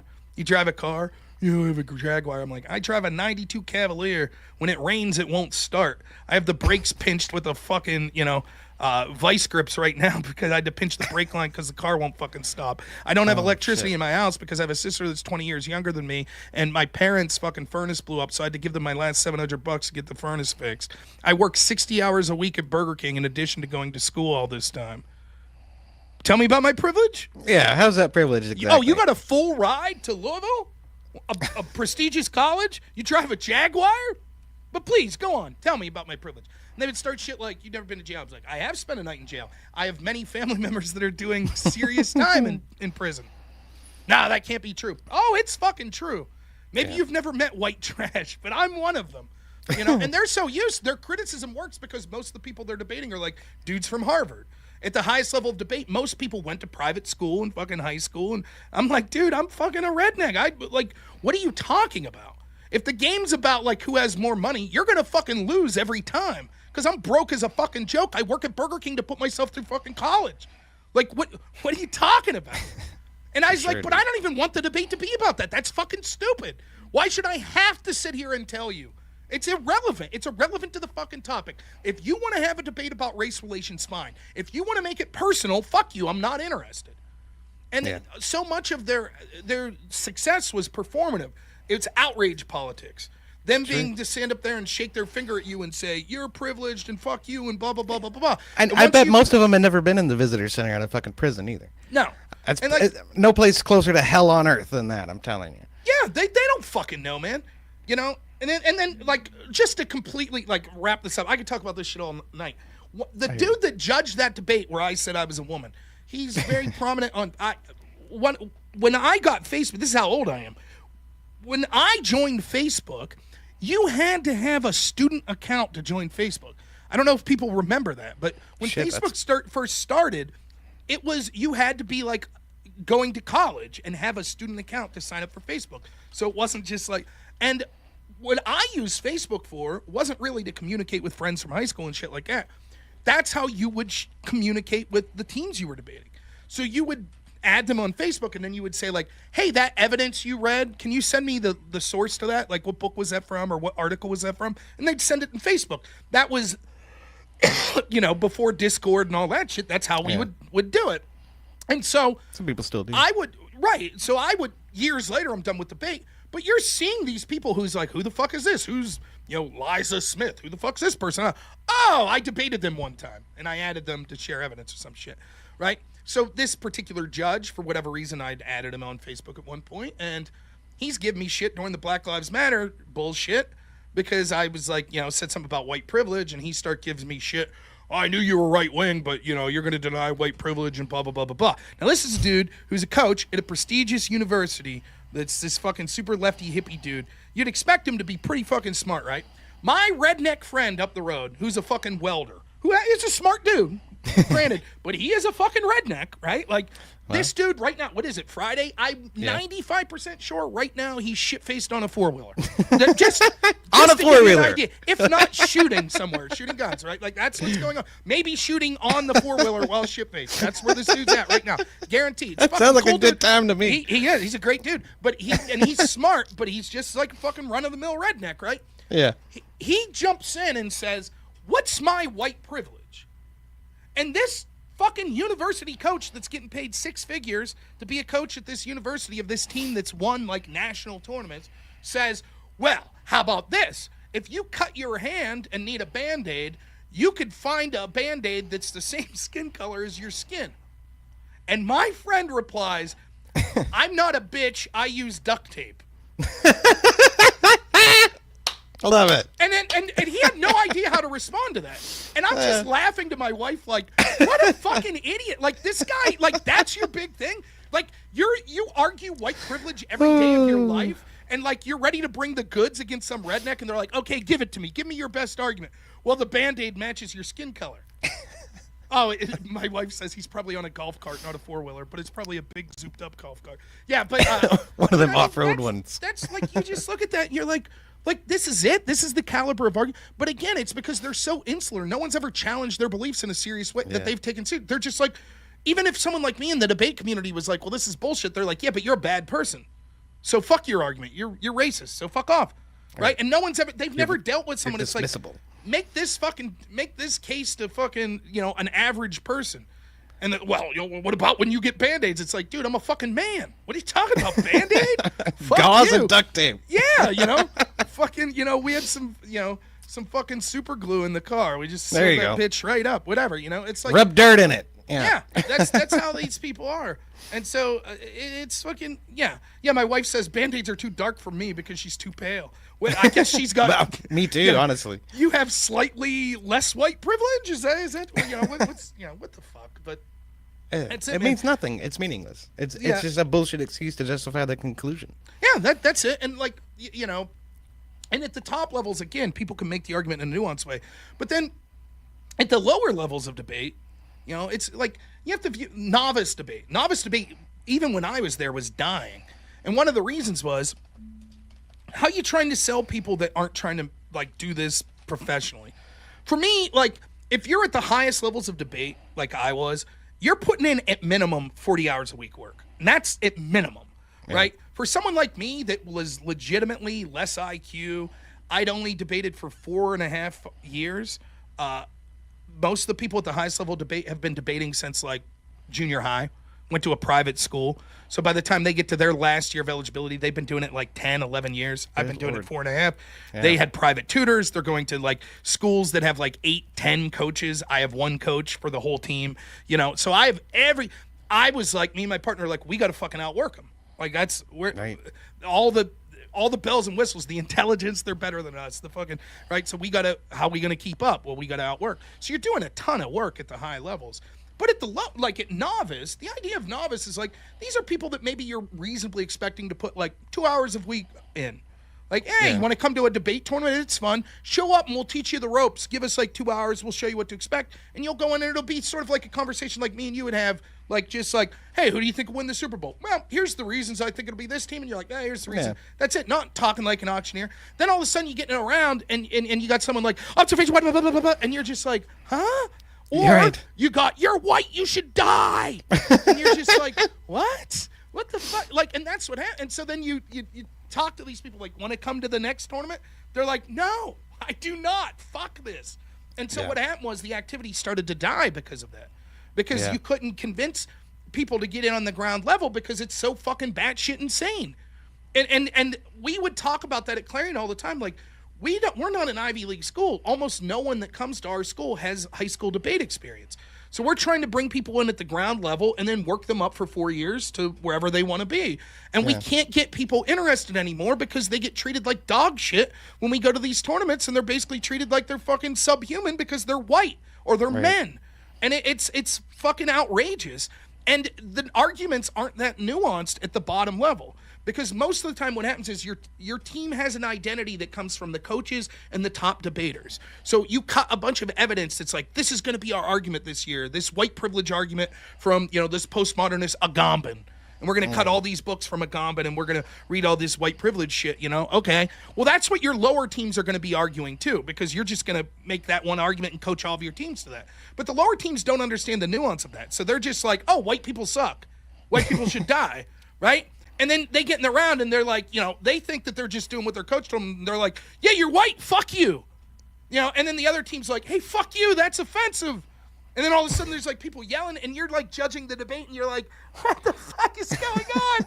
Like, this is insane. And you're trying not to intervene because you're not supposed to say shit as a judge, but shit's getting heated and people are crying and people are storming out of rooms and shit. And you're like, whoa, whoa, whoa. Like, let's calm down. Let's cool ourselves. So what you're saying is woke identitarianism destroyed college fucking debate. It's fucking terrible. Terrible. Yeah. The insular fucking pretentiousness and woke identitarianism. Yep, those are the two things absolutely, in my opinion, destroyed college debate. I have no incentive to ever fucking deal with the debate community again. At all. If Clarion Hank's not going to debate team then. Well, I will say that my coach at the University of Clarion, he has a son who I think is now doing high school debate. And I did tell him, if he needs, because you have to provide judging. Yeah. Normally the way it works is, let's say a tournament is 6 rounds, because each team has 2 people, you end up needing each team to provide half the rounds of judging, right? Yeah. Because I guess the 2 people doesn't matter. Each debate round is 2 teams, 1 judge. So you need half as many judges as teams. So each team has to provide half of the total rounds of judging, right? And your own judge can't judge your own team, right? So you would they'll say judging, the tournament will say, we have judging available, but it's $100 a round. So if you need 3 rounds of judging, you could pay the university that's holding the tournament they'll hire a judge for you, or you can hire your own judge, or your own coaches can. So I did tell my old debate coach, I said, if you need a judge, I'll fucking travel to the tournament and get called a racist white asshole again. I don't give a fuck. The last tournament I was in, it was brutal. I was judging. Like, I remember I'm just fucking, this team's just going ape shit on me. We're better than you ever were. You're fucking, you're a racist piece of shit, and blah, blah, blah. And I'm just sitting there like, yeah, man, I'm trying to get to the fucking hoagie shop. Let's get it out. Let's fucking go. I don't give a fuck anymore. Like, literally, my wife's in the room. She's just laughing. I'm just like, I don't give a fuck. Yep, everything you're saying is probably true. You done? Can I get the fuck out of here? Okay, you got more yelling? Go for it. Fuck it. I don't care. Have at her. And the other thing is, they're all fucking self-righteous, too.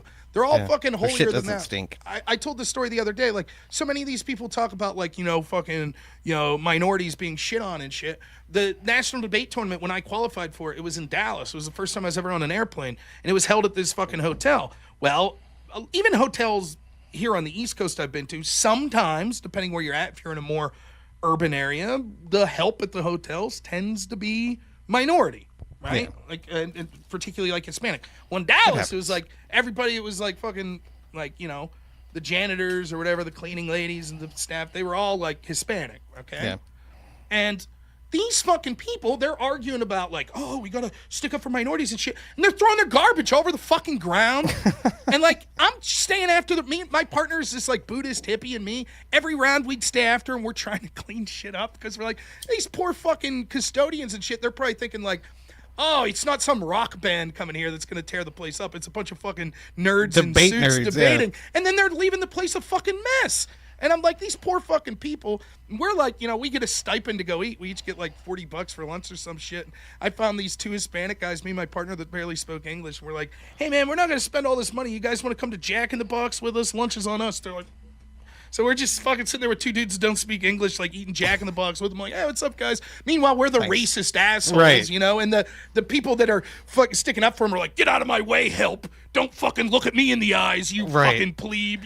Shut up and clean the toilet, you motherfucker. That's the way they approach it. Well, it reminds me of this leftist argument that who's gonna do the gardening, who's gonna pick your crops, who's gonna do the maid work at the hotel? Because if we get rid of these illegal immigrants, right? It's so inherently fucking racist. Identity politics on the whole. That's exactly, and like for me, it's like where I live. People be like, "Oh, you'll change your tune once you don't have anyone to do your yard work." I'm like, I literally don't know anyone that doesn't do their yard work, with the exception of people who basically pay like teenagers. And it's not. It's almost like doing the teenage. Oh, that's cool. This guy. Yeah, you want to come shovel my driveway? Fuck it. I'll pay you $20. Yeah. But otherwise, you're doing it. It's not like you have a fuck. No one I know has a fucking maid. No. No one I know has like a gardener. Neither. It's fucking like. So it's like you're living in a different world than us. I look at the fucking Hispanic gardener and I'm like, right, that dude works with his hands like everyone I know. Looks cool to me. I don't give a fuck, right? Like, now, if you're illegal, fuck off. You're illegal. I'm sorry. Right. I'm not saying you're a shitty person necessarily, but the laws, we have to protect our country for other reasons. But as far as like, I'm not looking down on you like you're fucking beneath me. Shut up and clean my toilet. And that's the distinction they don't want to make. You're not talking about illegal migrants. You're talking about migrants in general. Every single time they put it in that lens. Redman says, I just looked at a few clips from these debates. It's insane. Yeah, I'm not making this shit up, man. No. Here's another thing that happened. Like, the most aggravated I've ever been, and I have to be careful to not say names with this one, but again, this was a tournament at Clarion University. You have what's called a tab room. The tab room's the sort of engine of the debate tournament. That's where the school that's hosting the tournament, that's where their headquarters is, and that's where it's very complicated. Like, there's algorithms and shit that they use in computer programs to put the pairings together of who debates who. The first two rounds are sort of random, but then after that, you try to pair teams together based on strength. So if a team's undefeated, hopefully they're debating a team that's undefeated.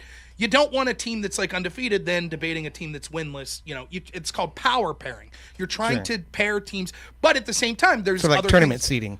Correct.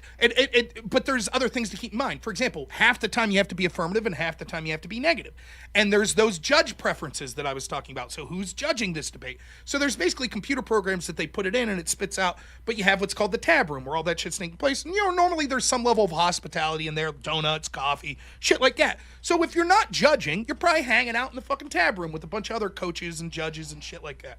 So Clarion University, I have off around judging, and me and my wife go into the tab room and we're we're hanging out there, and there's a bunch of coaches. Most of the time, most of the schools, the head coaches don't judge, right? They'll just hang around the whole tournament, you know? So a lot of head coaches are in this room, and they start talking. You know, I'm just kind of casually listening, and I know most of these people at this point, and they, you know, I'm a weird righty, but okay, whatever. I'm tolerable, you know? And we're sitting in there, and they start talking about, they're like, did you hear about this school that's doing this tournament? And one of the things they did was they hired an MMA fighter, and then on the off rounds, they're going to train the women to defend themselves against sexual assault.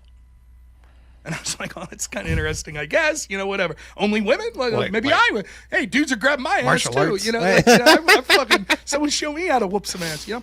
But it's funny. And they're like, you know, and then one of the other coaches speaks up and is like, oh, sexual assault, it's like horrific in the debate community. And I was like, really?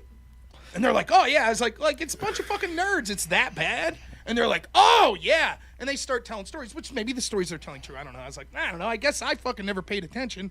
I was in my own little world, I guess. But okay, so I'm listening to them. And then they start going, they're like, well, the one school, it's a pretty prestigious debate school, their head coach, everybody knows that he, like, is sexually assaulting his students. And I was like, you don't know that. And they're like, oh, no, we've seen the proof. I'm like, what proof have you seen? Well, the one girl showed us screenshots of, like, shit that this guy was saying, like, basically threatening them if they don't sleep with them, shit of that nature. Like what's going on with Harry Sisson? Yeah. But their claim is they've seen screenshots, not just that, but like they've seen screenshots of like sexual coercion, where it's like, I will fail you if you don't suck my dick type stuff, right? What the fuck? Which is fucked up. Like that's a crime. That's fucked up. Absolutely, right? it is. So they tell me, I was like, you haven't seen proof though. You've just heard. No, we've seen the proof. And I said, then why didn't you call the police? Right. And they said, well, you have to understand, this coach is very powerful and that could affect our career. And I was like, hey, man, my job's fucking dog shit. I live paycheck to paycheck. If I lose my job, I'm fucked. Yeah. But I wouldn't hesitate to call the fucking police if I thought that it would cost me my job, but it would prevent a woman from being the victim of sexual assault. And I was like, aren't you supposed to be these big fucking feminists that make fun of me for being a right-winger? Where the fuck are you? And you could hear a pin drop in this place. And I was like, you know what? Go fuck yourselves. And I like stormed out. I was so mad about it. And then I stormed out, and my wife's like sitting in there, like, "Excuse me." I had to like leave the room, like. But that's the sort of shit these take the fucking pretentious piece of shit assholes that will sit there and be like, "You're a misogynist because you think that women should have to debate the same topic as men." And it's like, dude, misogyny? You're telling me that you have definitive proof that a powerful man is sexually assaulting fucking basically teenagers, and you're fucking covering it up for them. You're afraid to report it. It will affect your job, and you're already rich, you motherfuckers. Like, that's the worst part. It's like, maybe I could tolerate it if it's like, hey, man, I got fucking poor mouths to feed. You're rich, you motherfucker. You're the head coach of a prestigious university. You've already saved up money. Fuck you, asshole. Well, it's never about the actual principles, man. It's always just about feigning the bullshit and then pretending to be on the right side of things. But when you put the rubber to the road, they never want to do it. They don't have the spine. But the truth is, the most likely truth is they're talking out their ass. They didn't see proof, right? But I'm taking them at their word.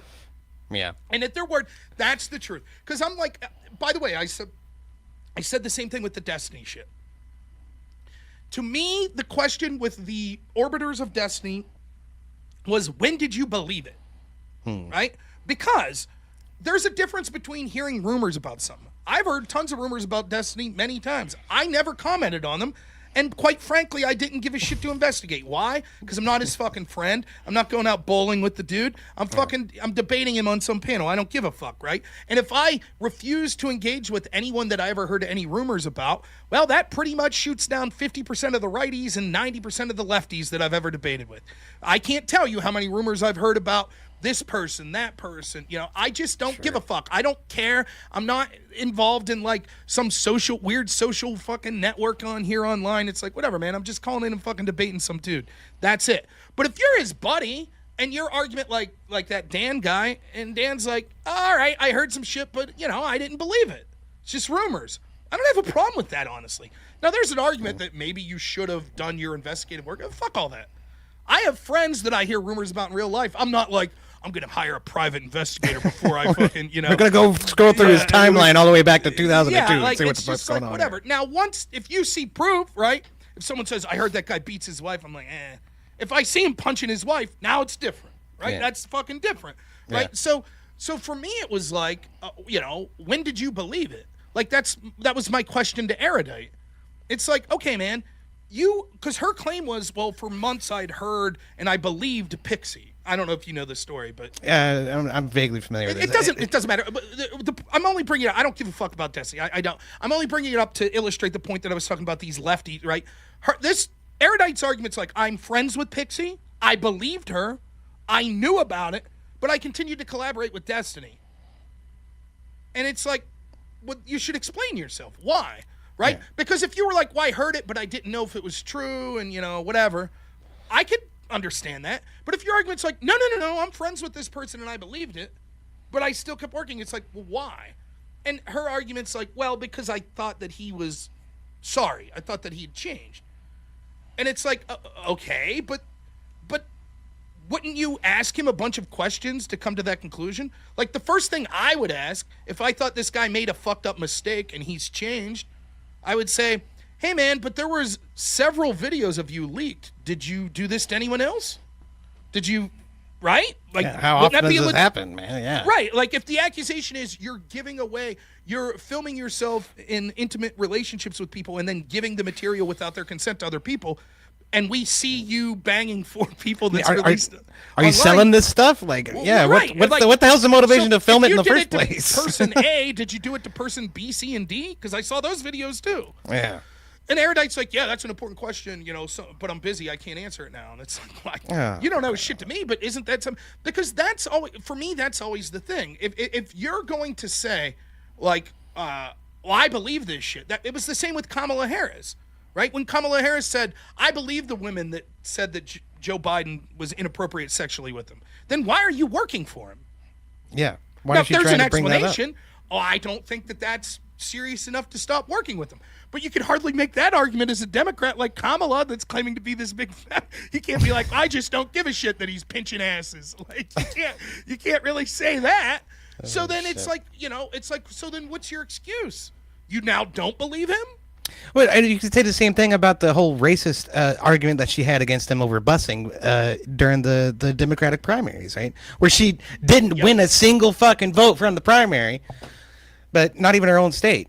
But all that just went right out the window as soon as it became her self-interest to hold the Oval Office as VP. That's exactly it. That's the truth. We all know it. The truth is she was just saying about believing the women because she thought that it helped her in the primary and hurt Biden. Yep. And then afterwards, she don't give a fuck because now if she stood by her principle that she claimed to have had, that would hurt her political career and she wouldn't be VP. Exactly. So her career, that was the number one consideration. Yep. Just fucking be honest about it. And like that's it, right? Like we all vote for someone who's the lesser of two evils to some extent. None of us completely agree with everyone, or with everything that the person running. But it's like, be honest about it. And like, all these people that are like, well, Donald Trump, here's accused of sexual assault. He's found guilty. It's like, okay, voting for someone is one thing. Being in a business partnership and a friend with someone is another thing. Yeah, that's true. Right? And like, you watch these people, they're like, well, Destiny, he fucking, he's really good politically, though. So we don't want to give that up. And I'm like, dude, what the fuck are you talking about? Like, it's just, the amount of fucking excuses that people will make to justify their own fucking, we used to call this in debate. Degeneracy? Right. Your performative contradiction. Because that's what it is. You're being performative. Oh, my God, Trump was accused of sexual assault. How could anyone defend him? Anyways, here's my buddy Destiny. And by the way, I believe the shit he's accused of. Right. That's why, like, people were like weirded out that like this character Dan that was like, yeah, I'm sticking by Destiny. He's my friend. I was like, I sort of respect that. Well, why would you respect that? Him sticking, to someone who's accused of this bullshit? Because there's part of me that's like, hey, man, he's a dirtbag, but he's my dirtbag. He's my friend.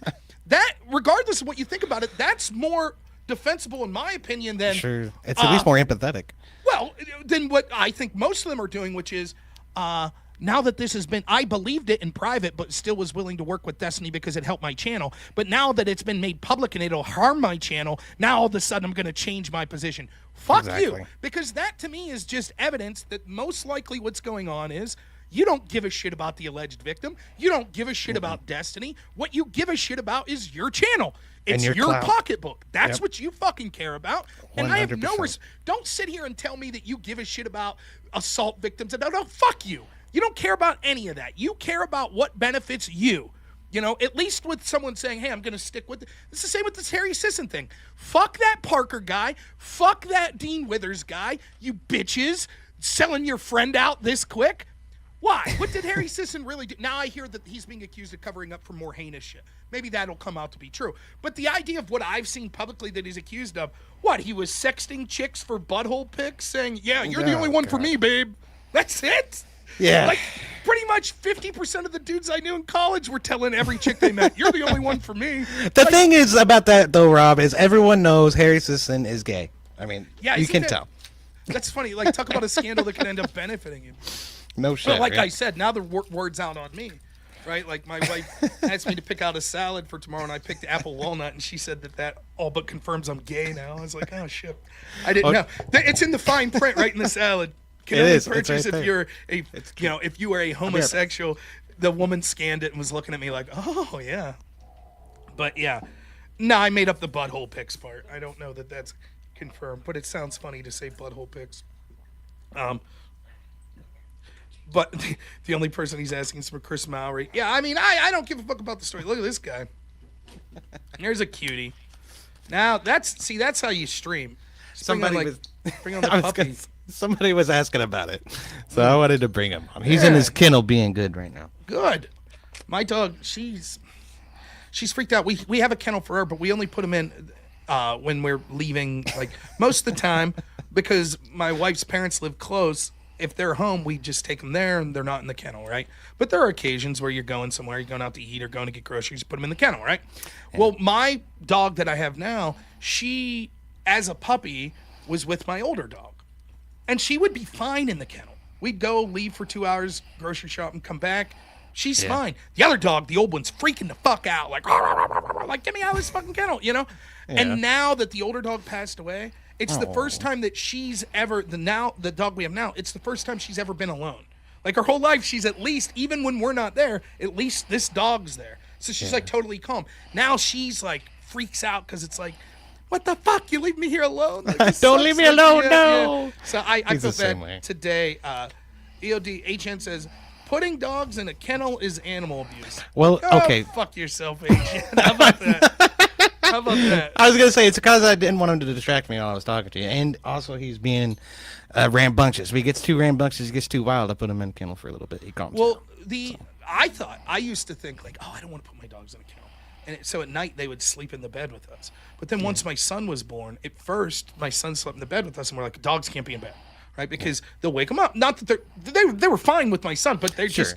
They'll lick with him and try to play with him. They'll roll around at night. They'll be playing together in bed at like the middle of the night. They wake me up and I just go, back to bed. It didn't bother me, but with the kid, you don't want to wake the baby up. Yeah. So we tried like putting them in a room, and they tore the shit. They chewed the bottom of the door, and they chewed the shit out of the linoleum.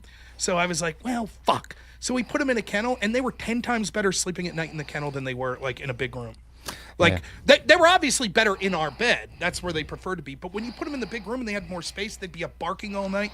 You put them in the kennel, and they went right to bed. I was amazed because I was like, it feels mean. It does. To put them, but I feel like the lack of, like, it's almost like it's our bed area. It's time for bed. We're in the kennel, you know. It's their room, essentially, yeah. So, like, I got mad at him the other night. He chewed up a phone charger. And he's chewing on wires. So I'm like, no, don't chew on wires, you know. And I'm very sternly expressing that to him. And he runs off, and right where he goes is straight to that kennel. And he lays down in his bed. Like, I know I'm safe here. I'm cool. And then I come in there, and I shut the door. Yeah, I'm like, Court, okay, you're stuck in there for a while. But here, I'll grab my dog. Send Dorothy up, Court. I'll be right back. Okay. We'll see if she comes up. She's a little shit. They always are to some extent, man. Agent says such a well-behaved pup. Like I say, sometimes he likes to chew on wires. He'll chew on this one. and it pisses me off, man, because I can't replace this one very easily. But so far, so good. He hasn't actually broken through it yet. My son wanted to come up too. I'm like, no. Oh, Come here, Dorothy. Come on. Can you jump up? Oh, come on up. there she is. Hi, Dorothy. Oh, she's a big good cutie. pup. She's a good pup. Can you look at the camera? Look over here. You're not gonna look over there, are you? Oh, she's a good girl. She is. She's one of the most neurotic dogs I've ever seen, though. Where she's like, she doesn't sit on you. She sits in you. She'll sit in your lap and she's like pushing up on you, like more scratches, more scratches. She's good though. I really like her. My other She dog, looks like a sweetie. she's very sweet. My other dog was a Beagle Boston Terrier mix. She was a little smaller, but she was like devious. Love that dog. She's great, but she's like smart. Like, because everyone I know has dogs. One of the things we noticed she would do, like when she was young, and she did this all up until like she died. Let's say you were putting special treats out, like you cut up a hot dog or something and you put it down, or you get those pepperonis. We give the dogs that, right? And let's say there's 4 dogs, and you'd start to grab the bag. She would run to the door and start barking. And then all the other dogs would run to the door and bark and stare at the door like someone was coming. Then she would run back and be like, okay, give me the fucking treats. like fuck those guys. They're gone. The treats. dummies. It was the funniest shit. I was like, damn, you're devious. She was, man. She was too smart for her own good. And I'm a terrible, terrible dog owner. Like I'm terrible in the same sense that I'm a terrible father. I'm very bad at discipline, right? And I'm not gonna hit my dog or any shit like that, And so like in her old age, she just started to get to the part where she knew it was like if she had an accident on the floor or something. I mean, for God's sake, she had cancer real bad and all this stuff. I'd be like, but I'm not even yelling at this point. So like.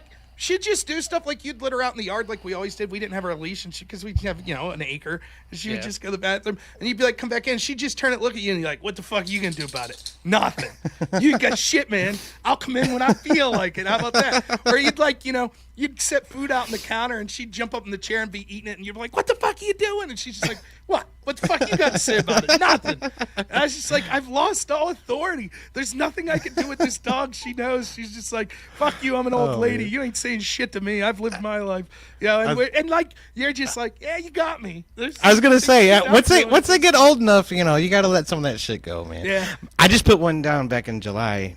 He was a big Greyhound boxer mix, gigantic dog, but the sweetest thing you ever met. Man. Yeah. But It's tough, man. Like, he had a hard time going to the bathroom and holding on to it too. Yeah, that's my dog. So she had a big lump that grew on her side, and we started taking her to the vet when it was smaller and it was obviously growing, and we were like, oh, can we get this removed?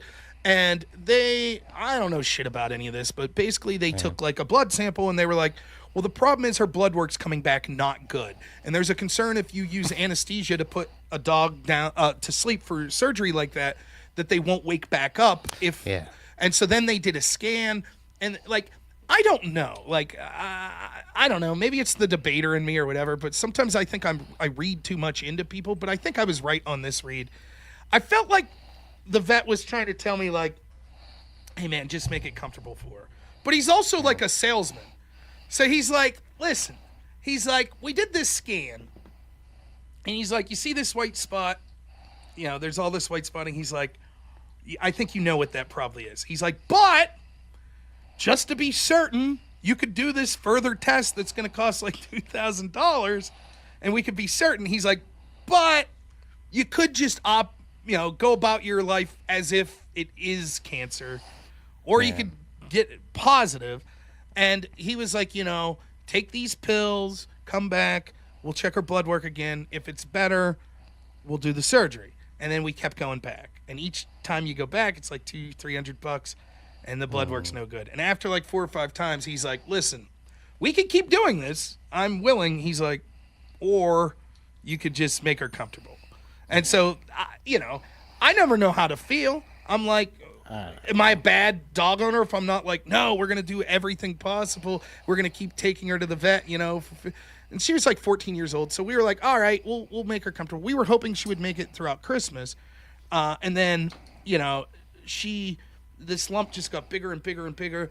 and she was rolling on the ground. She used to sing, she'd roll on her back, scratch her back, and she was doing that, and it cut open just a little wee cut. It cut open, and so we bandaged it up. My wife bandaged it up and stuff, and then the next day we were going somewhere. It was like about noon, and Court's like, hey, can you hold her and we'll replace that bandage? And when we took the bandage open, there was so much pressure and that mass was so big that little like pinprick hole completely burst open. Yeah. And so it was not good. So we went to the emergency animal shelter, and they were like, we got her in there, and they're like, there's nothing we could do. And so it's very sad. It was very emotional. Sad, but to be a little funny about it, I guess, because that's how I am joking about it.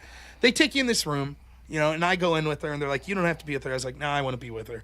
So they sit you down. It's a nice room. It's like got a nice couch, and the woman gives me like a clicker, and she's like, so here's the deal. Like, she explains how the process works. She's like, there's 2 shots. The first shot will put her to sleep, and the second shot will end her life. Right. And she's like, you know, she's explaining to me, she's like, she might pee on you a little or defecate a little. And I'm like, that's fine. I'm not worried about any of that.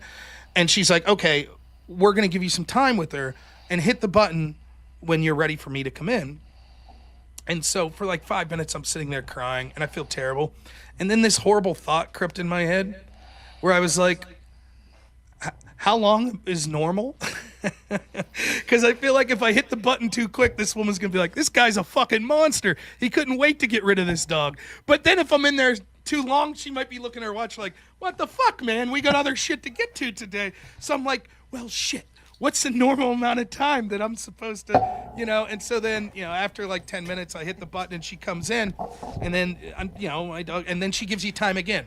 Well, we'll give you time with your dead dog. And then she leaves and gives me the clicker again. I'm like, fuck, now I'm in the same boat again. Like, what the fuck do I do now?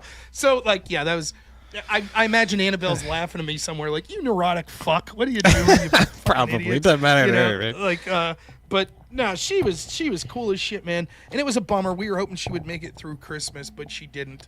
But you know, it's a weird thing having a 4-year-old kid.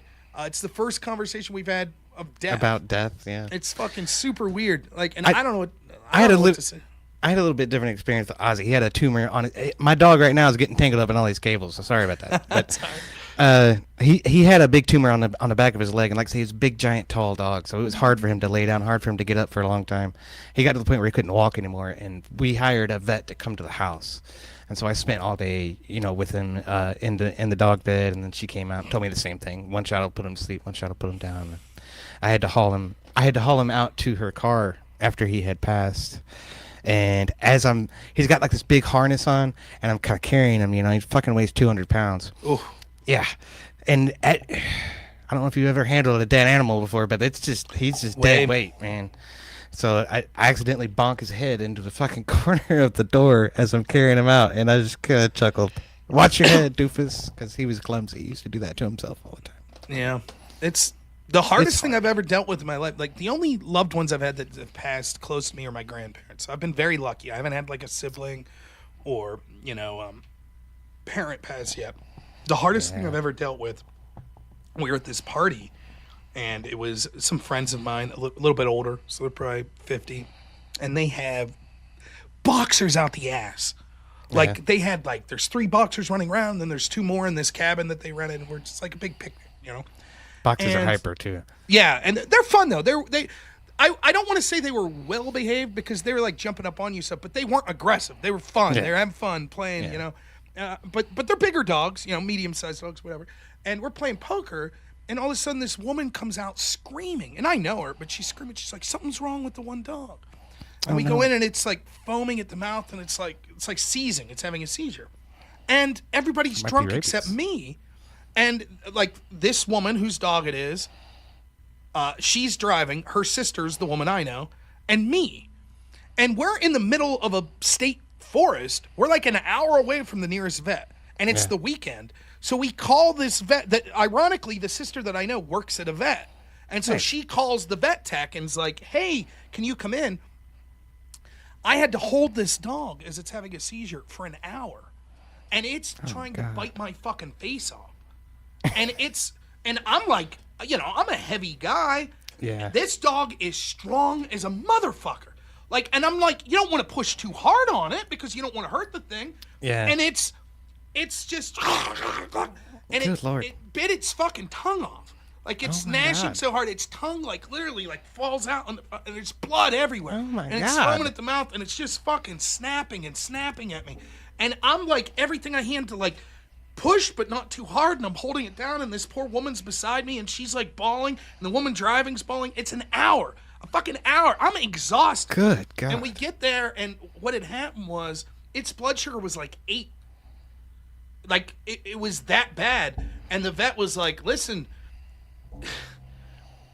At this point, it's had a seizure for so long, there's nothing we could do. And at this point, the husband of the owner, big fucking burly dude, like tough dude, says he's bawling his eyes out because they're like, this is his best friend, and they have to make this decision to put this dog down. And I'm just like this awkward third wheel there, you know, fucking blood all over me, like fucking exhausted. Like, and I got to bum a ride back with these people. You know, and it's like it was fucking brutal. Awkward I silence felt for horrible. sure. Imagine like this emotional moment where this dog, you know, their dog passed away, and they're having this emotional moment, and here's some dude they barely know, like, "Hey, by the way, can you give me a ride back to that party? Like, I'd like to get a shower too. I'm covered in your dog's blood." It was a fucked up situation, but they were so cool about it. They were like, you know, thanked me, and you know, which I didn't need thanks, but it was like, you know, That's rough as hell. it was dude. fucking I couldn't brutal. imagine. It was absolute brutal, man. I fucking I never saw anything like that. I was like you know, I've shot deer, and you know, I've seen like livestock killed and stuff, but that was like, holy fuck. It was so bad. Like I felt so horrible. It was just like, what a terrible, terrible situation. It is. Because it's one thing to have your pet die. Like my dog died sort of peacefully. Yeah, you know, mine not in too. pain. But that situation, and you could just look at that dog, and it was so fucking scared. Just so scared. And it was like, what can you do? There's nothing I could do. I don't know jack shit. I'm just trying to hold this dog to stop it hurting itself and hurt everyone else. And it was brutal. It really was. So, you know, I guess in a weird way, I didn't go through that, you know, with my dog. So At least you know, it could have been worse. yeah, I guess. But yeah. Did that they was- say that's what caused the seizure? Was it rabies or what? No, it was blood sugar. The dog, like they think that it was like diabetic, and it had just had puppies, and they think that it fucked with its, like its, you know, I don't know. Metabolism. Yeah, and so it just, but it was really sudden. Apparently, they had said they noticed like the day before she was acting a little weird, but it was nothing to that level. She was, by the time we got there, we saw her walking. She wasn't like, she's a little older, so she was, you know, well, I don't know, older, maybe just had puppies, so it wasn't running around as much as the other, but it wasn't like that. And then all of a sudden, it just collapsed, and so I don't know what caused the sugar to collapse, other than it was diabetic or whatever. But yeah, it's fucked up. And so yeah, the totally dog. fucked. But it's really weird, like having a kid and trying to explain like death's a fucking bummer, right? Yeah. It's a really bummer moment. The time I don't know how old I was, but I could vaguely recall like the first time I thought like, oh, I'm fucking someday just gonna be dead. I'm just not gonna be here. Like that's sort of a fucking bummer thought as a kid, right? Yeah. Like, and so how do you broach that, you know, with a toddler? You know, now he's 4, but he was 3 at the time, and like I'm a good talker, and so we took the dog to the vet, and then we came back, and we decided we're going to wait until we get home to really have a conversation about what happened, because you imagine in his eyes it's like, oh, we dropped the dog off at the doctor. She'll be She's home. gonna get better. She'll Yeah, come back. come She'll home. be better. You know, and so we tried to explain it. So my wife's like gonna let me talk, and I'm such a fucking idiot. This is what I came up with. I'll be like, you know, sometimes we watch shows with like animals, and you'll see like a lion that'll eat like a can. My wife's just like, just fucking stop. Just stop. I was like, oh fuck, not the best way to approach this one. Was like, you're telling your kid that our dog got eaten by a fucking lion, you idiot. I was like, oh shit, okay, scratch that. Let's go with the different. But still, sometimes he'll get emotional. Like, and I'm an idiot, like, because one skill that I've developed that's terrible is because I work with people with autism that oftentimes will repeat themselves thousands of times. Like, I work with people that will, for example, repeat dates literally hundreds of times a day. Like, what day of the week's Easter? It's Sunday. And 20 seconds later, what day of the week's Easter? And you can't be a prick about it.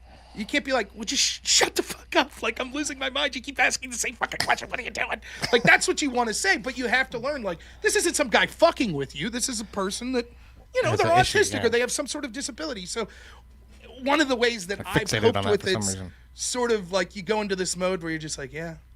And like every once in a while you'll hear this, really? And you're like, wait, what did I just say yes to? Oh, fuck, you know, like, so my wife will accuse me of that all the time. She's like, you're not at work, listen to me. I'm like, oh shit, sorry. You know?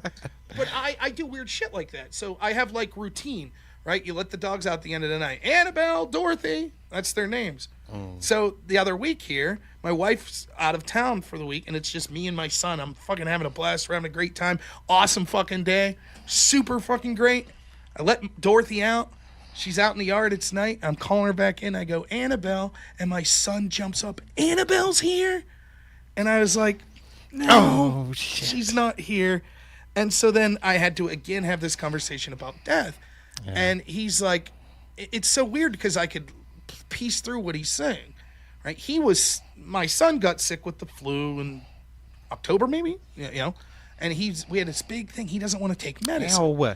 And so we go to the doctor, and the doctor gives medicine, and you're like, you know, oh, medicine helps you get better, and the doctor helps you get better, and it's, you know, you get sick, but the medicine will help you get better faster. You know, shit like that, you know, normal shit that you would talk with the kid. And I said, he's like, well, why didn't Annabelle come back? And I was like, because she was sick. And so she died. And then he starts crying. He goes, like, I get sick. I'm going to die. And I'm like, well, no, because she was old. And he said, I'm going to lose my ears and get old. And I was like, oh, fucking shit. What a depressing conversation to have at 10 at night. Because I'm like, mom's not here. Let's eat potato chips and watch fucking, you know, cartoons Transformers. until 2 in the morning. And now here I am at 10 a.m. talking to my crying son like, yeah, you're going to get old and die. Like, it's a real bummer, dude. Like, you know. Well, I was sitting there thinking, there's a good one that taught me a little bit about that. Was All Dogs Go to Heaven. Right? Yeah. That's a good one. It's great.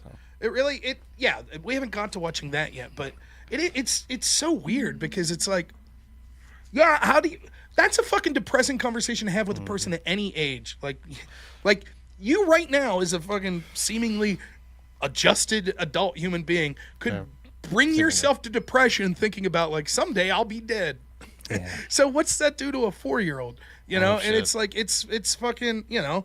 And then, you know, we're Christian, so I'm trying to explain, like, well, someday we'll see her again. We'll be in heaven and we'll see her again. And he's like, is that like a planet? And I was like, yeah, it's like a planet like Earth. Well, can we go there in like a spaceship? And it's like, no, it's not like that. Not exactly. Like, no. And it's like, I am not trained for this shit. Where's the wife? I was like ready to call her, like, get your ass home. I'm fucking shit up. So when she came home, I was like, well, I may have ruined our son for eternity. I created a fucking nihilist here. Nothing matters. My years will all disappear and I'll be dead. I'm just like, Jesus, what a fucking terrible fucking. And then, yeah, my wife's like, aren't you supposed to be like a talker? Isn't that what you're supposed to do? How'd you fucking fail this so bad? I'm like, I don't know. When the pressure's on, like, I dropped the ball there. But, indeed. yeah, so you that gotta was be it. prepared for it. My wife says at some point, Hank thought that someone ate Annabelle because I was trying to explain it like a lion. It was like, oh, damn it, you know, but... So it was. Well, I'm gonna let you go here if you don't mind. Yeah, I need to get him outside anyway. So. Yeah, I could go downstairs. We'll probably watch. We've been watching a lot of the Plankton movie. Which isn't that good, but my son, that SpongeBob antagonist or whatever. Yes, it's not that good, but my son loves it. So well. There we go. So my nephew talk loves soon. Sonic. Don't feel bad. Oh, see, I would be happy to get into that until I was super happy he was into the Mario movie until the 40th time I saw it, and then I'm like, okay. Yeah. He wants to see the Minecraft movie. Oh, Teen Titans tonight we're watching. Okay. Oh, well, that's better. It's not as bad. It's pretty good, yeah. Yeah. So. All right, man. We'll talk soon, EOD. Thanks for coming on, man. Hell yeah, thanks for having me, dude. All right, we'll see you soon. There you go. All right, so I'll be leaving you here. Well, I should be raiding Grid Motorsports. He said he'll be streaming for 3 hours, so he should probably have 2 hours left. So wasn't the show that maybe everyone likes the most from me. I know they want me to debate more. Trust me, I try to goad the lefties don't want to debate me. What can I do? I try my best. So I'll try to orchestrate some pre-planned debates, and we'll get that. I got my debate show coming up that me and Black Elk are going to start doing. Those won't be live, but they'll be placed up on the YouTube stream. HN says, "Oh man, I wanted to debate you about Trump, but you've been talking to Trump supporters all stream. I saw that you called in briefly. If I don't see someone else in the chat, I'm just going to keep talking to the person that I'm in. So, I'll get Hutch back to defend sex ed for third and fourth graders again. Yeah, I think he had enough of that debate. So." No, I enjoy these chill streams too. So probably we'll take tomorrow off. I go into work. Usually my first day at work, if I go in on Saturday or Sunday, it's very hard to stream that first day because I have far less downtime because there's like paperwork and stuff that I got to do in addition to my normal job. So probably won't be streaming tomorrow, but I will be putting a short up.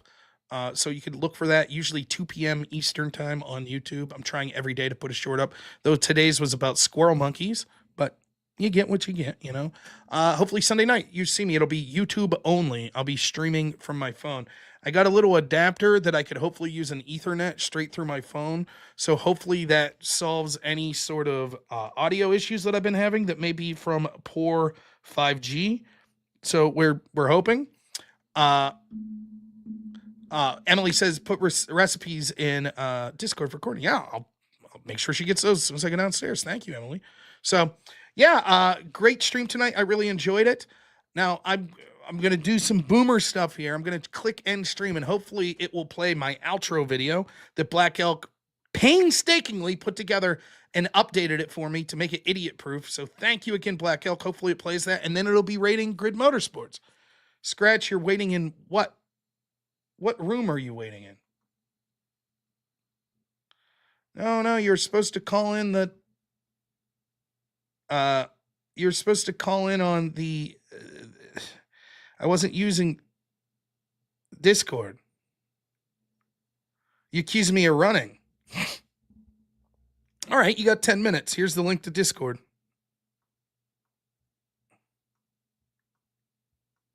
Or here's the link to StreamYards.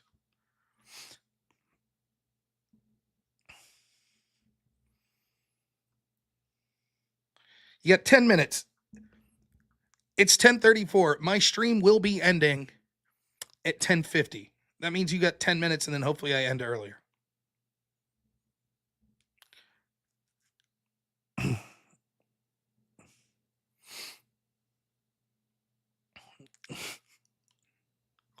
Accuse me of running. You don't need a camera.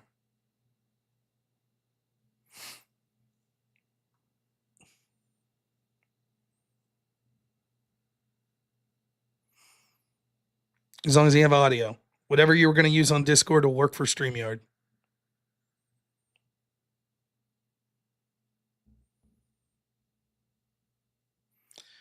Come on, quickly. Time's precious. You're going to accuse me of running if I don't bring you on, so let's go.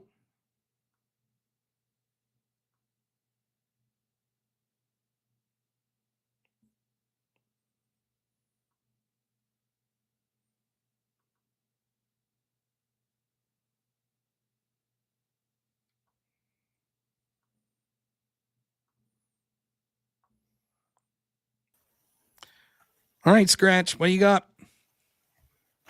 What I got? Want to talk about Doge?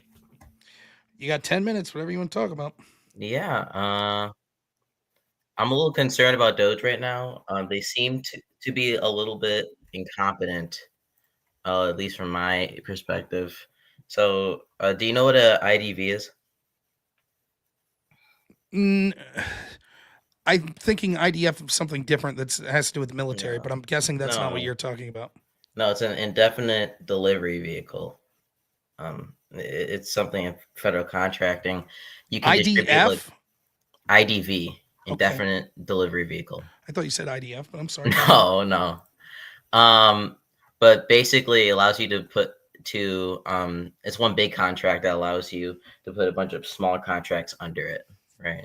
Okay. And so Doge has been consistently making these mistakes on the website when they're like estimating their savings and saying how much they've cut, where they take an IDV and say, oh, we cut like 3 contracts out of this IDV and we're counting the total potential amount of the IDV as the amount we saved, and they list it like 3 times, right? And it's Okay. little things like these. It's like, okay, you're obviously not familiar with federal contracting. You're obviously not like going in. You're not consulting the contracting officers, which makes me really concerned.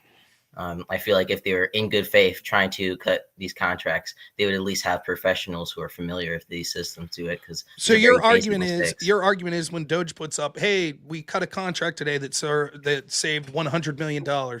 Probably it saved $30 million, and $70 million of that was because there were this IDF meant that there were future contracts that were negotiated that could be part of that, but that hadn't been paid out yet or agreed upon, and therefore by claiming that it was $100 million instead of $30 million, they're over. Okay, then explain to me what you're saying. So in the IDV, there's something called like a ceiling, or the IDV ceiling, right? And so that's the full potential amount that could be allocated through multiple different contracts, right?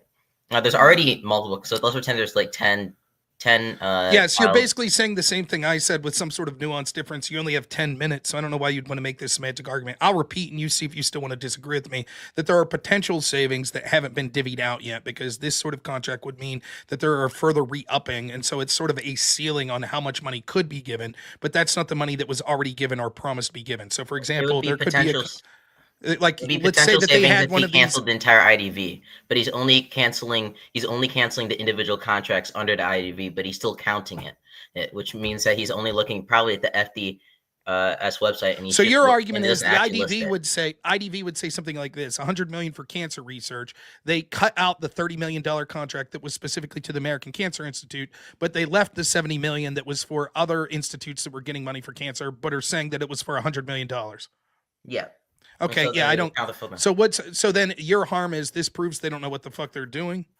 Yeah, that on top of they did this other basic things. Yeah, I think you're oversimplifying it, and I think that most of the time what they're doing is they are canceling is sort of the majority of that's going on with those. You can call them IDFs, which you can, with these contracts that are going out. But let's say that everything you just said there is right. Yeah, I don't give a fuck if they're saving $30 million, but saying it's $100 million. I don't give a shit. It doesn't prove they're incompetent. Saving $30 million is good. Is that all you had? I do. No, I do. Do you not think it's a sign? Like these are like very basic things. If you're just asking a contracting officer or going working for the I don't.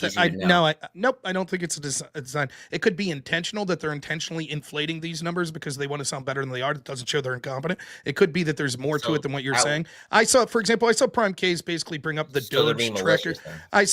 You could say they're malicious, just like you could see every administration ever says like, oh, we've done this with the economy, we've done the GDP. What? I'm sorry, what's that? So you're saying that Trump's team is doing what every other administration does that says that they're being better with budgets than is actually the case. That's your defense. And so you have a problem with DOGE because... Wait. Can you give me another example where another administration where they've changed their numbers from like 16 billion to 8.9 billion in savings, like that drastically? Yeah, like pretty much almost every job report that we saw under Joe Biden was revised downward later. By how much? Oftentimes it would be say things like we created 200,000 jobs and it turned out we lost like 50,000. So that would be it's a little bit of difference when your numbers are half off. Right. That's huge. Right. You're saying about, no. Did you hear what I just said? Apparently you're not listening. Now I understand as someone who thinks that I would actually run from you as poor performance you've had every time you called in, that you wouldn't be able to comprehend what I just said. Let's say that they said we created 200,000 jobs, but not only did they not create 200,000, they actually lost 50,000. That's more than being off by half. You fucking idiot. I do still think this is. I'll admit, past administrations have obviously made mistakes when things happen. I don't know. Did the Bureau come out and actually say they made a mistake when that happened? Yeah, they revised them. I don't know that they used the term "we made a mistake," but they revised them. So is it a mistake or malicious? What other option would you have other than mistake or malicious? It could be a mistake. It could be malicious. Okay. I would say they're probably being it could have been that they were being incompetent. It could have been that their calculations are wrong. I don't know. Okay, so then, but I do know. Wait, give me a sec. I do know specifically basic things like not knowing what like indefinite delivery vehicle is and like mixing that up. Like these are very basic things. Can you show me DOGE saying or Elon Musk saying we don't know what an indefinite delivery vehicle is? Can you show me that quote? They didn't say it, but the fact that I could say the Biden administration didn't know what a job created was. They didn't know. That seems even worse. Do you think you'd be more incompetent if you don't know what an indefinite delivery vehicle is or a job created? Which one do you think would be a greater example of incompetence? Obviously, it could have been that their calculation was off. That could have. The calculation was off. So could it be that the calculation is off with Doge? If I'm accepting what you're saying is true, which I'm not, you're probably full of shit. Well, you it showed wouldn't that be. you're bad faith. I don't know, like what calculation you you do, because you're listing multiple contracts at the same time for the same ceiling. That would at that point saying you're thinking the actual contract is the IDV itself.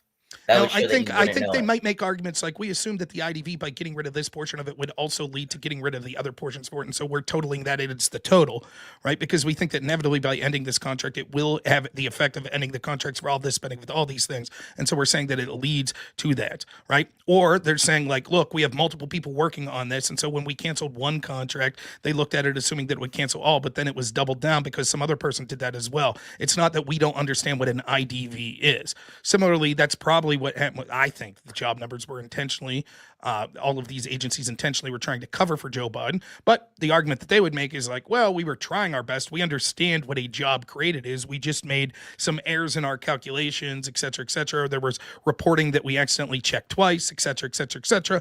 You would have never, and I know you never went through and said, oh my God, this is either incredible incompetence of the Biden administration or it's fraudulent and they don't even know what jobs created are. I guarantee you never said that, which just shows, again, your criticism is, oh, they're overestimating how much money they saved us. They've probably only saved us about a third of what they're claiming to. Yeah, that's good to save a third. Oh, so then, okay, so at worst, they don't actually know what happens when you cancel a contract. Yes, that would be at worst. That's what.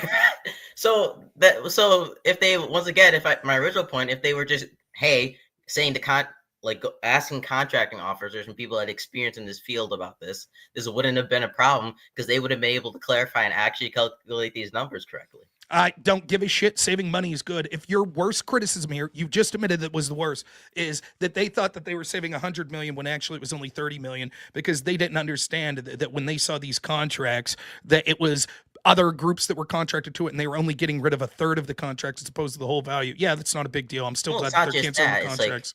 It's even more basic things like not looking at the dates at which contracts are complete,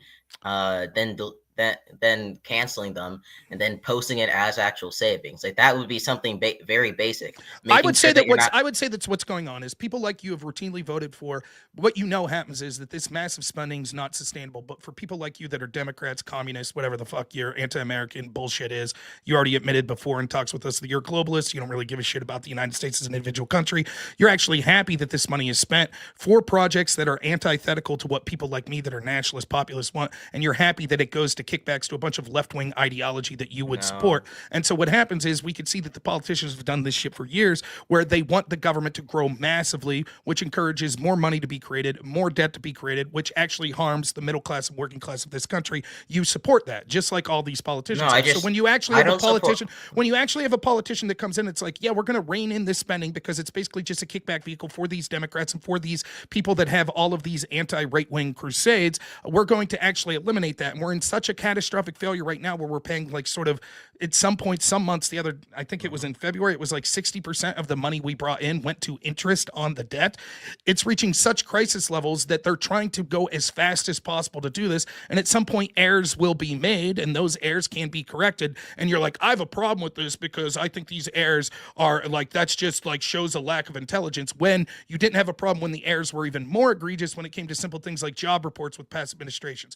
To me, the fact that you care about one and not the other seems to show that the real problem you have isn't that errors are being made, but the problem is that you don't like the method. You don't like the goal of DOGE where you did like the goal of the Biden administration. Oh my gosh. Like obviously, like first of all, DOGE is absolutely wasting our taxpayer dollars, right? When DOGE goes out and says, we're going to cancel all consulting contracts in the VA, 875, they go and they start canceling them, terminating for the convenience. And it's like, holy shit, these are important contracts. Like, supply technicians so that medical clinics can actually get supplies, which by the way, I support. I don't think that's wasting our money in fraud or abuse. I don't think spending money so that firefighters from 9/11 can actually. Why do you hate our children? Rob, are you saying that? Wait, you're saying that I hate America because I don't want contracts for supply technicians for the VA being canceled because I don't want funding going to 9/11 firefighters. I'm anti-American Yes, for I'm not saying- wanting that canceled. I'm saying oh that my you fucking don't. God, so disingenuous. That's Rob. what I'm saying. That's so I'm fucking saying, why do disingenuous. you want our children and our grandchildren to be in perpetual debt? Why do you want them to have all of our GDP to go to paying interest? Let's on stop their debt? changing the subject. No, I'm not changing the subject. That's what you want. That's what you want. No. Yes, we it can is. talk That's about what you want. We can talk about my position on the No, debt. that's fine. what you want. Just saying, Why do you want that? I'll Why take do you this want in that? concession. We can move on. No, But the why do you want fact, that? the fact Why do you is, want that? is that the fact is that when you cancel these contracts and we have to go back and reinstate 300 of them because actually those are actually important, that is wasting my taxpayer dollars. If your incompetence is leading to massive mistakes, let me which explain. means that we have to Let me- claw back contracts, let that me is explain. easy to say. And that's not, I haven't even touched, I was talking on specifics. We can talk the fact they don't even take termination costs in factor for any of their calculations or doing your savings. That's something very basic if you're trying to calculate how much you've actually saved. This is absolutely not the case. I just want 9/11 firefighters to be able to get fucking health care, and you're calling me fucking anti-American. Okay, so we give the only thing you can do is generalize. So we give the 9/11 contractors their money back, and now you like Doge. They consistently keep doing the same thing. No, I'm just wanting. No, you just made the specific point. All you want is the 9/11 contractors to have their money. We give that back, and now Doge is a good thing, correct? Well, and everything else I've said. So and everything else. So here's the point, and you could see, just so everyone listening understands, this is the game that'll constantly be played. You could, if you cut benefits to something, this is why they say, and by the way, I'm talking to a self-avowed socialist, but they don't really understand what socialism is, a self-avowed globalist, but they don't really know what globalist is. This is the game that they'll play. They'll say, you could vote yourself into socialism, but then you have to fight your way out, because they'll say, well, the government should give money. Don't you care about people that are starving? Don't you care about children being able to be educated? Don't you care about the firefighters being able to get money? And so what happens is they'll say, all we're saying is that we need to protect those things. But then every little thing that you try to cut, they'll say, no, you have to take your time. You have to do it very slowly. You have to go through all of these processes. All we're saying that that's what you have to do. And we see the status quo of what happens when you adapt that mindset. What happens is the government massively, please, I let you go on your little spurtfist. What you can see is that the government massively increases its size and expenditures. And a majority of this money isn't going to things that any person would objectively say is a good thing. The percentage of the debt that we're spending that's going to 9/11 firefighters is incredibly low. Doge has admitted that the way you have to do this is you have to make radical, fast change. There will be mistakes that are made, and those things will get reinstated if proved that they're necessary and things that would be good. But if you say, no, we must take our time with everything, what happens is every little thing that you try to cut, you'll have people like Scratch here saying, actually, that's a very important thing. This person that you want to cut out, listen to why they're an important job. And they end up making that case in every specific case. And then what happens is we're back to where we were at the status quo, which is that you never cut anything and that the government increases in size over and over, which is why I asked Scratch, if you're going to say, why do you hate the 9/11 firefighters? Why do you think blah, blah, blah, blah, blah, blah? My retort to that is, why do you hate the children? Why do you want them to be in perpetual debt? Can you tell me who you voted for that was trying to rein in the debt in a good way?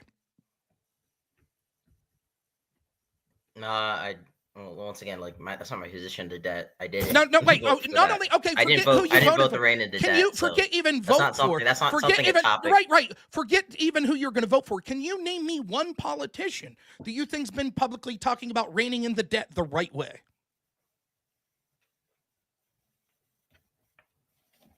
None. Okay, so do you care personally about reining in the debt? No. Okay, so then my criticism stands. Why do you hate the children? Why do you hate the grandchildren? Why do you want to burden them with that debt? Oh my gosh, you can't. This is what I mean. So our original subject is, okay, I want to talk about Doge. I want to talk about why Doge is bad. Why do you hate the children? What's your position on the debt? Come on, dude. I'm talking about Doge cuts and how they're affecting Americans. We can obviously, I'm fine. Yeah, so, hey, thanks so much for calling in. We can change the topic. Thanks so much for calling in. Why isn't Trump going after the DOE? Why isn't Trump implemented the GOA cut? Thanks so much for calling in. I appreciate it. Your time is up. You want to accuse me of running from you? You want to accuse me of running from you? Knowing the GOA cut. You want to accuse me of running from you and being a coward? You fucking little bitch. You underage fucking dick-sucking fucking loser. Accuse me when I'm going to hang out with my family of running from you? You fucking moronic piece of shit globalist socialist motherfucker. Oh, I just care about the firefighters. That's it. How dare you say that I don't care about burdening our children with debt? How dare you? All I want to do is help the firefighters. Then it takes quickly about 3 minutes for me to be like, oh, okay, so how would you reasonably solve the debt? Yeah, I don't give a shit about that. Yeah, go fuck yourself, you piece of shit. Don't you ever pretend that I'm running from you, you fucking piece of shit. What a fucking loser. Anyways, thanks so much. That's who these people are, just so you could see. I just have a problem with cutting the firefighter money. That's it. That dude doesn't want to cut in the debt. That is a socialist that wants big government spending. And what they'll constantly do, he'd make the same argument with immigration. Why did you kick this father out? He's a father. He's hardworking. He worked at a glass plant. Why would you kick him out? That's so terrible. It's incompetence. It's corrupt. It's so corrupt. Okay, we'll leave that guy and then we're okay. But what about this next guy? Oh, so you want to kick a bunch of people out? No, I don't want to kick anyone out. So, all right. Thanks so much, everyone.